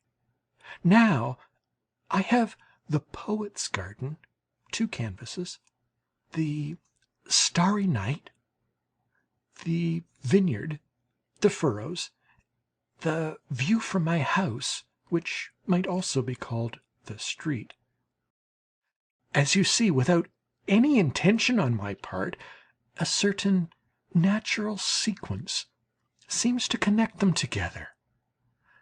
I should be very curious to see sketches of Pont-Aven, but you must send me a more finished study. You are, however, sure to do everything in the best possible way, for I am so fond of your talent that in time I shall make quite a little collection of your works. I have always been very much moved by the thought that Japanese artists often bartered their pictures among themselves.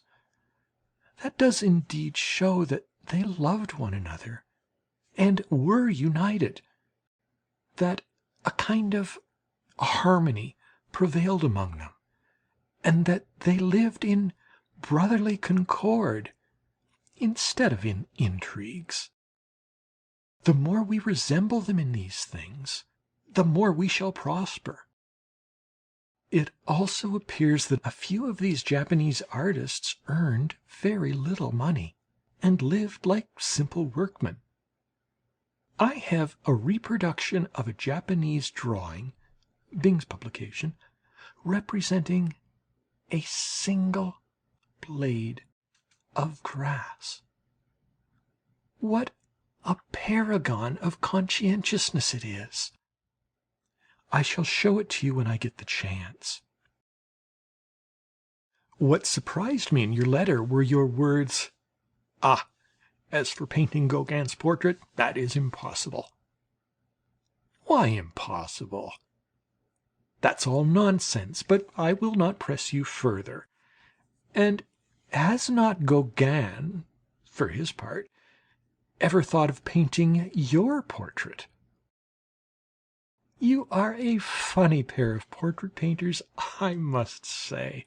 You live all day long shoulder to shoulder, and cannot even agree so far as to act as each other's models. The end of it will be that you will part without having painted each other's portraits. All right, I will not urge you any more, but I hope that one day I shall be able to paint both your portrait and Gauguin's. I shall do it as soon as we come together, which is sure to happen some day.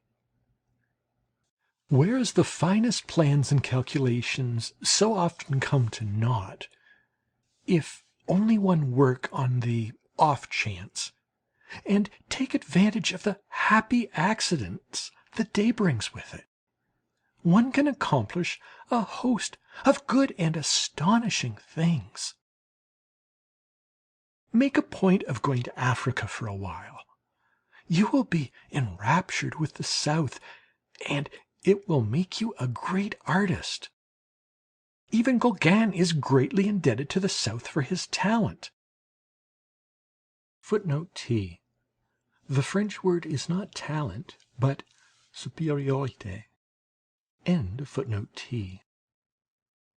For many months now I have been contemplating the strong sun of the South, and the result of this experiment is that, in my opinion, and chiefly from the standpoint of colour, Delacroix and Monticelli, who are now wrongly reckoned among the pure romanticists and the artists with fantastic imaginations, are entirely justified.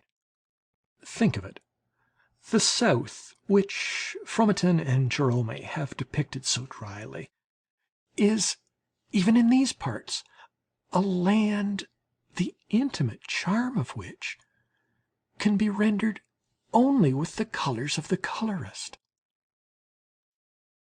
In my sketch of the garden there may be something like des tapis velus de fleurs et verdure tissus. I wish to reply to all your quotations with the pen, even if I dispensed with the words. My head does not feel very much like discussing today. I am head over heels in work. I have just done 2 large pen drawings, for instance, a bird's eye view of an endless plain seen from the top of a hill, vineyards and fields of stubble reaching to infinity and extending like the surface of the sea to the horizon, which is bounded by the hills of La Croix. It does not look Japanese, and yet, to tell the truth, I have never painted anything so essentially Japanese. A tiny figure of a labourer and a small train running through the cornfields constitute the only signs of life in the picture. Think of it. On one of my first days at this place, a painter friend of mine said to me, it would be absurdly tedious to paint that. I did not attempt to answer, but thought the spot so beautiful that I could not even summon the strength to upbraid the idiot. I returned to the locality again and again, and made 2 drawings of it, this flat stretch of country which contains nothing save infinity, eternity. And then, while I was drawing, a man walked up to me, not a painter this time, but a soldier. "Does it surprise you," I asked him, "that I should think this as beautiful as the sea?" "No, it does not surprise me in the least that you should think this as beautiful as the sea," came the reply. The fellow knew the sea, by the by. "For I think it is even more beautiful than the ocean, because it is inhabited." Which of the 2 men understood the most about art, the painter or the soldier? According to my way of thinking, the soldier did. Am I not right? I want to paint humanity, and again humanity.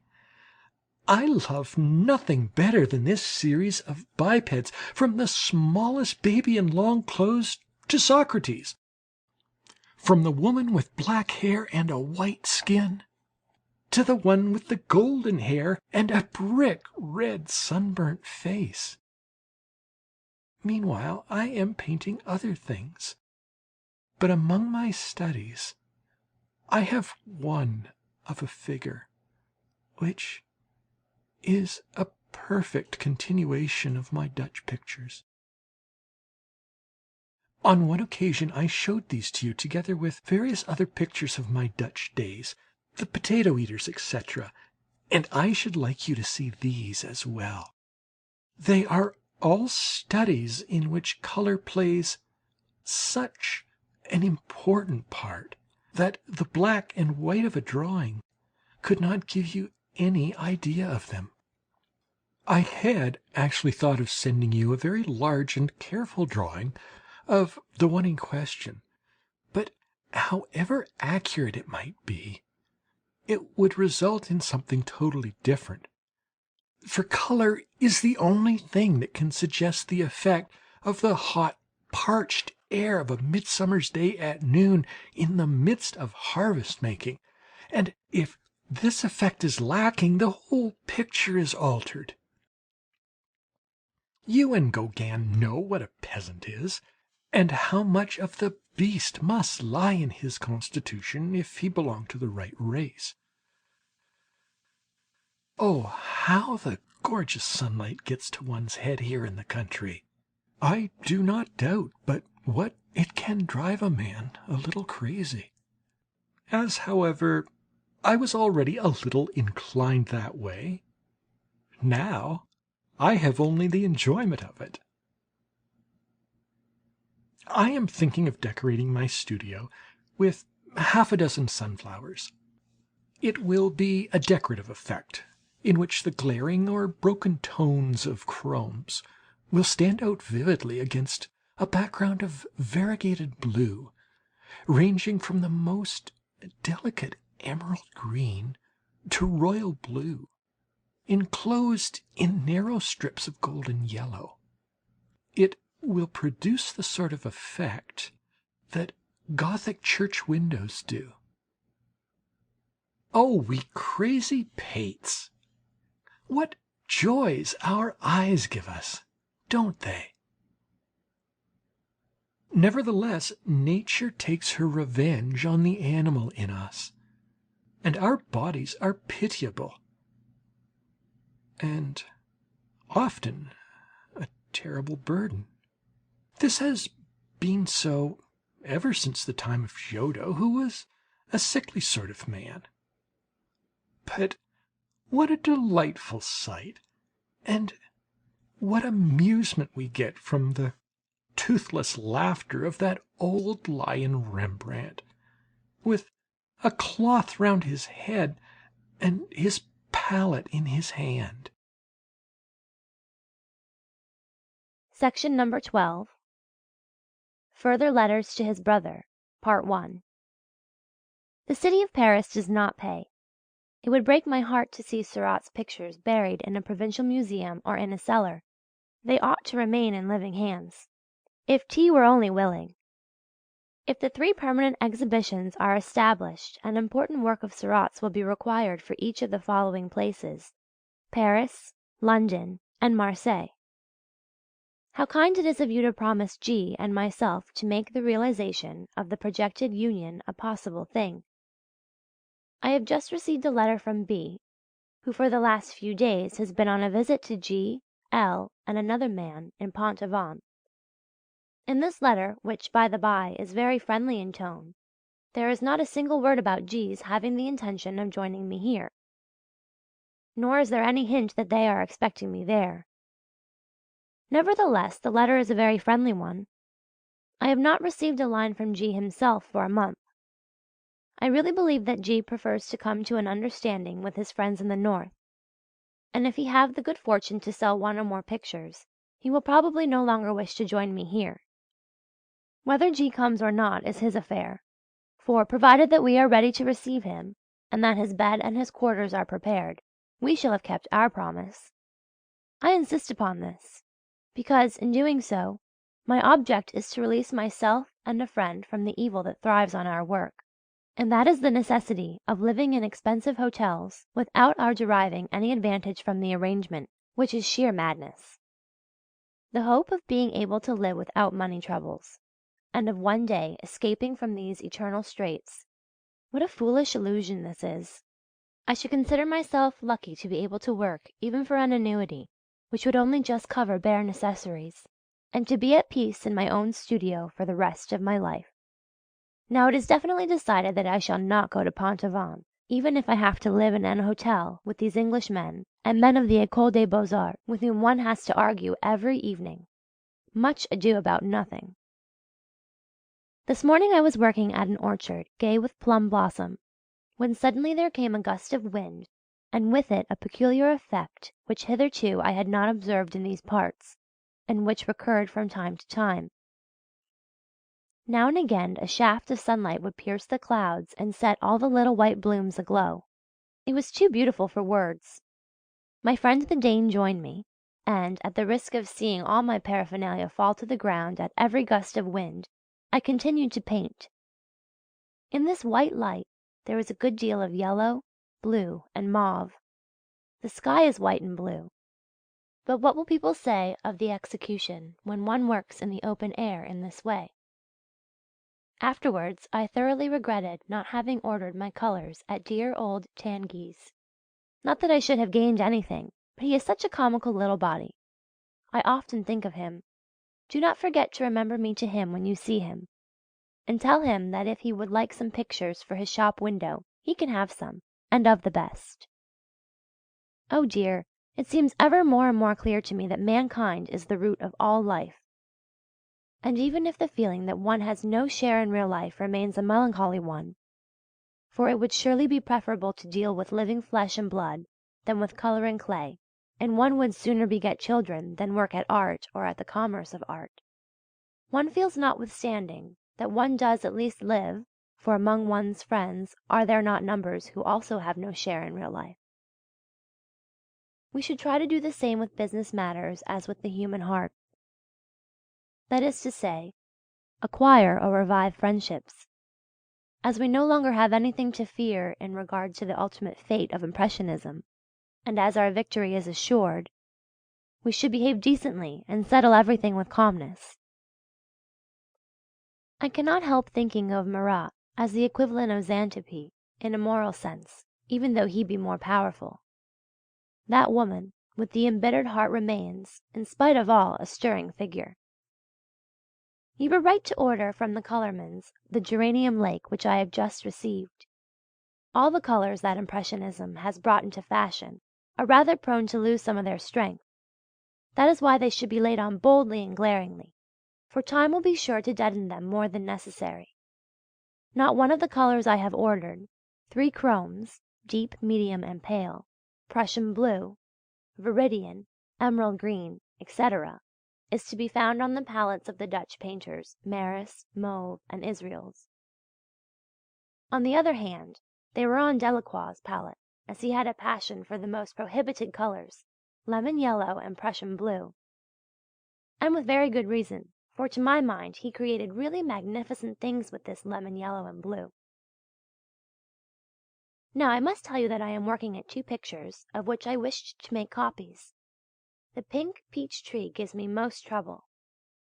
You observe, from the 4 squares on the back, that the 3 orchards are more or less related. I am now painting an upright of a small pear tree, which will be flanked by 2 landscape-shaped canvases.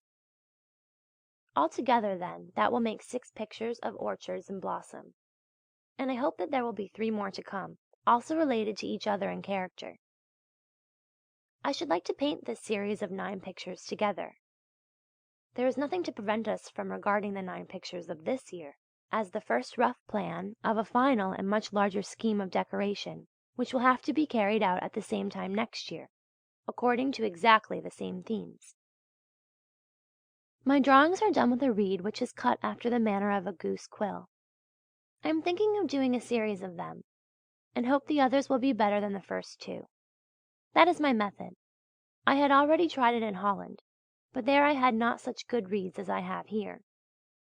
Do you remember, just before my departure, our speaking about the Universal Exhibition, and the fact that, in connection with it, Bouguereau, Lefebvre, Benjamin Constant, and the whole set intended to go to Busseau's to make a complaint, and to insist upon the firm B's, the first in the world, unflinchingly adhering to the principles of the highest and only desirable art, naturally their own art.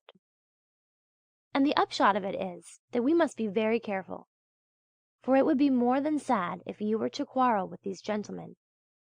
When one is released after having spent a long time in prison, there are moments in which one yearns for the walls of one's cell again, simply because one is no longer quite at home in a state of freedom, probably so called owing to the fact that the exhausting hunt after daily bread does not leave one a moment of liberty.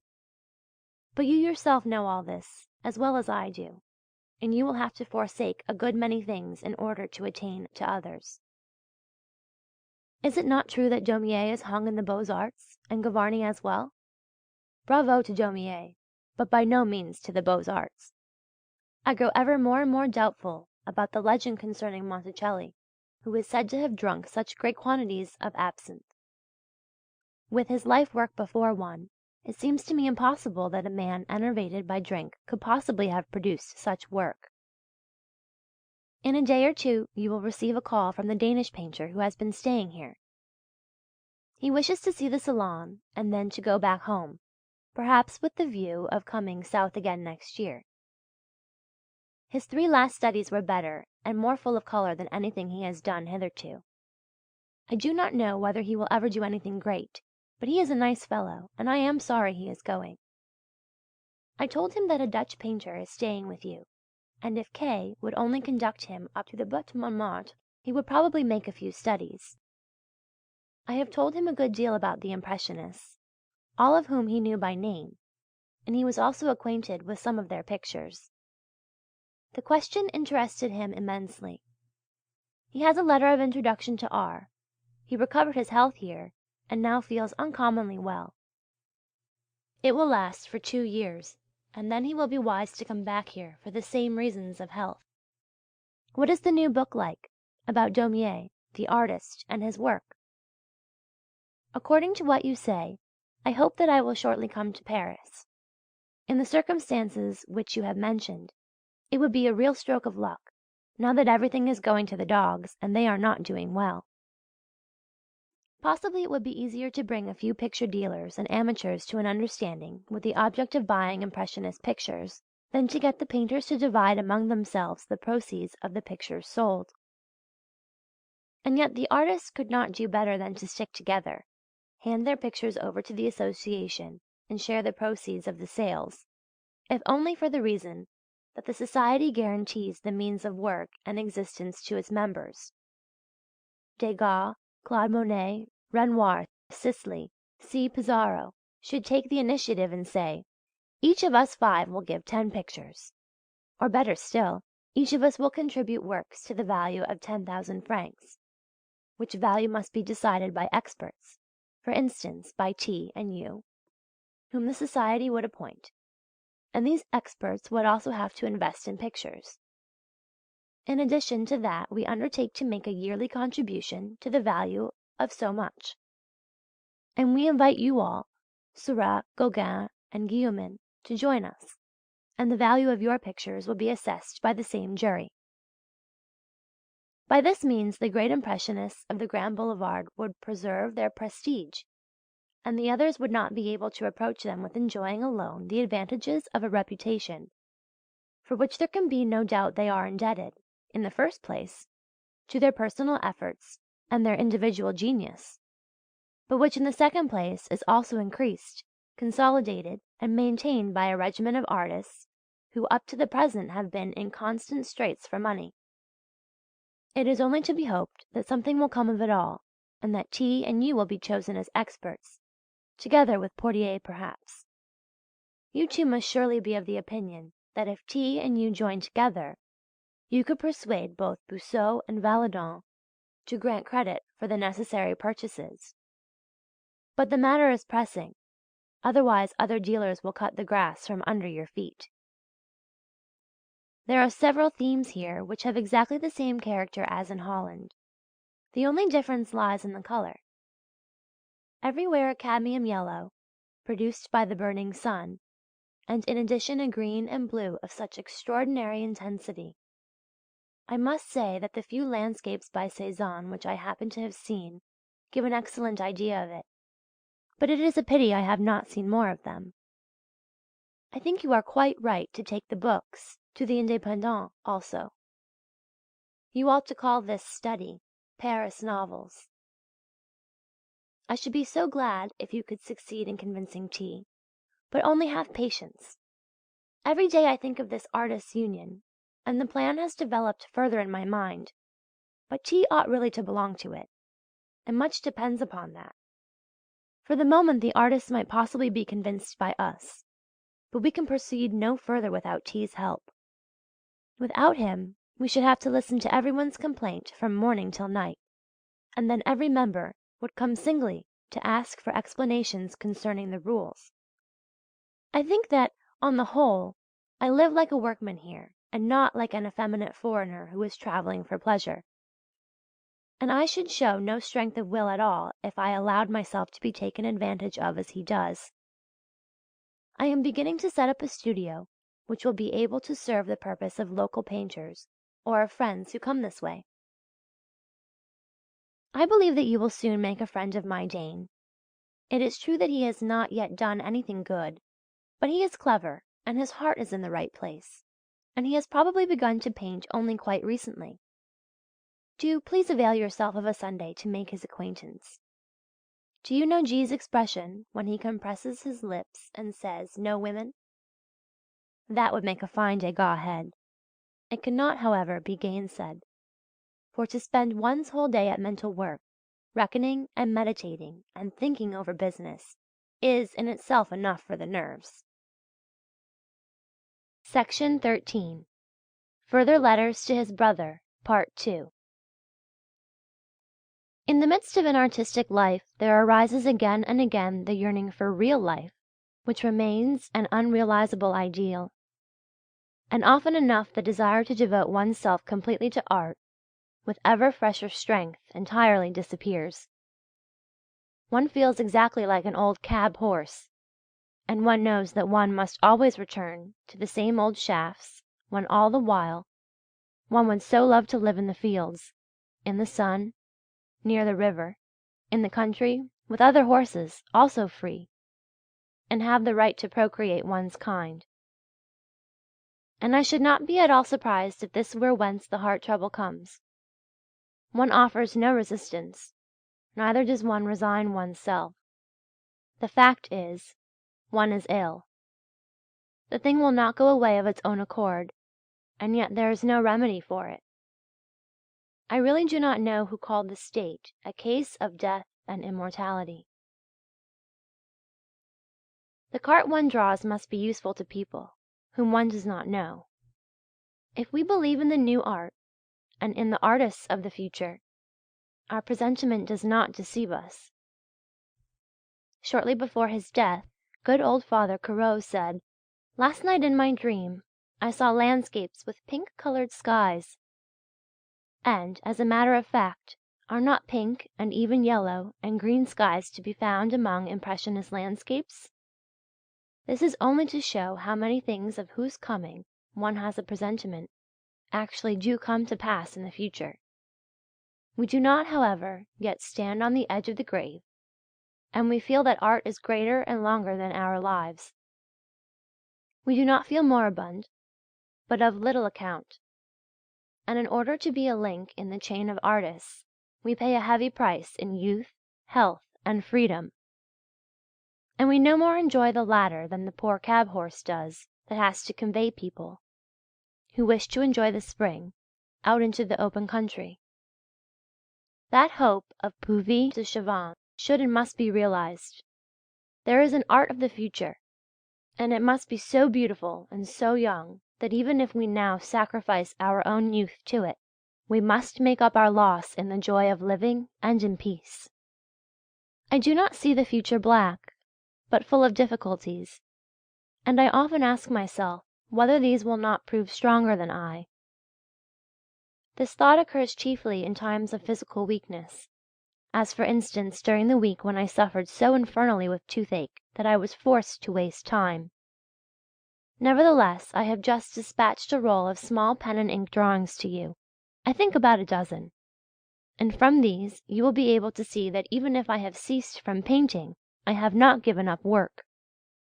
Among them you will find a rapid sketch on yellow paper, a stretch of grass on the open space at the entrance of the town, and in the background a house, of which I have rented the right wing, 4 rooms, or rather 2 rooms and 2 little closets. The house is painted yellow outside and whitewashed within. It stands right in the sun, and I have taken it at a rental of 15 francs a month. If our hopes do not prove false, which I am convinced they will not, and the Impressionist pictures rise in price, we ought to paint a large number and avoid selling them too cheaply. This is one more reason for being careful of the quality and for losing no time. Then, in a few years, I see the possibility of holding the dispersed capital, if not in money, in any case in treasure, in our own hands. I am convinced that in this place, nature seems to have been made for the very purpose of being painted chromatically, and that is why the chances of my ever being led away from the spot grow fewer every day. Raffaelli has painted Edmond de Goncourt's portrait. It must be very beautiful, is it not? The studio is in such a prominent position here that I do not think my establishment is likely to attract any female, and an affair with a petticoat might too easily lead to a binding relationship. Moreover, it seems to me as if the morality here were far more human and natural than in Paris. But with my temperament, it would be impossible to lead a loose life and to work as well, and circumstances being as they are, one must be content to paint pictures, which is by no means real happiness or real life. But after all, even the artistic life, though we know it is artificial, seems to me so vigorous and vital that we should be ungrateful not to be satisfied with it. I shall hang a few Japanese knickknacks on my walls. At Claude Monet's you will see some beautiful things, and what I am sending you will appear bad beside them. I am dissatisfied with myself and with my work, but I see the possibility of doing better in the future. Later on, I hope that other artists will appear in this beautiful land, who will create an art like that which the Japanese have created in their own country, and to pave the way to this is not so bad after all. I feel certain that I shall always love the scenery of this place. It is like Japanese art. Once it has found a place in one's heart, one can never cast it out. The other day I received a visit from M.K., R.'s friend, who, by the by, came back last Sunday. I must really call on him one day and look at his work, for I have not yet seen anything he has done. He is a Yankee who probably does better work than most of his countrymen, but in spite of it all, a Yankee, does that not cover everything? I shall be able to judge of his capacities only when I have seen his pictures and drawings. It seems to me as if Messrs. B. and V. cared nothing for the good opinion of artists. But to be quite open, I thought the news was bad, and I could not help breaking into a cold sweat on hearing of it. I have been thinking about it ever since, for this conversation with the said gentleman is to a certain extent a symptom of the fact that Impressionism has not taken deep enough root.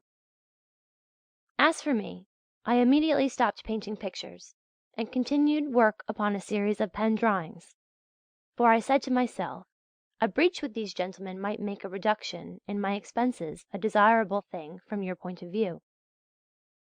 I am not so very much attached to my pictures and will drop them without a murmur, for, luckily, I do not belong to those who, in the matter of works of art, can appreciate only pictures.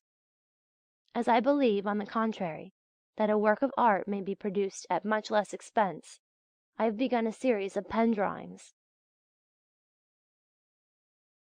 The people here take too much advantage of the fact that with my canvases I need a little more room than other customers, who do not happen to be painters.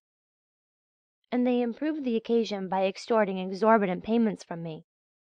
It is always a nuisance to have to cart all one's materials and pictures about with one, and it considerably impedes one's movements. Very often I am obsessed by the discomfiting feeling that we are both being duped by Messrs. B.V. and Company. But I try to quell this feeling. Above all, do not let them make you their dupe. This is enough for today. Do you know what I think, on the whole, of the women of Arles, and of their much vaunted beauty? They are certainly very attractive, but they are surely no longer what they must have been. And as their race is degenerating, they are now much more like a Mignard than a Mantegna. Nevertheless, they are beautiful. I here refer only to the Roman type, which is somewhat monotonous and trivial. And by way of exception, there are women like those whom Renoir and Fragonard paint, and some who cannot be classified according to any school of painting of the past. Taking all these facts into consideration, the best thing to do here would be to paint portraits of women and children. But I do not feel that this is my allotted task. I am not enough of a Bel Ami for the work. But I should be mightily glad if this Bel Ami of the South Monticelli was not the man, although he prepared the way for him, and I feel that he is in the air, even if I myself am not the man. I should be mightily glad, I say, if an artist could be born among painters, such as Guy de Maupassant was among writers, who could joyfully paint the beautiful people and things which are to be found here. As for me, I shall go on working, and now and again I shall paint something lasting. But who is going to paint men as Claude Monet painted landscapes? Be this as it may, you must feel the same as I do about it. It is in the air. Rodin? He is no colorist. He is not the painter of the future. For the painter of the future will have to be a colorist, such as has never yet been seen. Manet prepared the way for him. But you know that the Impressionists have already shown themselves even stronger than Manet in their colour. I cannot imagine this painter of the future leading the life I lead. He would not have to go to small restaurants, wear false teeth, and visit third-rate cafés frequented by Zouaves. But I have a feeling that all this will come in a later generation, and we must do all we possibly can to promote its advent, without doubting or flinching. I have just read Zola's Au Bonheur des Dames again, and it seems to me more beautiful every time. I am writing to you again today, because when I wanted to pay my bill at my hotel, I again discovered that I had been robbed. I suggested an arrangement which, however, has not been accepted, and when I wished to remove my things, they refused to allow me to do so. Very well, I said, we shall discuss the matter before the Justice of the Peace, where I shall probably be declared in the wrong. Now I must retain enough money to be able to pay in the event of my being held to be wrong, 67 and 40 francs, instead of 40 francs, which is the sum I owe. A thing that often makes me feel sad is that living is dearer here than I had reckoned, and that I cannot manage to subsist on the same amount as our friends in Brittany. But now that I am feeling better, I refuse to think that I am defeated. After all, you have not yet seen any of my work here, and I have already spent a good deal of money. I am therefore sending you a case containing all the work I have done, with the exception of 1 or 2 studies which I had to destroy. I have not signed them all.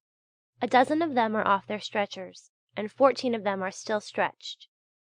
One is a little landscape with a white, red, and green cottage and a cypress. You have the drawing of that one, and I painted it all in my studio. It will show you that if you like I can paint you small pictures, after the manner of crepe prints, from all my drawings. Meanwhile I must pay my hotel bill, but there is a note upon it to the effect that the payment is being made only in order that I may recover possession of my things, and that the exorbitant charges will be laid before the Justice of the Peace.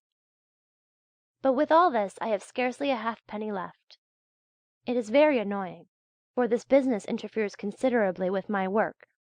and it is very beautiful out of doors just now. Strangers are bled in these parts. On the other hand, the natives are quite justified in regarding them as fair game, and in extorting as much as possible from them. But it is discouraging to work hard, and to see how the money pours into the pockets of people one abhors. But we must put a stop to it. I am going to set up a studio here which is to be more than a temporary affair, and in which, if necessary, I shall be able to accommodate another painter. It is cheaper to live right in the heart of the country, like M.K., but he is exceedingly lonely, and up to the present has done very little work. In that case it is better to work hard and to pay more, if there is no other way out of it. If you will lay aside the best pictures in the batch I have sent you, and regard them as in part payment of my debt to you, on the day when I shall have sent you 10,000 francs in pictures, I shall feel much more at ease. The money already spent during former years must return our way, at least in the form of articles of value. It is true that I am still very far from having achieved all that is necessary, but I feel that in the midst of the beautiful scenery here, everything is at hand to make me do good work. It will only be my fault, therefore, if I do not succeed. You once told me that in the space of 1 month Mauve had painted and sold 6,000 francs worth of watercolours. So such strokes of luck are possible, and in spite of all my monetary troubles, I do not see why they should not happen to me. In the batch I am sending you, there are the pink orchard, painted on coarse canvas, the white orchard, landscape shape, and the bridge. I am of opinion that these pictures will rise in value later on, and 50 or so pictures like these would compensate us for the small amount of luck we have had hitherto. Take these 3 pictures for your collection and do not sell them, for later on each one of them will certainly fetch 500 francs. I shall begin to breathe freely only when we have collected 50 such pictures. Just a few lines to tell you that I have called upon the gentleman whom the Jew in Tartarin called the juge de paix. I had at least saved 12 francs, and my landlord was reprimanded for having detained my box despite the fact that I had not refused to pay. It would have been very disastrous for me if the other party had won his case, for he would certainly have told everybody that I could not or would not pay, and that he was compelled to detain my box. As it was, however, when we were walking out of the place together, he said to me that the whole thing had happened in a moment of anger, and that he had no intention of offending me. Of course this was precisely what his object had been, for he had probably seen that I had had enough of his place and did not wish, under any circumstances, to remain a day longer in it.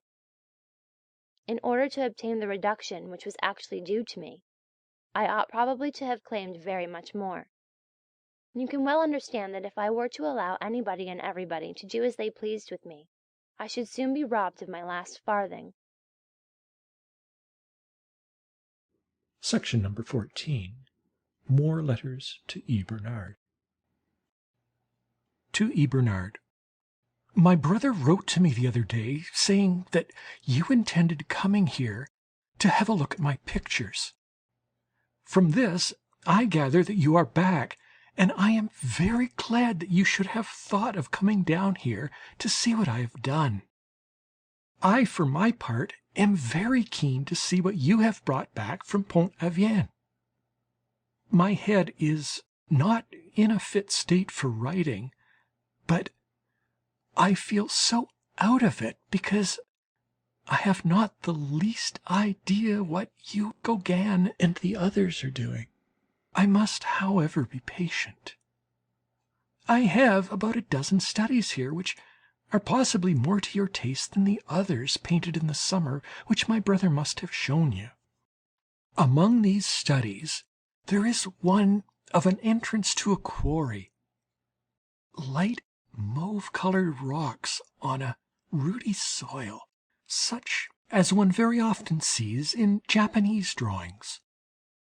In regard to the drawing and the division of the colours over large surfaces, it bears some relation to your things from Pont-Aven. in these last pictures I show more self-mastery because while painting I felt much stronger. For instance, there is a canvas about 36 inches by 27.5 inches among them of a ploughed field, painted in a broken mauve tone, with a background of hills which reach right up to the edge of the frame. Thus it contains nothing save rough ground and rocks, with a thistle and dry grasses in one corner. By way of a figure, there is a little violet and yellow man. I trust that this will prove to you that I am not yet effete. Heavens! What a miserable little stretch of country this is! It is all very difficult to render, especially if one wishes to bring out its intimate character, and make it not merely approximately right, but the genuine soil of La Provence. To accomplish this, one must work hard, for the qualities to be seized are naturally a little abstract. It is a matter, for instance, of giving the sun and the sky their proper strength, and the scorched and melancholy soil its glow, and its subtle scent of time. The olive trees here are really just what you would like. I have not been lucky with them this year, but I have quite resolved to tackle them again. They are fine silver on orange-coloured or violet-blue ground, beneath the broad blue heavens. I have seen olive trees by certain painters, and by myself as well, which do not give this effect at all. This silver grey is pure Carotte, and what is still more important, it has not been painted yet, whereas various artists have already been successful with apple trees and willows. There are also relatively few pictures of vineyards, which are nevertheless so variegated in their beauty. There is quite enough here to keep me busy. By the by, there is something which I am very sorry not to have seen at the exhibition. A series of dwellings from all lands, organized, I believe, by Garnier. Do you think you could give me an idea, or better still, a coloured sketch of a primitive Egyptian house? For surely you must have seen the exhibition. It must be quite simple. A rectangular block on a sort of terrace. But I would give anything to know the colour. I read in a certain article that it was blue, red and yellow. Did you notice this? Please do not forget to give me details about it. I, for my part, know nothing more delightful in the way of architecture than the peasant's cottage, with its moss-clad thatched roof and its smoke-blackened hearth. As you see, I am very exacting. In an illustrated work I saw a sketch of some old Mexican houses, which also seemed to me very primitive and beautiful. Oh, if one could only know all about those times, and could paint the people that lived in those houses. the result might be pictures as beautiful as Molay's. After all, everything we really know for certain at present is to be found in Millet, not perhaps in the colour, but in the character, in the content. That is to say, in something which is animated by a strong faith. I trust you will have another look at my pictures when I send my autumn studies in November. If possible, let me know what you have brought with you from Brittany, for I am anxious to know which of your works you yourself think the most highly of, and then I shall quickly reply. I am at work on a big picture, a quarry. As a matter of fact, it is exactly the same theme as that study which I have of yours with the yellow tree. It represents the lower portions of two mighty rocks, with a little spring of water running between them. And in the background there is a third massive rock which closes in the quarry. Such themes are seductively melancholy, and it is so amusing to paint in thoroughly wild scenes, where one has to fix one's easel deep down in the stones to prevent the wind from blowing everything over. 1890. When Gauguin was at Arles, I allowed myself, as you know, to be led into working from imagination, and I painted a woman in black reading a novel. At that time I thought that working from imagination was very delightful. But, my dear friend, it is an enchanted land, and suddenly one finds oneself confronted with an insurmountable wall. Maybe after a life spent in manly effort and endeavour, and after a hard struggle, shoulder to shoulder with nature, one might venture to try it. But for the present I shall not crack my brains over it. And I have slaved all the year round painting from nature, and thinking neither of impressionism nor anything else. And yet, in spite of it all, I let myself go again. But it only resulted in another failure, and I have had enough of it. For the time being, therefore, I am working at the olive trees, and trying to seize the various effects of the grey sky over the yellow ground, together with the black and green note of the foliage, or of the deep violet ground and foliage against a yellow sky, or again of the yellow-red ground against a pale green and pink sky. After all, these things interest me more than the abstractions referred to above.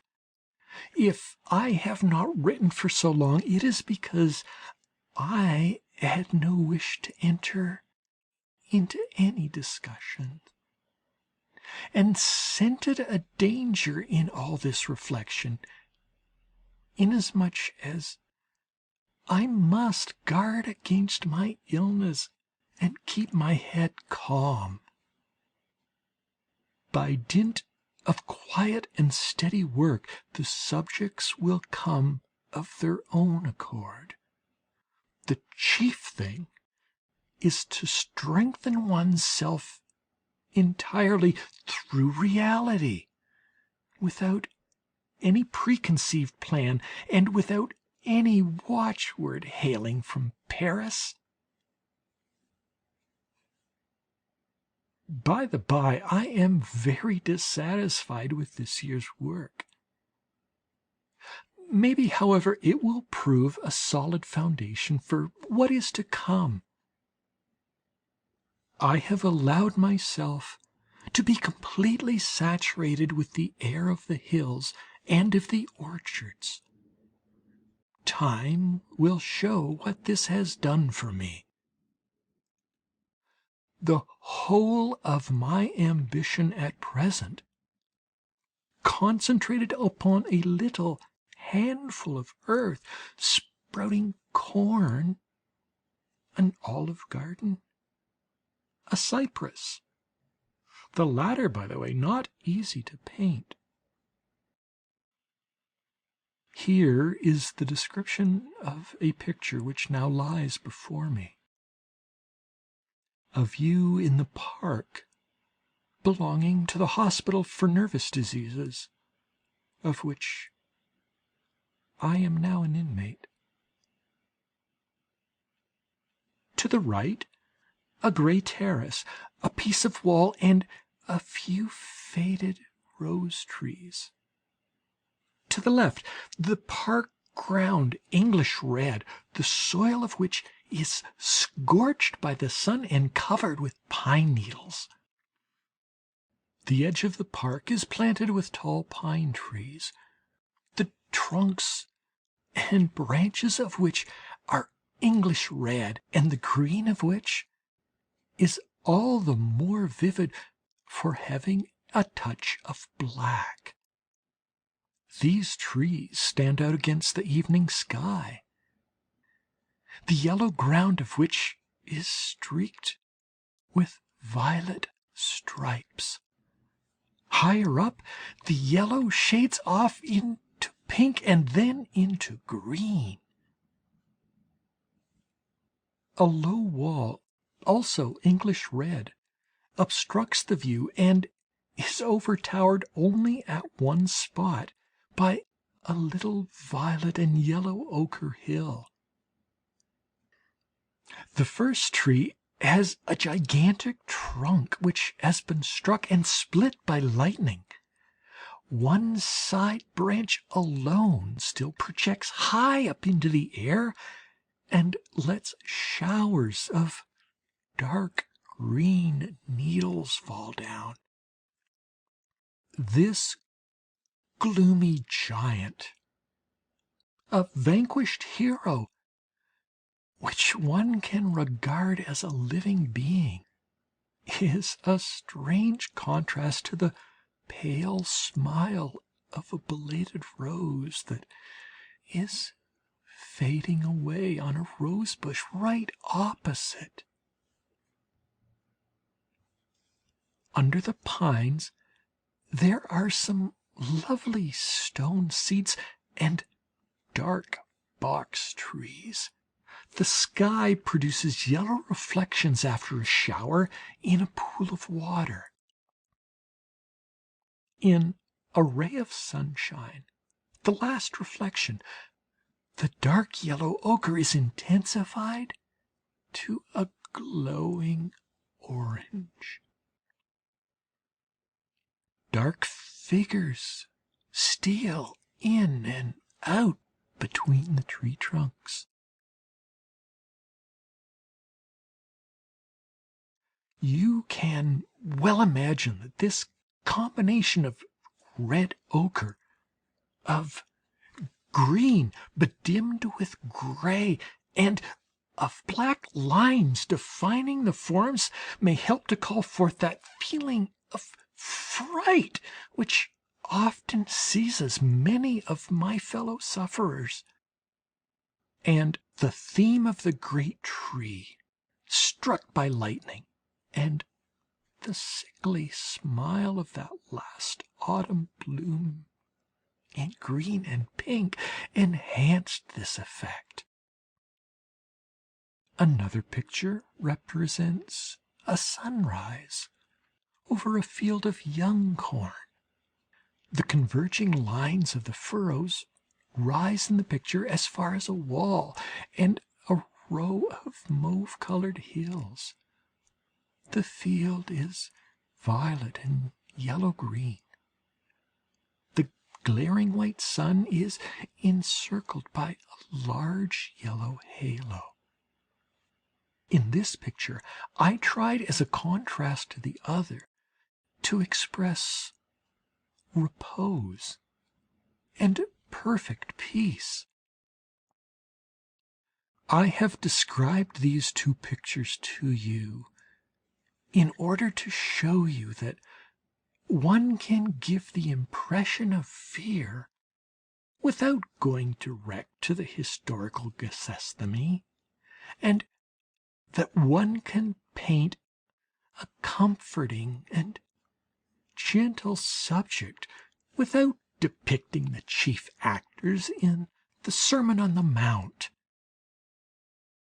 It is unquestionably a good and proper thing to seek inspiration in the Bible, but modern reality has taken such possession of us that even if we try to divorce ourselves from it in order to revive the old memory of former days, the incidents of our life tear us from such considerations, and our individual experiences again fill us with personal sensations of joy, vexation, suffering, anger, or laughter.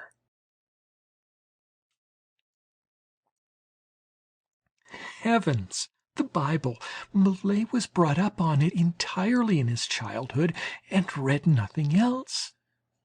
And yet he never, or scarcely ever, painted real biblical subjects. Corot painted Christ in an olive grove with the shepherd's star, and it was sublime. In his work one feels the spirit of Homer, Virgil, Aeschylus, and Sophocles, and often of the Gospels, but only discreetly suggested, for modern sensations, which are possible and common to us all, always preponderate. Even if painting be detestable and much too full of hardship nowadays, he who in spite of all chooses this craft must on that very account be a man full of devotion and firmness. Society so often makes our life very hard indeed, and that is the cause of our shortcomings and of the imperfection of our work. Footnote CC. A passage is omitted here in the German translation which I think is of sufficient interest to be quoted. In the French original the passage reads: Je crois que Gauguin lui-même souffre beaucoup et ne peut pas se développer comme Poulenc, c'est un dédain de lui de pouvoir le faire. End of footnote CC. I suffer very much from having absolutely no models, but on the other hand, there are some beautiful landscape subjects here. Have you seen a study of mine of a small reaper, a yellow cornfield, and a golden sun? Although I did not solve it, I at least attacked the infernal question of yellow in this picture. I speak of the study painted in impasto, which I did direct from nature, not from the copy, which is painted in diagonal brushstrokes, and in which the effect is very much weakened. I wanted to paint it in pure cadmium. Footnote DD. On both occasions when in the German text I found the word Schwefelgelb, I translated it by cadmium. The word in the French original is simply souffle. End of footnote DD. Section 15. More letters to his brother, Part 1. During the journey, I thought just as often of you as of the new country through which I was travelling, and I said to myself that later on you would perhaps come here frequently. It seems to me almost impossible to work in Paris if one has not got at least a haven of refuge where one can rest and recover one's calm and one's self-reliance. Otherwise, one must become quite stupefied. Before I reached Tarascon, I saw a beautiful landscape, mighty yellow rocks with remarkably complicated lines and imposing forms.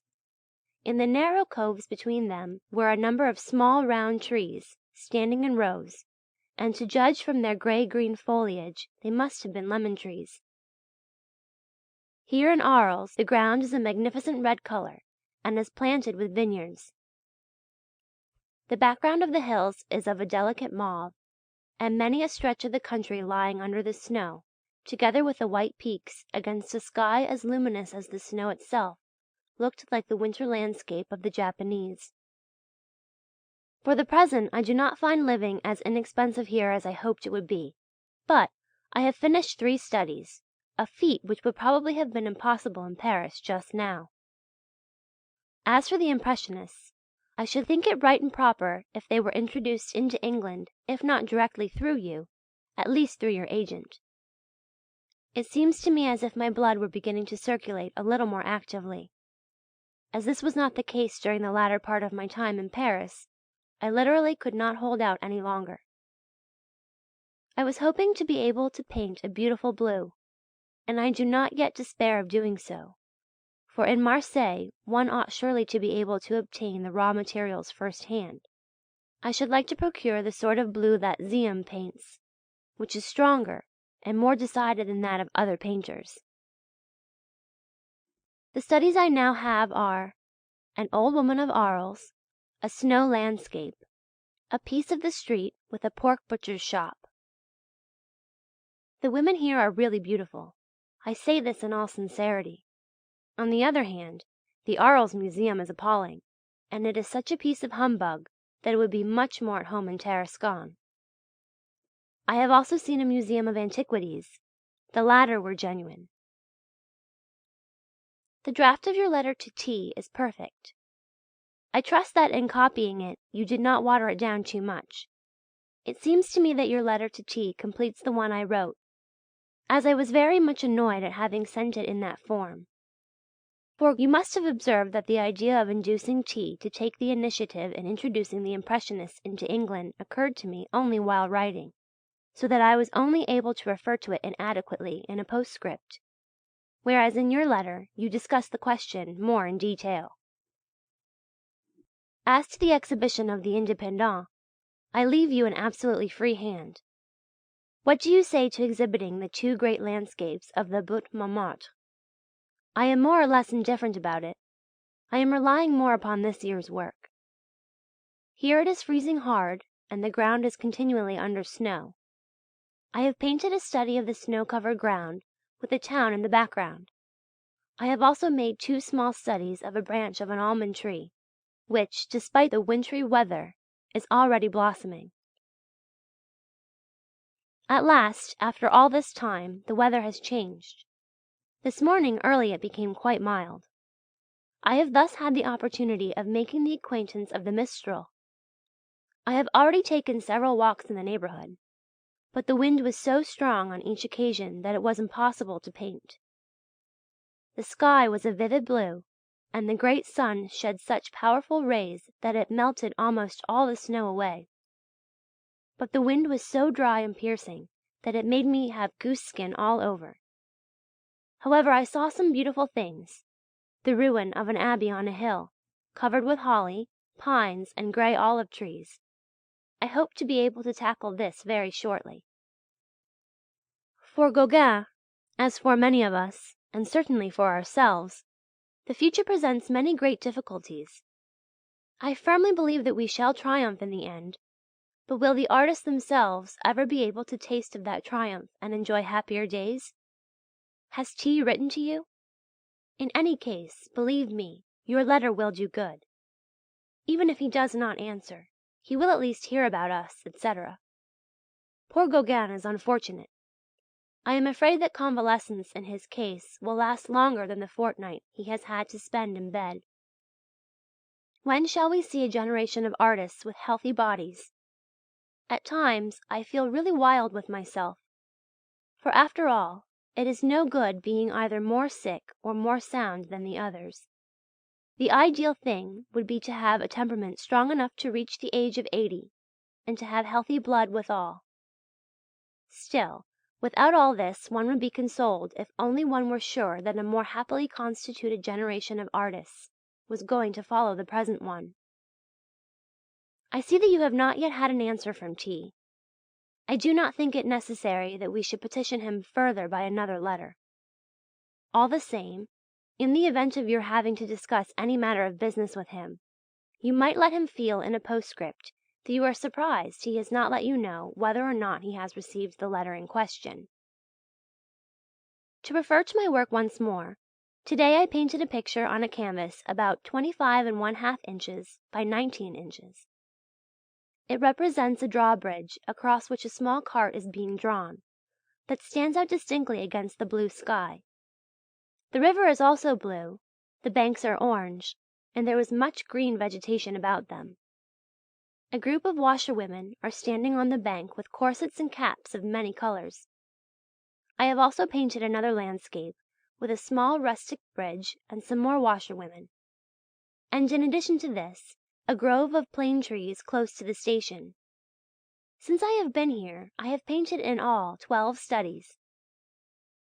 Do you know, dear brother, I feel just as if I were living in Japan. I will say no more, and this notwithstanding the fact that I have not yet seen anything in its accustomed glory. And even if I feel sad about the expenses being so heavy, and the pictures not being any good, I do not despair, for I am certain that my long sojourn in the South will be successful. Here I see and learn many new things, and if I am gentle with my body, it will not play me a bad turn. For many reasons I wish to found a home of refuge here, which in case of complete exhaustion might serve the purpose of putting 1 or 2 poor Paris cab horses like yourself and many of our friends among the Impressionists out to grass. I painted my last 3 studies with the help of a viewfinder divided into squares, which, as you know, I use often. I attach some importance to it because I do not think it unlikely that, sooner or later, more artists will make use of it, just as the old German, Italian, and I believe the Flemish painters did. The modern way of using it may differ slightly from the old way, but is it not exactly the same with oil painting? Today, absolutely different effects are aimed at from those which were sought by J. and H. van Eyck, the inventors of technique. This is to show you that I hope always to work independently and for myself alone. I believe in the absolute necessity of a new art of colour and drawing, as also of the whole of artistic life. And if we work with this strong faith, we may hope that it will not prove to be an illusion. But what are we hearing from T? Nothing at all? If I were you, I would write him a few short lines, couched in sober language, in order to express your surprise at not having received an answer from him. I say this more particularly for you, for even if he does not reply to me, he must to you, and you must press him to do so. Otherwise you would lose your prestige, and this excellent opportunity ought really to be seized. What you must particularly avoid is to allow yourself to be treated like a dead man or a pariah. I have received a few lines from G., who complains about the bad weather. He is still unwell, and says that of all the vicissitudes of life, none is more harassing to him than straits for money, and yet he feels that he is to be cursed with this condition for ever. We have had rain and wind every day of late. I have been working at home upon the study of which I made a sketch in my last letter to Bernard.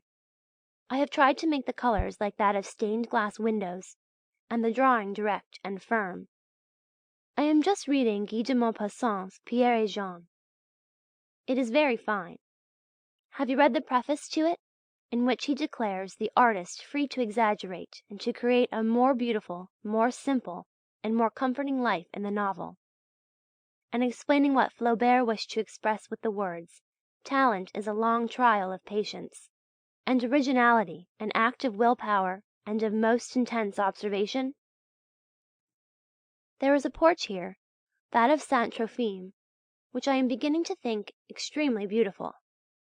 It is, however, so cruel, so monstrous, and so like a terrifying and grotesque spectre of dreamland, that, beautiful monument though it is, and great as is its style, it seems to me to be part of another world, to which I am just as pleased not to belong as I am not to have lived in the glorious world of Nero. Shall I admit the truth, and add that the Zouaves, the houses of ill fame, the charming little girls of Arles who go to their confirmation, the priests in their surplices, in which they look like dangerous antediluvian animals, and the drinkers of absinthe, also seem to me like creatures from another world? All this does not mean that I should feel more at my ease in an artistic world, but simply that I prefer to laugh about it than to feel isolated, because I have the idea that I should be sad if I could not look at everything in a humorous light. In the evenings I have company, for the young Danish painter who is here is a very nice fellow. His pictures are dry, correct, and sober, but in my opinion this is not a serious fault, provided that the artist be young and intelligent. He began by studying medicine, knows Zola's, Goncourt's, and Guy de Maupassant's works, and has enough money to lead a pleasant life. In addition to this, he is animated by the earnest desire one day to do better work than he is now doing. I believe he would do well to postpone his return to his fatherland for a year, or to return here after only a short visit to his home. One of these days we must certainly try to find out how the case stands with this Mr. T. In the interests of our friends, he ought really to say something definite. It seems to me that we are all to some extent bound to see that we are not looked upon as dead. It is not our cause alone that is at stake, but the common cause of all Impressionists. Consequently, as he has been appealed to by us, he owes us a reply. You will agree with me that we cannot make any progress before we receive a categorical statement of his intentions. If we consider that a permanent exhibition of Impressionist work in London and Marseille is a desirable thing, it is obvious that we shall strain every nerve to bring it about. Now the question is, will T come in with us or not? And has he reckoned, as we have done, on a possible depression of the market in pictures, which now stand at high prices, a depression which, in my opinion, will very probably occur the moment the prices of Impressionist pictures begin to rise. You must perceive that the purchasers of expensive pictures will only achieve their own ruin by opposing the triumphal progress of a school which, owing to its energy and perseverance, has for years shown itself worthy of a Millet or a Daubigny, etc. I congratulate you heartily on your letter from T. I think it entirely satisfactory. I am convinced that his silence concerning me was not intended as a slight.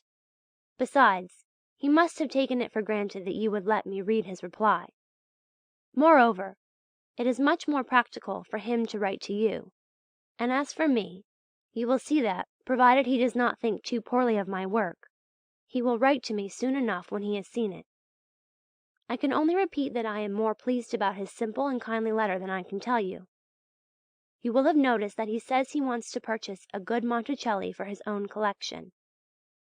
What do you say to telling him that in our collection we possess a picture of a bunch of flowers which is more artistic and more beautiful than a bouquet by Diaz, that Monticelli often painted a bouquet of flowers in order to be able to unite the whole scale of his richest and most harmonious colours in one picture, and that one would need to go back to Delacroix to find a similar wealth and play of colours.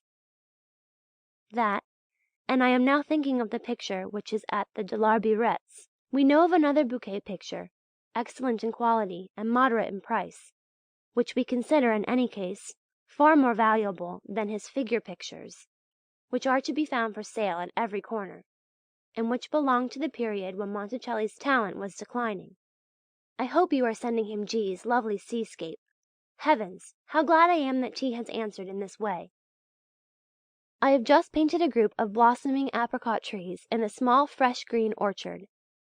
I really had a good deal of trouble with the picture of the sunset, the figures and the bridge, about which I wrote to Bernard. The bad weather prevented me from finishing the picture on the spot, and when I tried to finish it at home I completely spoilt the study. I immediately started painting the same subject again on another canvas, but the weather had changed completely, and all the tones were grey. Many thanks for all the steps you have taken with the Indépendant, but although it does not matter at all this time, in future please print my name in the catalogue just as I sign it on my pictures, Vincent, and not Van Gogh. And this for the simple reason that in this country no one can pronounce our surname. Enclosed I return to you T's and R's letters. Perhaps it would be interesting to keep the correspondence of the artists for some future time. It would not be a bad plan to include B's small head of the Brittany girl in your next parcel. One ought to show that all Impressionists are good and that their work shows versatility. Would you like me to go to America with you? It would only be natural for the gentleman to defray my travelling expenses.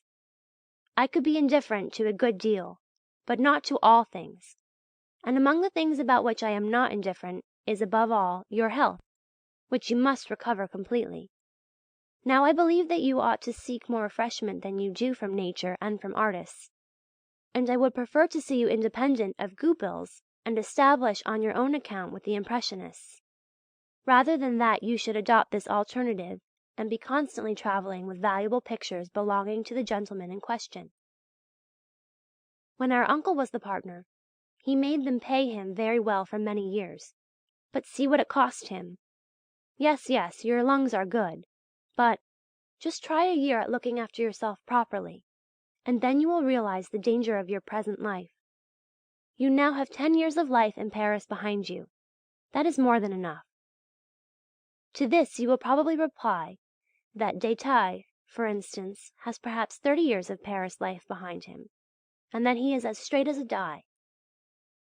Very well, do as he has done if your constitution is anything like his. For in our family we are very tough. All I should like to say may be summed up as follows. If these gentlemen want you to do their dirty work for them, and at such a great distance too, then either demand a high price for the work, or else decline it and devote yourself entirely to the Impressionists. For even if you do less business with their work and turn over less money, you will at least be able to spend more of your time with nature. My health is decidedly improving, and my digestion has been getting much better during this last month. I often suffer from unaccountable and involuntary fits of excitement or of apathy, but they pass away when my nerves grow calm again. I constantly reproach myself with the fact that my painting does not bring in as much as it costs, and yet one must work. You must, however, remember that if ever it should become necessary for me to go into business, in order that your lot may be lighter, I should do so without regret. It is strange. On one of my last evenings in Montmajour, I saw a red sunset. The trunks and needles of pines which were growing on a mass of rock were vividly illuminated. The rays of the sun bathed the trunks and the needles in a fiery orange-yellow light, while the other pines in the background formed a mass of Prussian blue against a pale blue-green sky. That is surely precisely the same effect as that picture of Claude Monet's of which you spoke to me. It was simply glorious. The white sand and the layers of white rock beneath the trees were bluish in colour.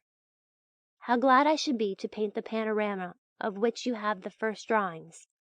Its expanse is so vast, and it does not get grey with the background, but remains green to the farthermost line. You must understand that I would prefer to drop my art than to think that you were slaving your life out to earn money. It is certainly necessary, but are we so situated that we must go to all these pains to get it? If you realize so well that to prepare for death, a Christian idea, which in my opinion Christ fortunately did not share at all, he who according to the view of such people as considered him crazy, loved men and things on earth not wisely, but too well. If then, I say, you realize so well that to prepare for death is a thing one would prefer to leave severely alone, do you not also see that self-denial and sacrifice for others is an error too, especially if it is as good as suicide, for in that case one turns one's friends into murderers. If things have come to such a pass that you have to travel about in this way without being able to take a rest, I really feel as if I no longer had any desire ever to be quiet again. And if you accept these proposals, well and good, but in that case make a stipulation with these Goupils that they should take me back into their employ as soon as they can, and that they should let me join you on these journeys. Men are more important than things, and the more I worry myself about pictures, the colder they leave me. My reason for trying to paint them is that I would fain be reckoned among the artists. I have painted a canvas in the open, in an orchard. The ground was ploughed and mauve in colour. There was a fence of reeds and 2 pink peach trees against a bright blue and white sky. Perhaps it was the best landscape I have ever painted. The very moment I had brought it home, our sister sent a Dutch essay to me in memory of Mauve. The portrait in it is very good, a fine etching. The text is bad. I do not myself know what moved me so profoundly and make my throat feel tight, but on my picture I wrote, in memory of Mauve, Vincent and Theo. And if you also like it, send it as it is to Madame Mauve. I purposely selected the best study I have painted here. Who knows what they will say about it at home? But we do not mind that. I had the feeling that something cheerful and delicate would be fitting in memory of Mauve, and not a heavy, serious study. Ne crois pas que les morts sont morts, tant qu'il y aura des vivants. Les morts vivront, les morts vivront. That is how I look upon it. No more sadly than that. Section 16. More letters to his brother, Part 2. Now you must be more careful to keep in touch with T. Whether we are all successful or not, I am beginning to think that within a year or so, everything will be all right.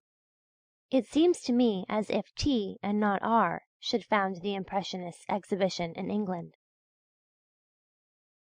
You can tell G quite frankly that my decided opinion is that in his own interests as well as in the interests of the firm, his prices were ludicrous. After all that has happened, R must either pay handsomely, or the artist must shut the door in his face.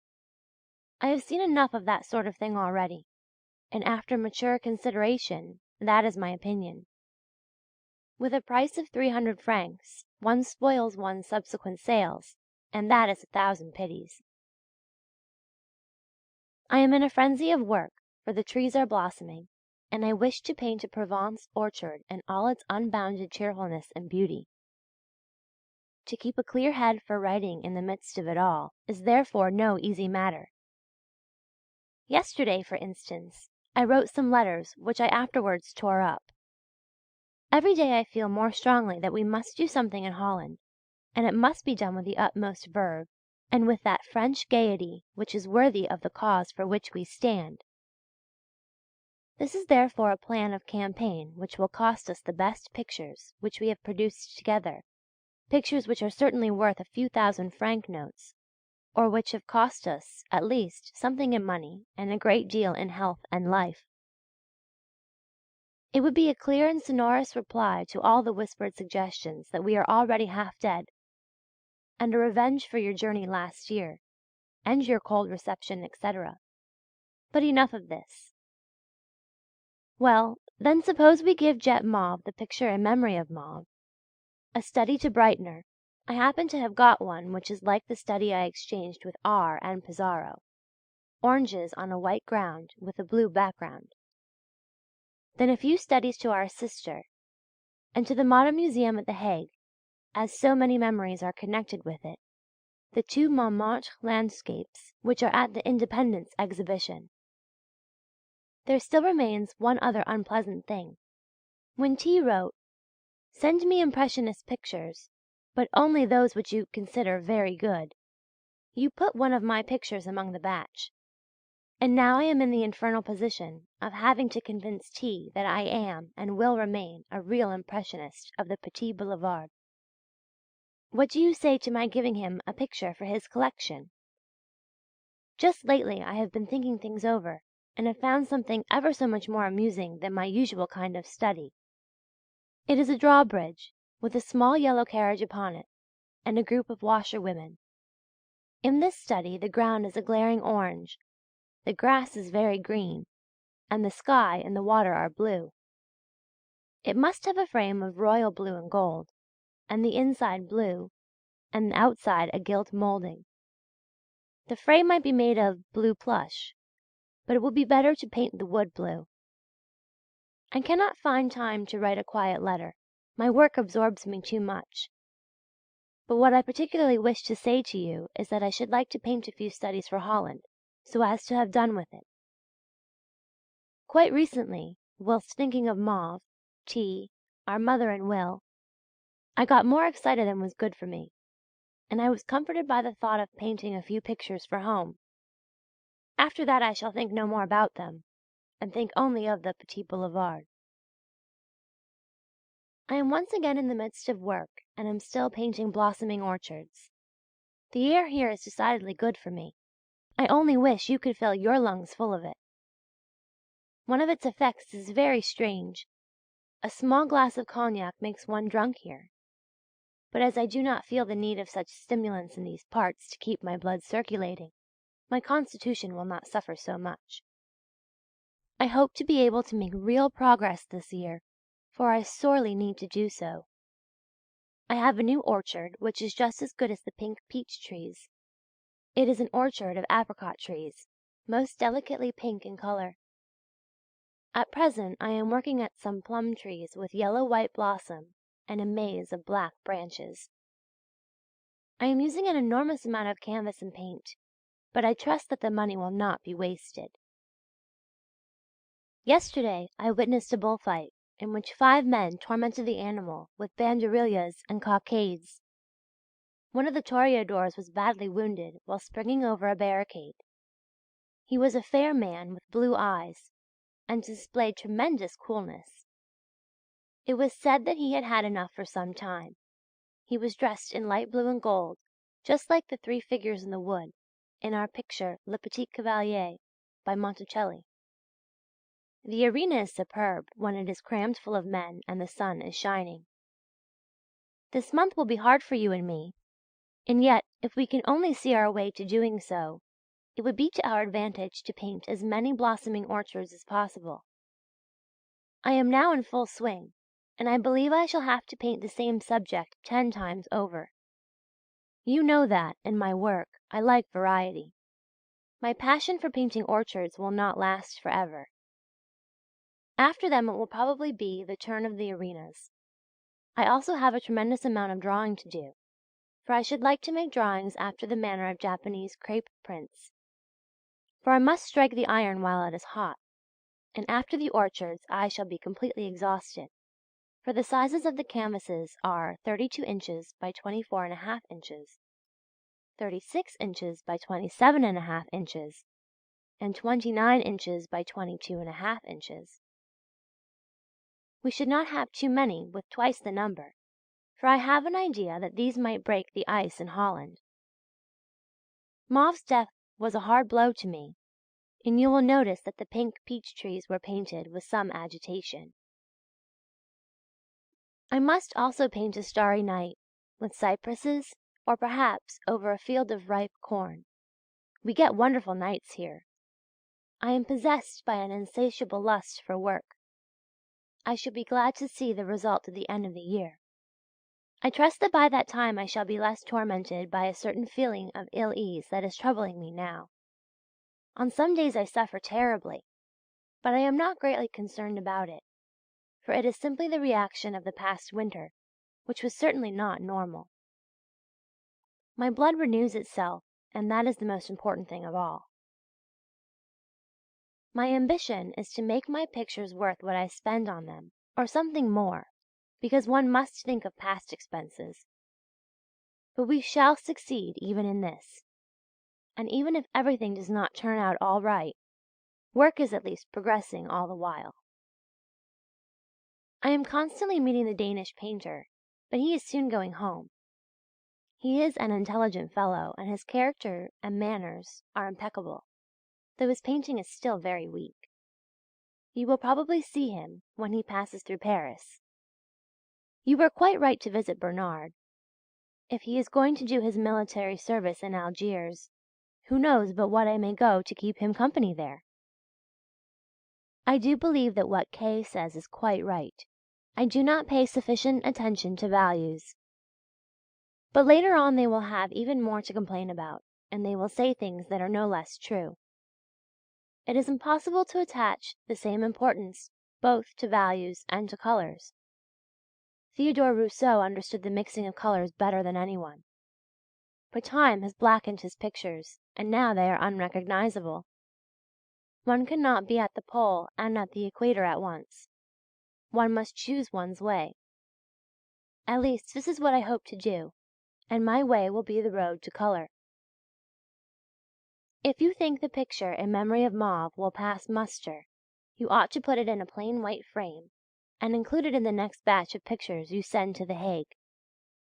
If you should find among the other studies one which you think would be suitable for T, you might send it too, without dedication, and then you could keep the study on which there is a dedication, and all you would have to do would be to scratch the words out. It is better to send him a picture without any dedication, for then if he should prefer not to have a picture of mine, he can appear as if he did not know that we wished to present him with one, and quietly send it back. In any case I must offer him something, just to prove that I am interested in the cause, and that I know how to value to the full fact that he has taken it in hand. But after all, do everything as chance ordains. As Mauve and he were very great friends, in the excitement of the moment, it seemed to me the most natural thing in the world to paint something for T, at the same time as I painted the picture in memory of Mauve. And that is all I thought about the matter. Your Muslim notion that death comes when it must might be looked into a little more deeply. It seems to me that we have no proof of such a distinct control of destiny by a power above. On the contrary, it strikes me that a reasonable and hygienic mode of life can not only lengthen existence, but can also render it both merry and bright, whereas the neglect of hygiene, in addition to disturbing the even course of our life, may also bring it to a premature end. Have I not with my own eyes witnessed the death of a noble creature, simply because he had no intelligent doctor to attend him? He was so clear and so calm through it all, and kept repeating, "If only I had another doctor!" And he died with a shrug of his shoulders and an expression on his face which I shall never forget. I have been thinking of Gauguin, and I have come to the following conclusion. If he cares to come here, it will only cost him his journey, and the 2 beds or 2 mattresses which we shall be compelled to buy. But, as G. is a seaman, we might perhaps be able to cook our food ourselves, and live together for the same sum as that which it costs me to live alone. You know that I have always thought it exceedingly foolish for painters to live alone. One always loses when one is quite isolated.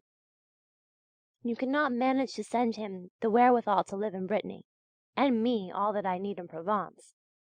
But you might think it a good plan for us to share a common lot, and then you might fix a certain sum, let us say 250 francs per month, for which, in addition to my work, you would receive a Gauguin once a month. Just a line in great haste to tell you that I have this minute received a note from Gauguin. He says that he has been too hard at work to write before, but is ready to come south at any moment, as soon as he can see the possibility of so doing. They are having an amusing time over there, painting, discussing, and contending with the virtuous Englishman. He speaks in high praise of Bernard's work, and B. is equally flattering about Gauguin's. I am now painting here with as much enthusiasm as the man of Marseille eats his bouillabaisse. But this will not surprise you, seeing that my subject consists of sunflowers. I have 3 pictures in progress. 1. Large flowers in a green vase. 2. 3 flowers, 2 in the bud and 1 in bloom, on a royal blue ground. 3. 12 flowers and buds in a yellow vase, the latter being light against light, will I hope be the best of the 3. I shall probably not leave it at that. Pending the time when I shall share my studio with G, I should like to decorate it with a scheme consisting only of large sunflowers. In a restaurant near your shop, in the Boulevard Montmartre, there is, as you know, a beautiful decoration of this sort. In my mind's eye I can still see the great sunflower in the shop window before me. The whole scheme is to be a symphony of yellow and blue. I set to work every morning from daybreak onwards, for the flowers fade quickly, and the whole thing must be done at one go. I have a host of ideas for new pictures. Today I saw the same collier being unloaded by coal heavers as that which I have already mentioned to you. At the same time I also saw vessels with cargoes of sand, of which I have sent you a drawing. That would be a splendid subject. But at present I am trying to discover a more simple technique, which perhaps is not impressionistic. I should like to paint in such a way that everyone with eyes to see could not help but read a clear message from my pictures. I have received a letter from G. in which he mentions the francs which you sent him, and over which he was deeply touched. He also refers to your having made suggestions concerning our project. He had not yet received the definite proposal at the time of writing. He says that when he was with his friend L. in Martinique, he discovered that they were able to live more cheaply together than apart, and that he is quite convinced of the advantages of a joint establishment. His abdominal pains are as bad as ever, and he seems to be very sad. He hopes to be able to collect 600,000 francs with the view of founding an art dealer's establishment for the Impressionists, of which he will give you more explicit details. He also says that he would like to have you at the head of the undertaking. I should not be at all surprised if this did not prove to be a fata morgana, castles in the air inspired by hunger. The greater one's straits for money, more particularly if one is ill besides, the more readily one thinks of possibilities of this sort. In this very idea, therefore, I seem to see the proof that he is broken down, and that he must be put on his legs again as soon as possible. He says that when seamen have to lift a heavy weight, or when they are weighing anchor, they all sing together, in order to increase their strength and to raise their spirits. And that is just what the artists do not do. I should be very much surprised, therefore, if he were not glad to come here. But in addition to his hotel and travelling expenses, there will also be his doctor's bill to pay, so it will be somewhat difficult. It seems to me that he will have to escape from the place with his debts, and leave pictures there as a pledge. I had to do the same thing in order to go to Paris. Although I lost a heap of things on that occasion, one cannot do otherwise in such circumstances, for it is better to step forward than to stand still and rot. If G. prefers to run the risk of plunging into business, if he really hopes to achieve something in Paris, in heaven's name let him go there. But I think it would be wiser for him to come here, at least for a year. I have seen someone here who came back from Tonking quite ill through his stay in that delightful country. But he has completely recovered his health here. If you were to see La Camargue and many other places in this part of the world, you would be as surprised as I am at the country being so exactly in the character of Ruysdael. I am at work upon a new theme. Fields as far as the eye can see, both green and yellow. I have drawn them twice already and am beginning a picture of them. It is just in the style of a Solomon Koning, you know, the pupil of Rembrandt who used to paint those vast and endless plains, or of a Michel or a Jules Dupré. In any case, it is something very different from rose gardens. It is true that I have studied only one side of Provence, and that on the other side nature has another aspect, such as Claude Monet used to render, for instance. I am really anxious to know what G. is going to do. He says that on one occasion he had 35,000 francs worth of impressionist pictures bought by Durand Ruel, and hopes to be able to do the same for you. In my opinion, Gauguin's safest line of business would be the painting and sale of his own pictures. I still have in my possession A Starry Night, The Furrows, The Poet's Garden, The Vineyard. What poetical landscapes! We will not attach too much importance to these studies, which, though the painting of them certainly cost one more in heart's blood than the others, are nevertheless not so marketable. If you had sent me 100 francs, I should also have painted the sea at St. Marie's. The ruthless mistral is now blowing, which is bad for work, but before real winter comes, we shall have some more fine weather, and in any case I hope to be able to add a few more studies to the series I now have in hand. I can only finish a picture when it is framed. The pitiless mistral is blowing, but I have to keep myself constantly ready, for I have to paint during the short intervals, and then everything must be in order for the battle to be fought. The canvas has not yet been sent, and the matter is most urgent. Do please order 10 or at least 5 meters at once. It is pressing. Today I bought some here in order, weather permitting, to be ready tomorrow or the day after. I am wholly absorbed in my work, and I will certainly not give in if only I can keep in the vein. All these large pictures are good, but very trying. Enclosed I send you a letter I wrote yesterday. In it you will see what I think of the portrait of G. which he has sent me. It is too black and too sad.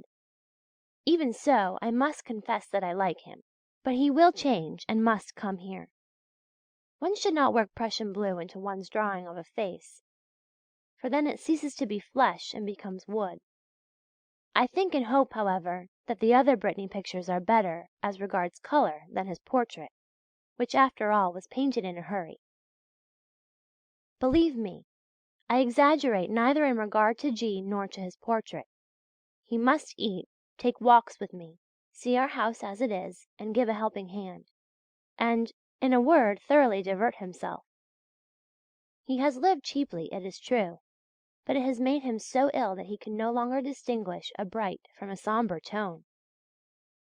In any case, it is exceedingly distressing, and it is high time for him to come here, where he will soon get well again. Meanwhile, forgive me if I exceed my allowance. I shall work all the more for it.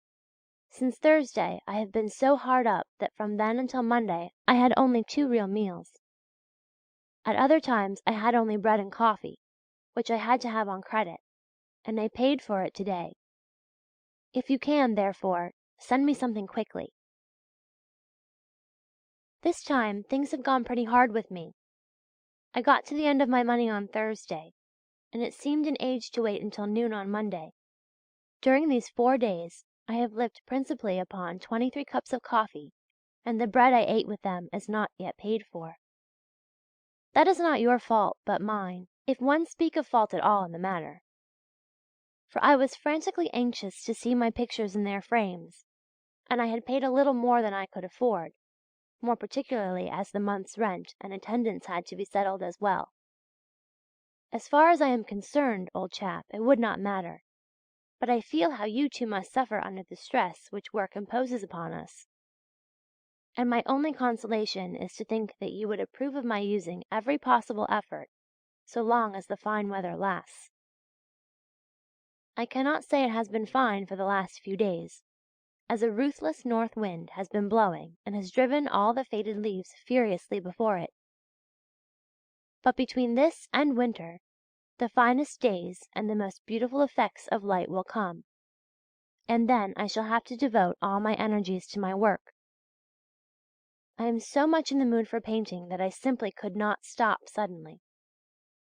Do you know how much I have left for the week, and after 4 days of fasting? Exactly 6 francs. I had something to eat at midday, but this evening all I shall have will be a crust of bread, and all my money is spent on the house and on the pictures, for I have not even got 3 francs left in order to...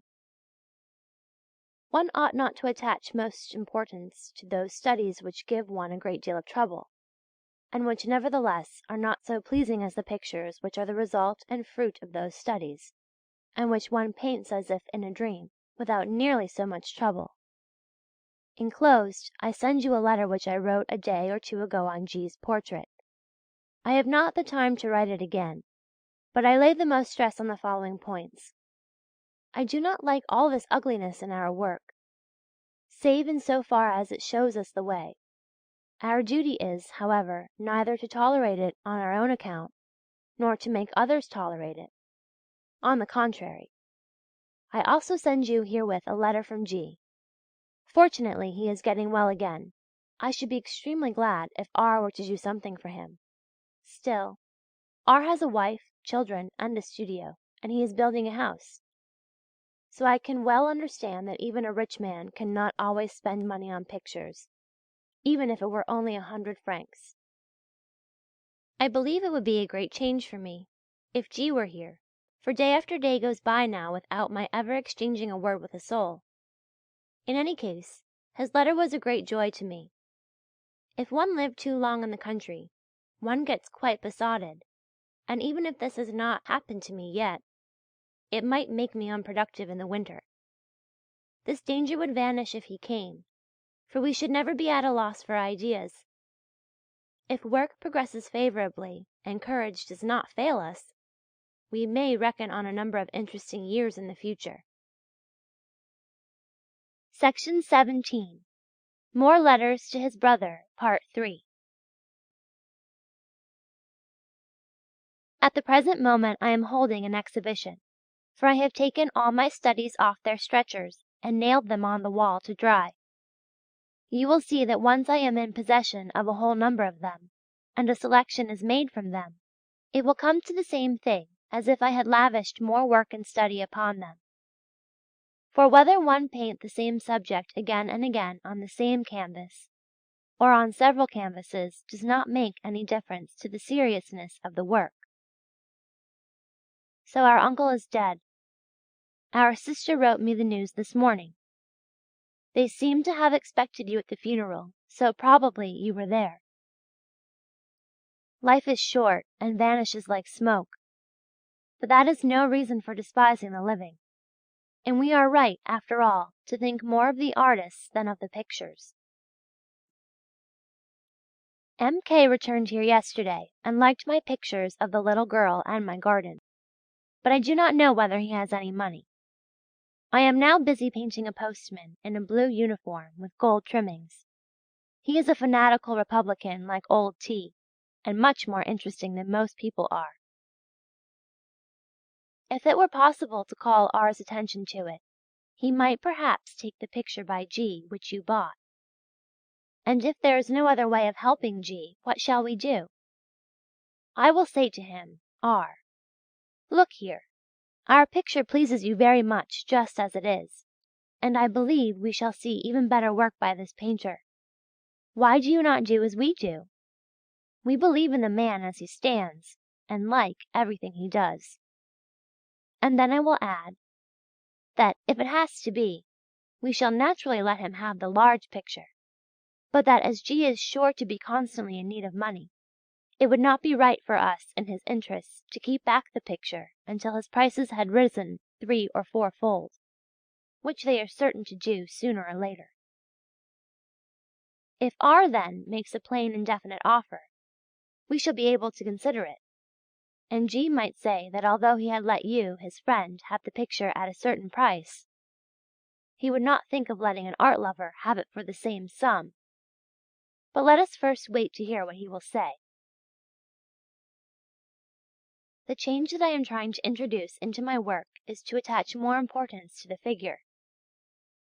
In painting this is really the only thing which moves me to the depths, and which gives me a more vivid idea of infinity than anything else. Today I shall write to our sister. How sad they must be. As she herself says, as soon as a man has left us, we can remember only his happy moments and his good points. And yet, the most important thing would be to see these things while he is living. It would be so simple, and would so enlighten us concerning the cruelties of life, which surprise us now and make our hearts so sore. If life had another invisible half, on which one landed when one died, we should then give those who started on this solemn and interesting journey our best wishes and our most hearty sympathy on the road thither. I have just dispatched the large drawings. The upright of the small peasant garden seems to me the best. The garden with the sunflowers belongs to a bathing establishment. As to the third garden, which is landscape shape, I have also made oil sketches of it. The orange-coloured yellow patches of flowers grow exceedingly brilliant under the blue sky, and everything is bathed in a happier and more loving atmosphere than in the north. It vibrates, like your bunch of flowers by Monticelli. Although I have done about 150 drawings and oil sketches, I feel as if I had done absolutely nothing. I would readily content myself with being a precursor of the painters of the future, who will paint here in the south. There are a number of fine lithographs to be seen, Daumier, reproductions of Delacroix, Decamps, Diaz, Rousseau, Dupré, etc. Soon, however, this will cease, and what a pity it is that this art is about to disappear. Why do we not stick to what we have once discovered in our art, as the doctors and the engineers do? With them, when anything is discovered, the knowledge of it is carefully preserved. But in the wretched fine arts everything is forgotten. We hold fast to nothing. Millet created the synthesis of the peasant, and now? Oh, of course, there are Lhermitte, and perhaps one or two others as well. Meunier, for instance.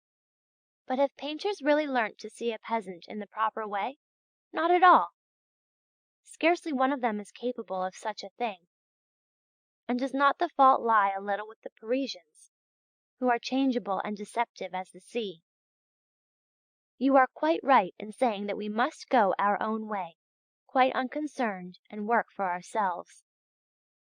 Do you know that even if Impressionism were sacrosanct, at times I should nevertheless like to be able to paint things which the former generation, Delacroix, Millet, Rousseau, Diaz, Monticelli, Isabey, Decamps, Dupré, Ziem, Jonkind, Israels, Mauve, and a host of others, Corot and Jacques, would be able to understand. Manet and Courbet got very near to treating colour and form together as equal in importance. I should like to prepare myself for 10 years by means of studies for the task of painting 1 or 2 figure pictures.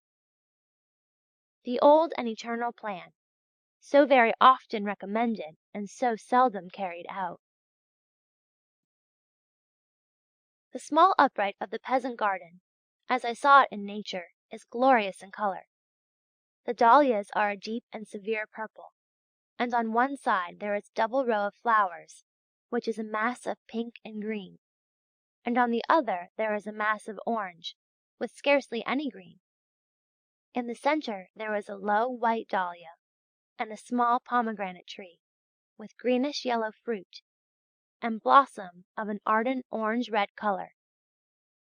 The ground is grey, the tall reeds are blue-green, the trees viridian, the sky blue, the houses white with green window frames and red roofs. That is how it looks in the morning in full sunlight.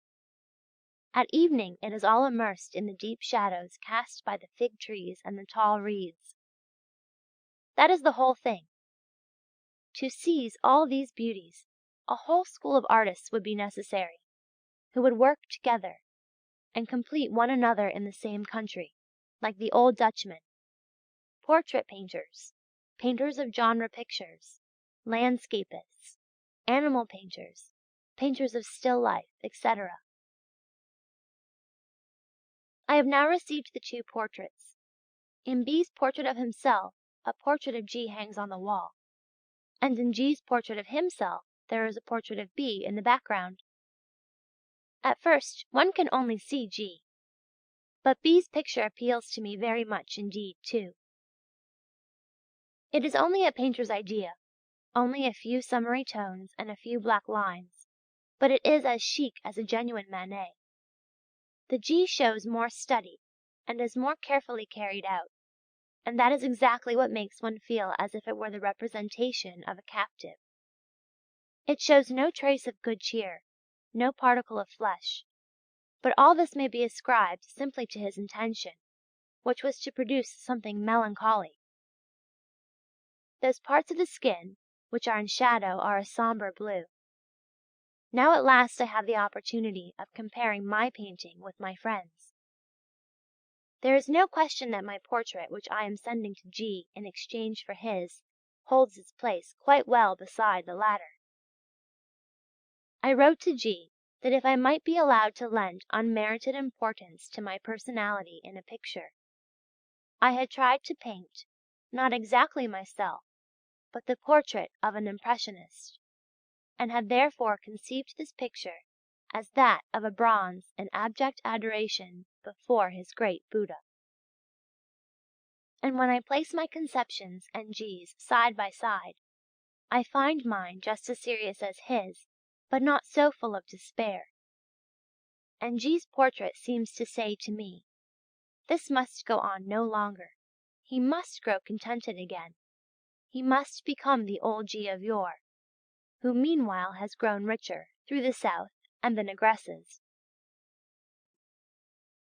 I am extremely glad that I have the portraits of our friends at this period. They will not remain as they are. In time they will have a cloudless life, and I feel plainly that it is my duty to do everything in order to reduce our poverty. Poverty is impossible in our profession. I feel that he is more like Millet than I am, and I am more like Diaz than he is. And like Diaz, I will try to please the public in order to help him.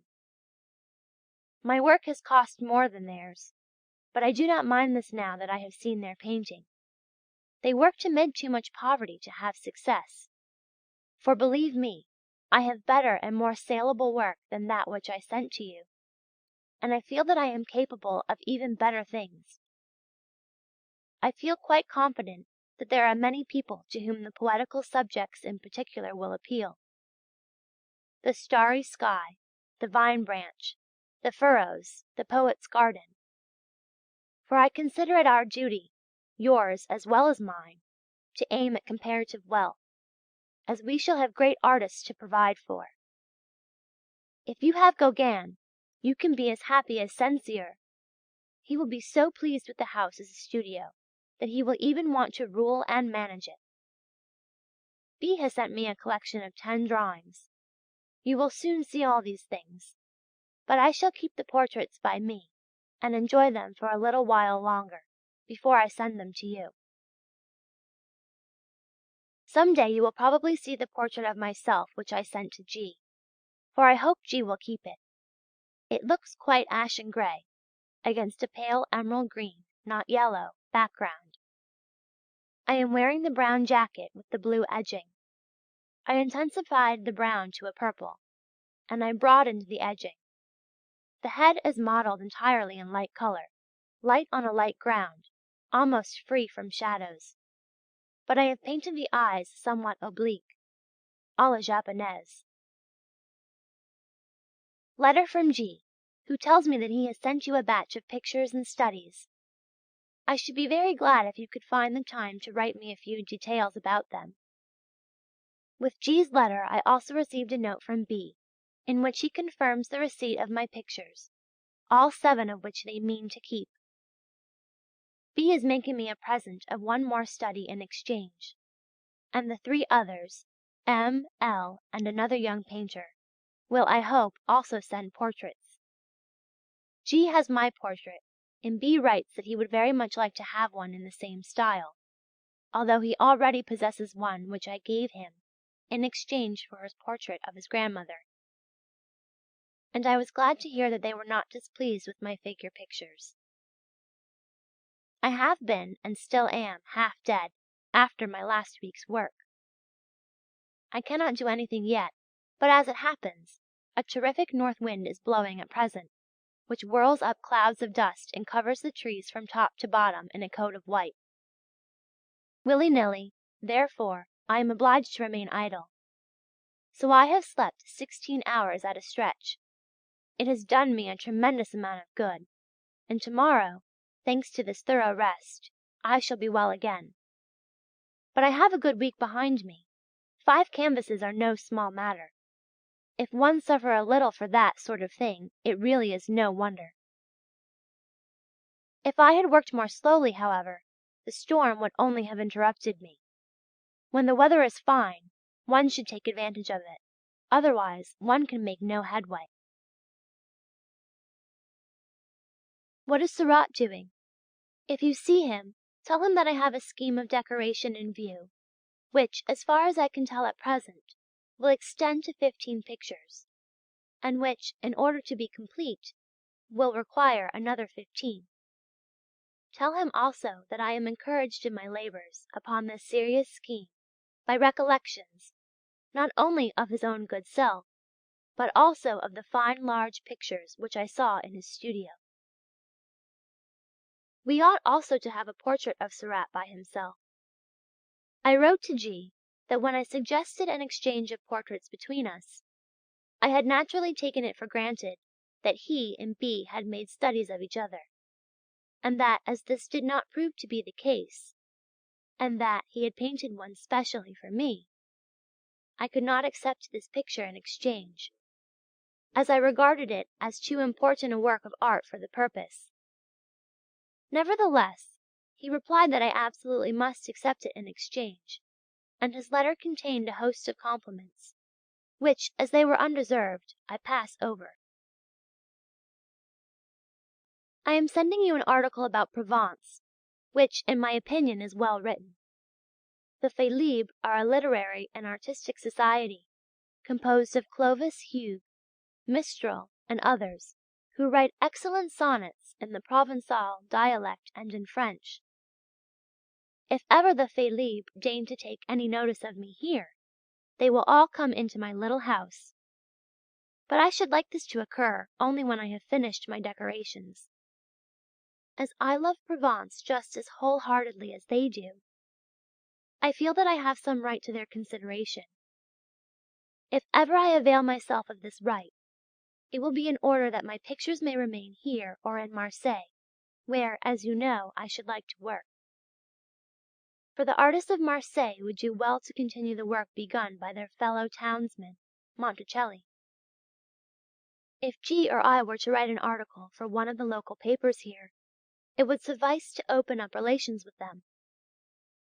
I must tell you that I have made a very interesting expedition through various local farm properties, in the company of someone who knows this part of the country very well. They are all small peasant holdings, à la Millet, translated into Provençal. M, K, and B cannot make head or tail of it all, and even though I'm beginning to feel a little clearer in regard to it all, I should have to live here a jolly long time in order to be able to paint it. I often feel that the only possible way of carrying out our plan will be for me to set out on a journey, in case Gauguin does not succeed in escaping from the place. And then, after all, I should still remain with the peasants. I even believe that we should hold ourselves in readiness to go to him, for sooner or later he is sure to be in dire distress, if, for instance, his landlord refuses to allow him any more credit. This is more than probable, and then his need might be so great that our plans would have to be carried out with all possible dispatch. As far as I am concerned, the only expense would be my journey thither, for according to him, the cost of bare necessaries is much lower there than it is here. People are better off in this place than in the north, even when they are quite hard up. For the weather is always fine, and the mistral itself makes no difference to it. That glorious sun, in the rays of which Voltaire used to bask while sipping coffee, continues to shine notwithstanding. In all directions one is reminded quite involuntarily of Zola and Voltaire. There is such an abundance of vital energy everywhere. It is like Jan Steen in Ostad's work. The conditions for the formation of a school of painting are certainly to be found here. You will reply, however, that nature is beautiful everywhere, if only one enters sufficiently deeply into her spirit. Have you read Madame Chrysantheme and made the acquaintance of Monsieur Kangaroo, that pander, so overwhelmingly obliging, with the sugared spices, the fried ices, and the salted sweet stuffs? I have seen a wooden figure of a woman, in a peasant garden here, which came from the prow of a Spanish ship. It stood in the midst of a group of cypresses, and the whole effect was very like Monticelli. Oh, what a lot of poetry there is in these farm gardens, with their abundance of lovely red Provençal roses, these vineyards, these fig trees, and the perennially powerful sun, in spite of which the green of the vegetation remains so fresh. There are also the reservoirs, with their clear water running over the orchards, through diminutive channels, which constitute a regular canal system on a small scale. And the old grey horse of La Camargue, which sets the machine in motion. No cow is to be found in these farmyards. My neighbour and his wife, who are grocers, are extraordinarily like the Buteaux. But in these parts the peasant holdings, the inns, and even the lowest cafés are less gloomy and less tragic looking than they are in the north. For the heat makes poverty less cruel and less lugubrious. I wish to heavens you had seen this country, but our first concern must be to await developments in Gauguin's quarter. We hope you enjoyed this video. Please let us know in the comments what other art contents you would like to see. And don't forget to like this video and follow our channel. Thank you, and until the next video.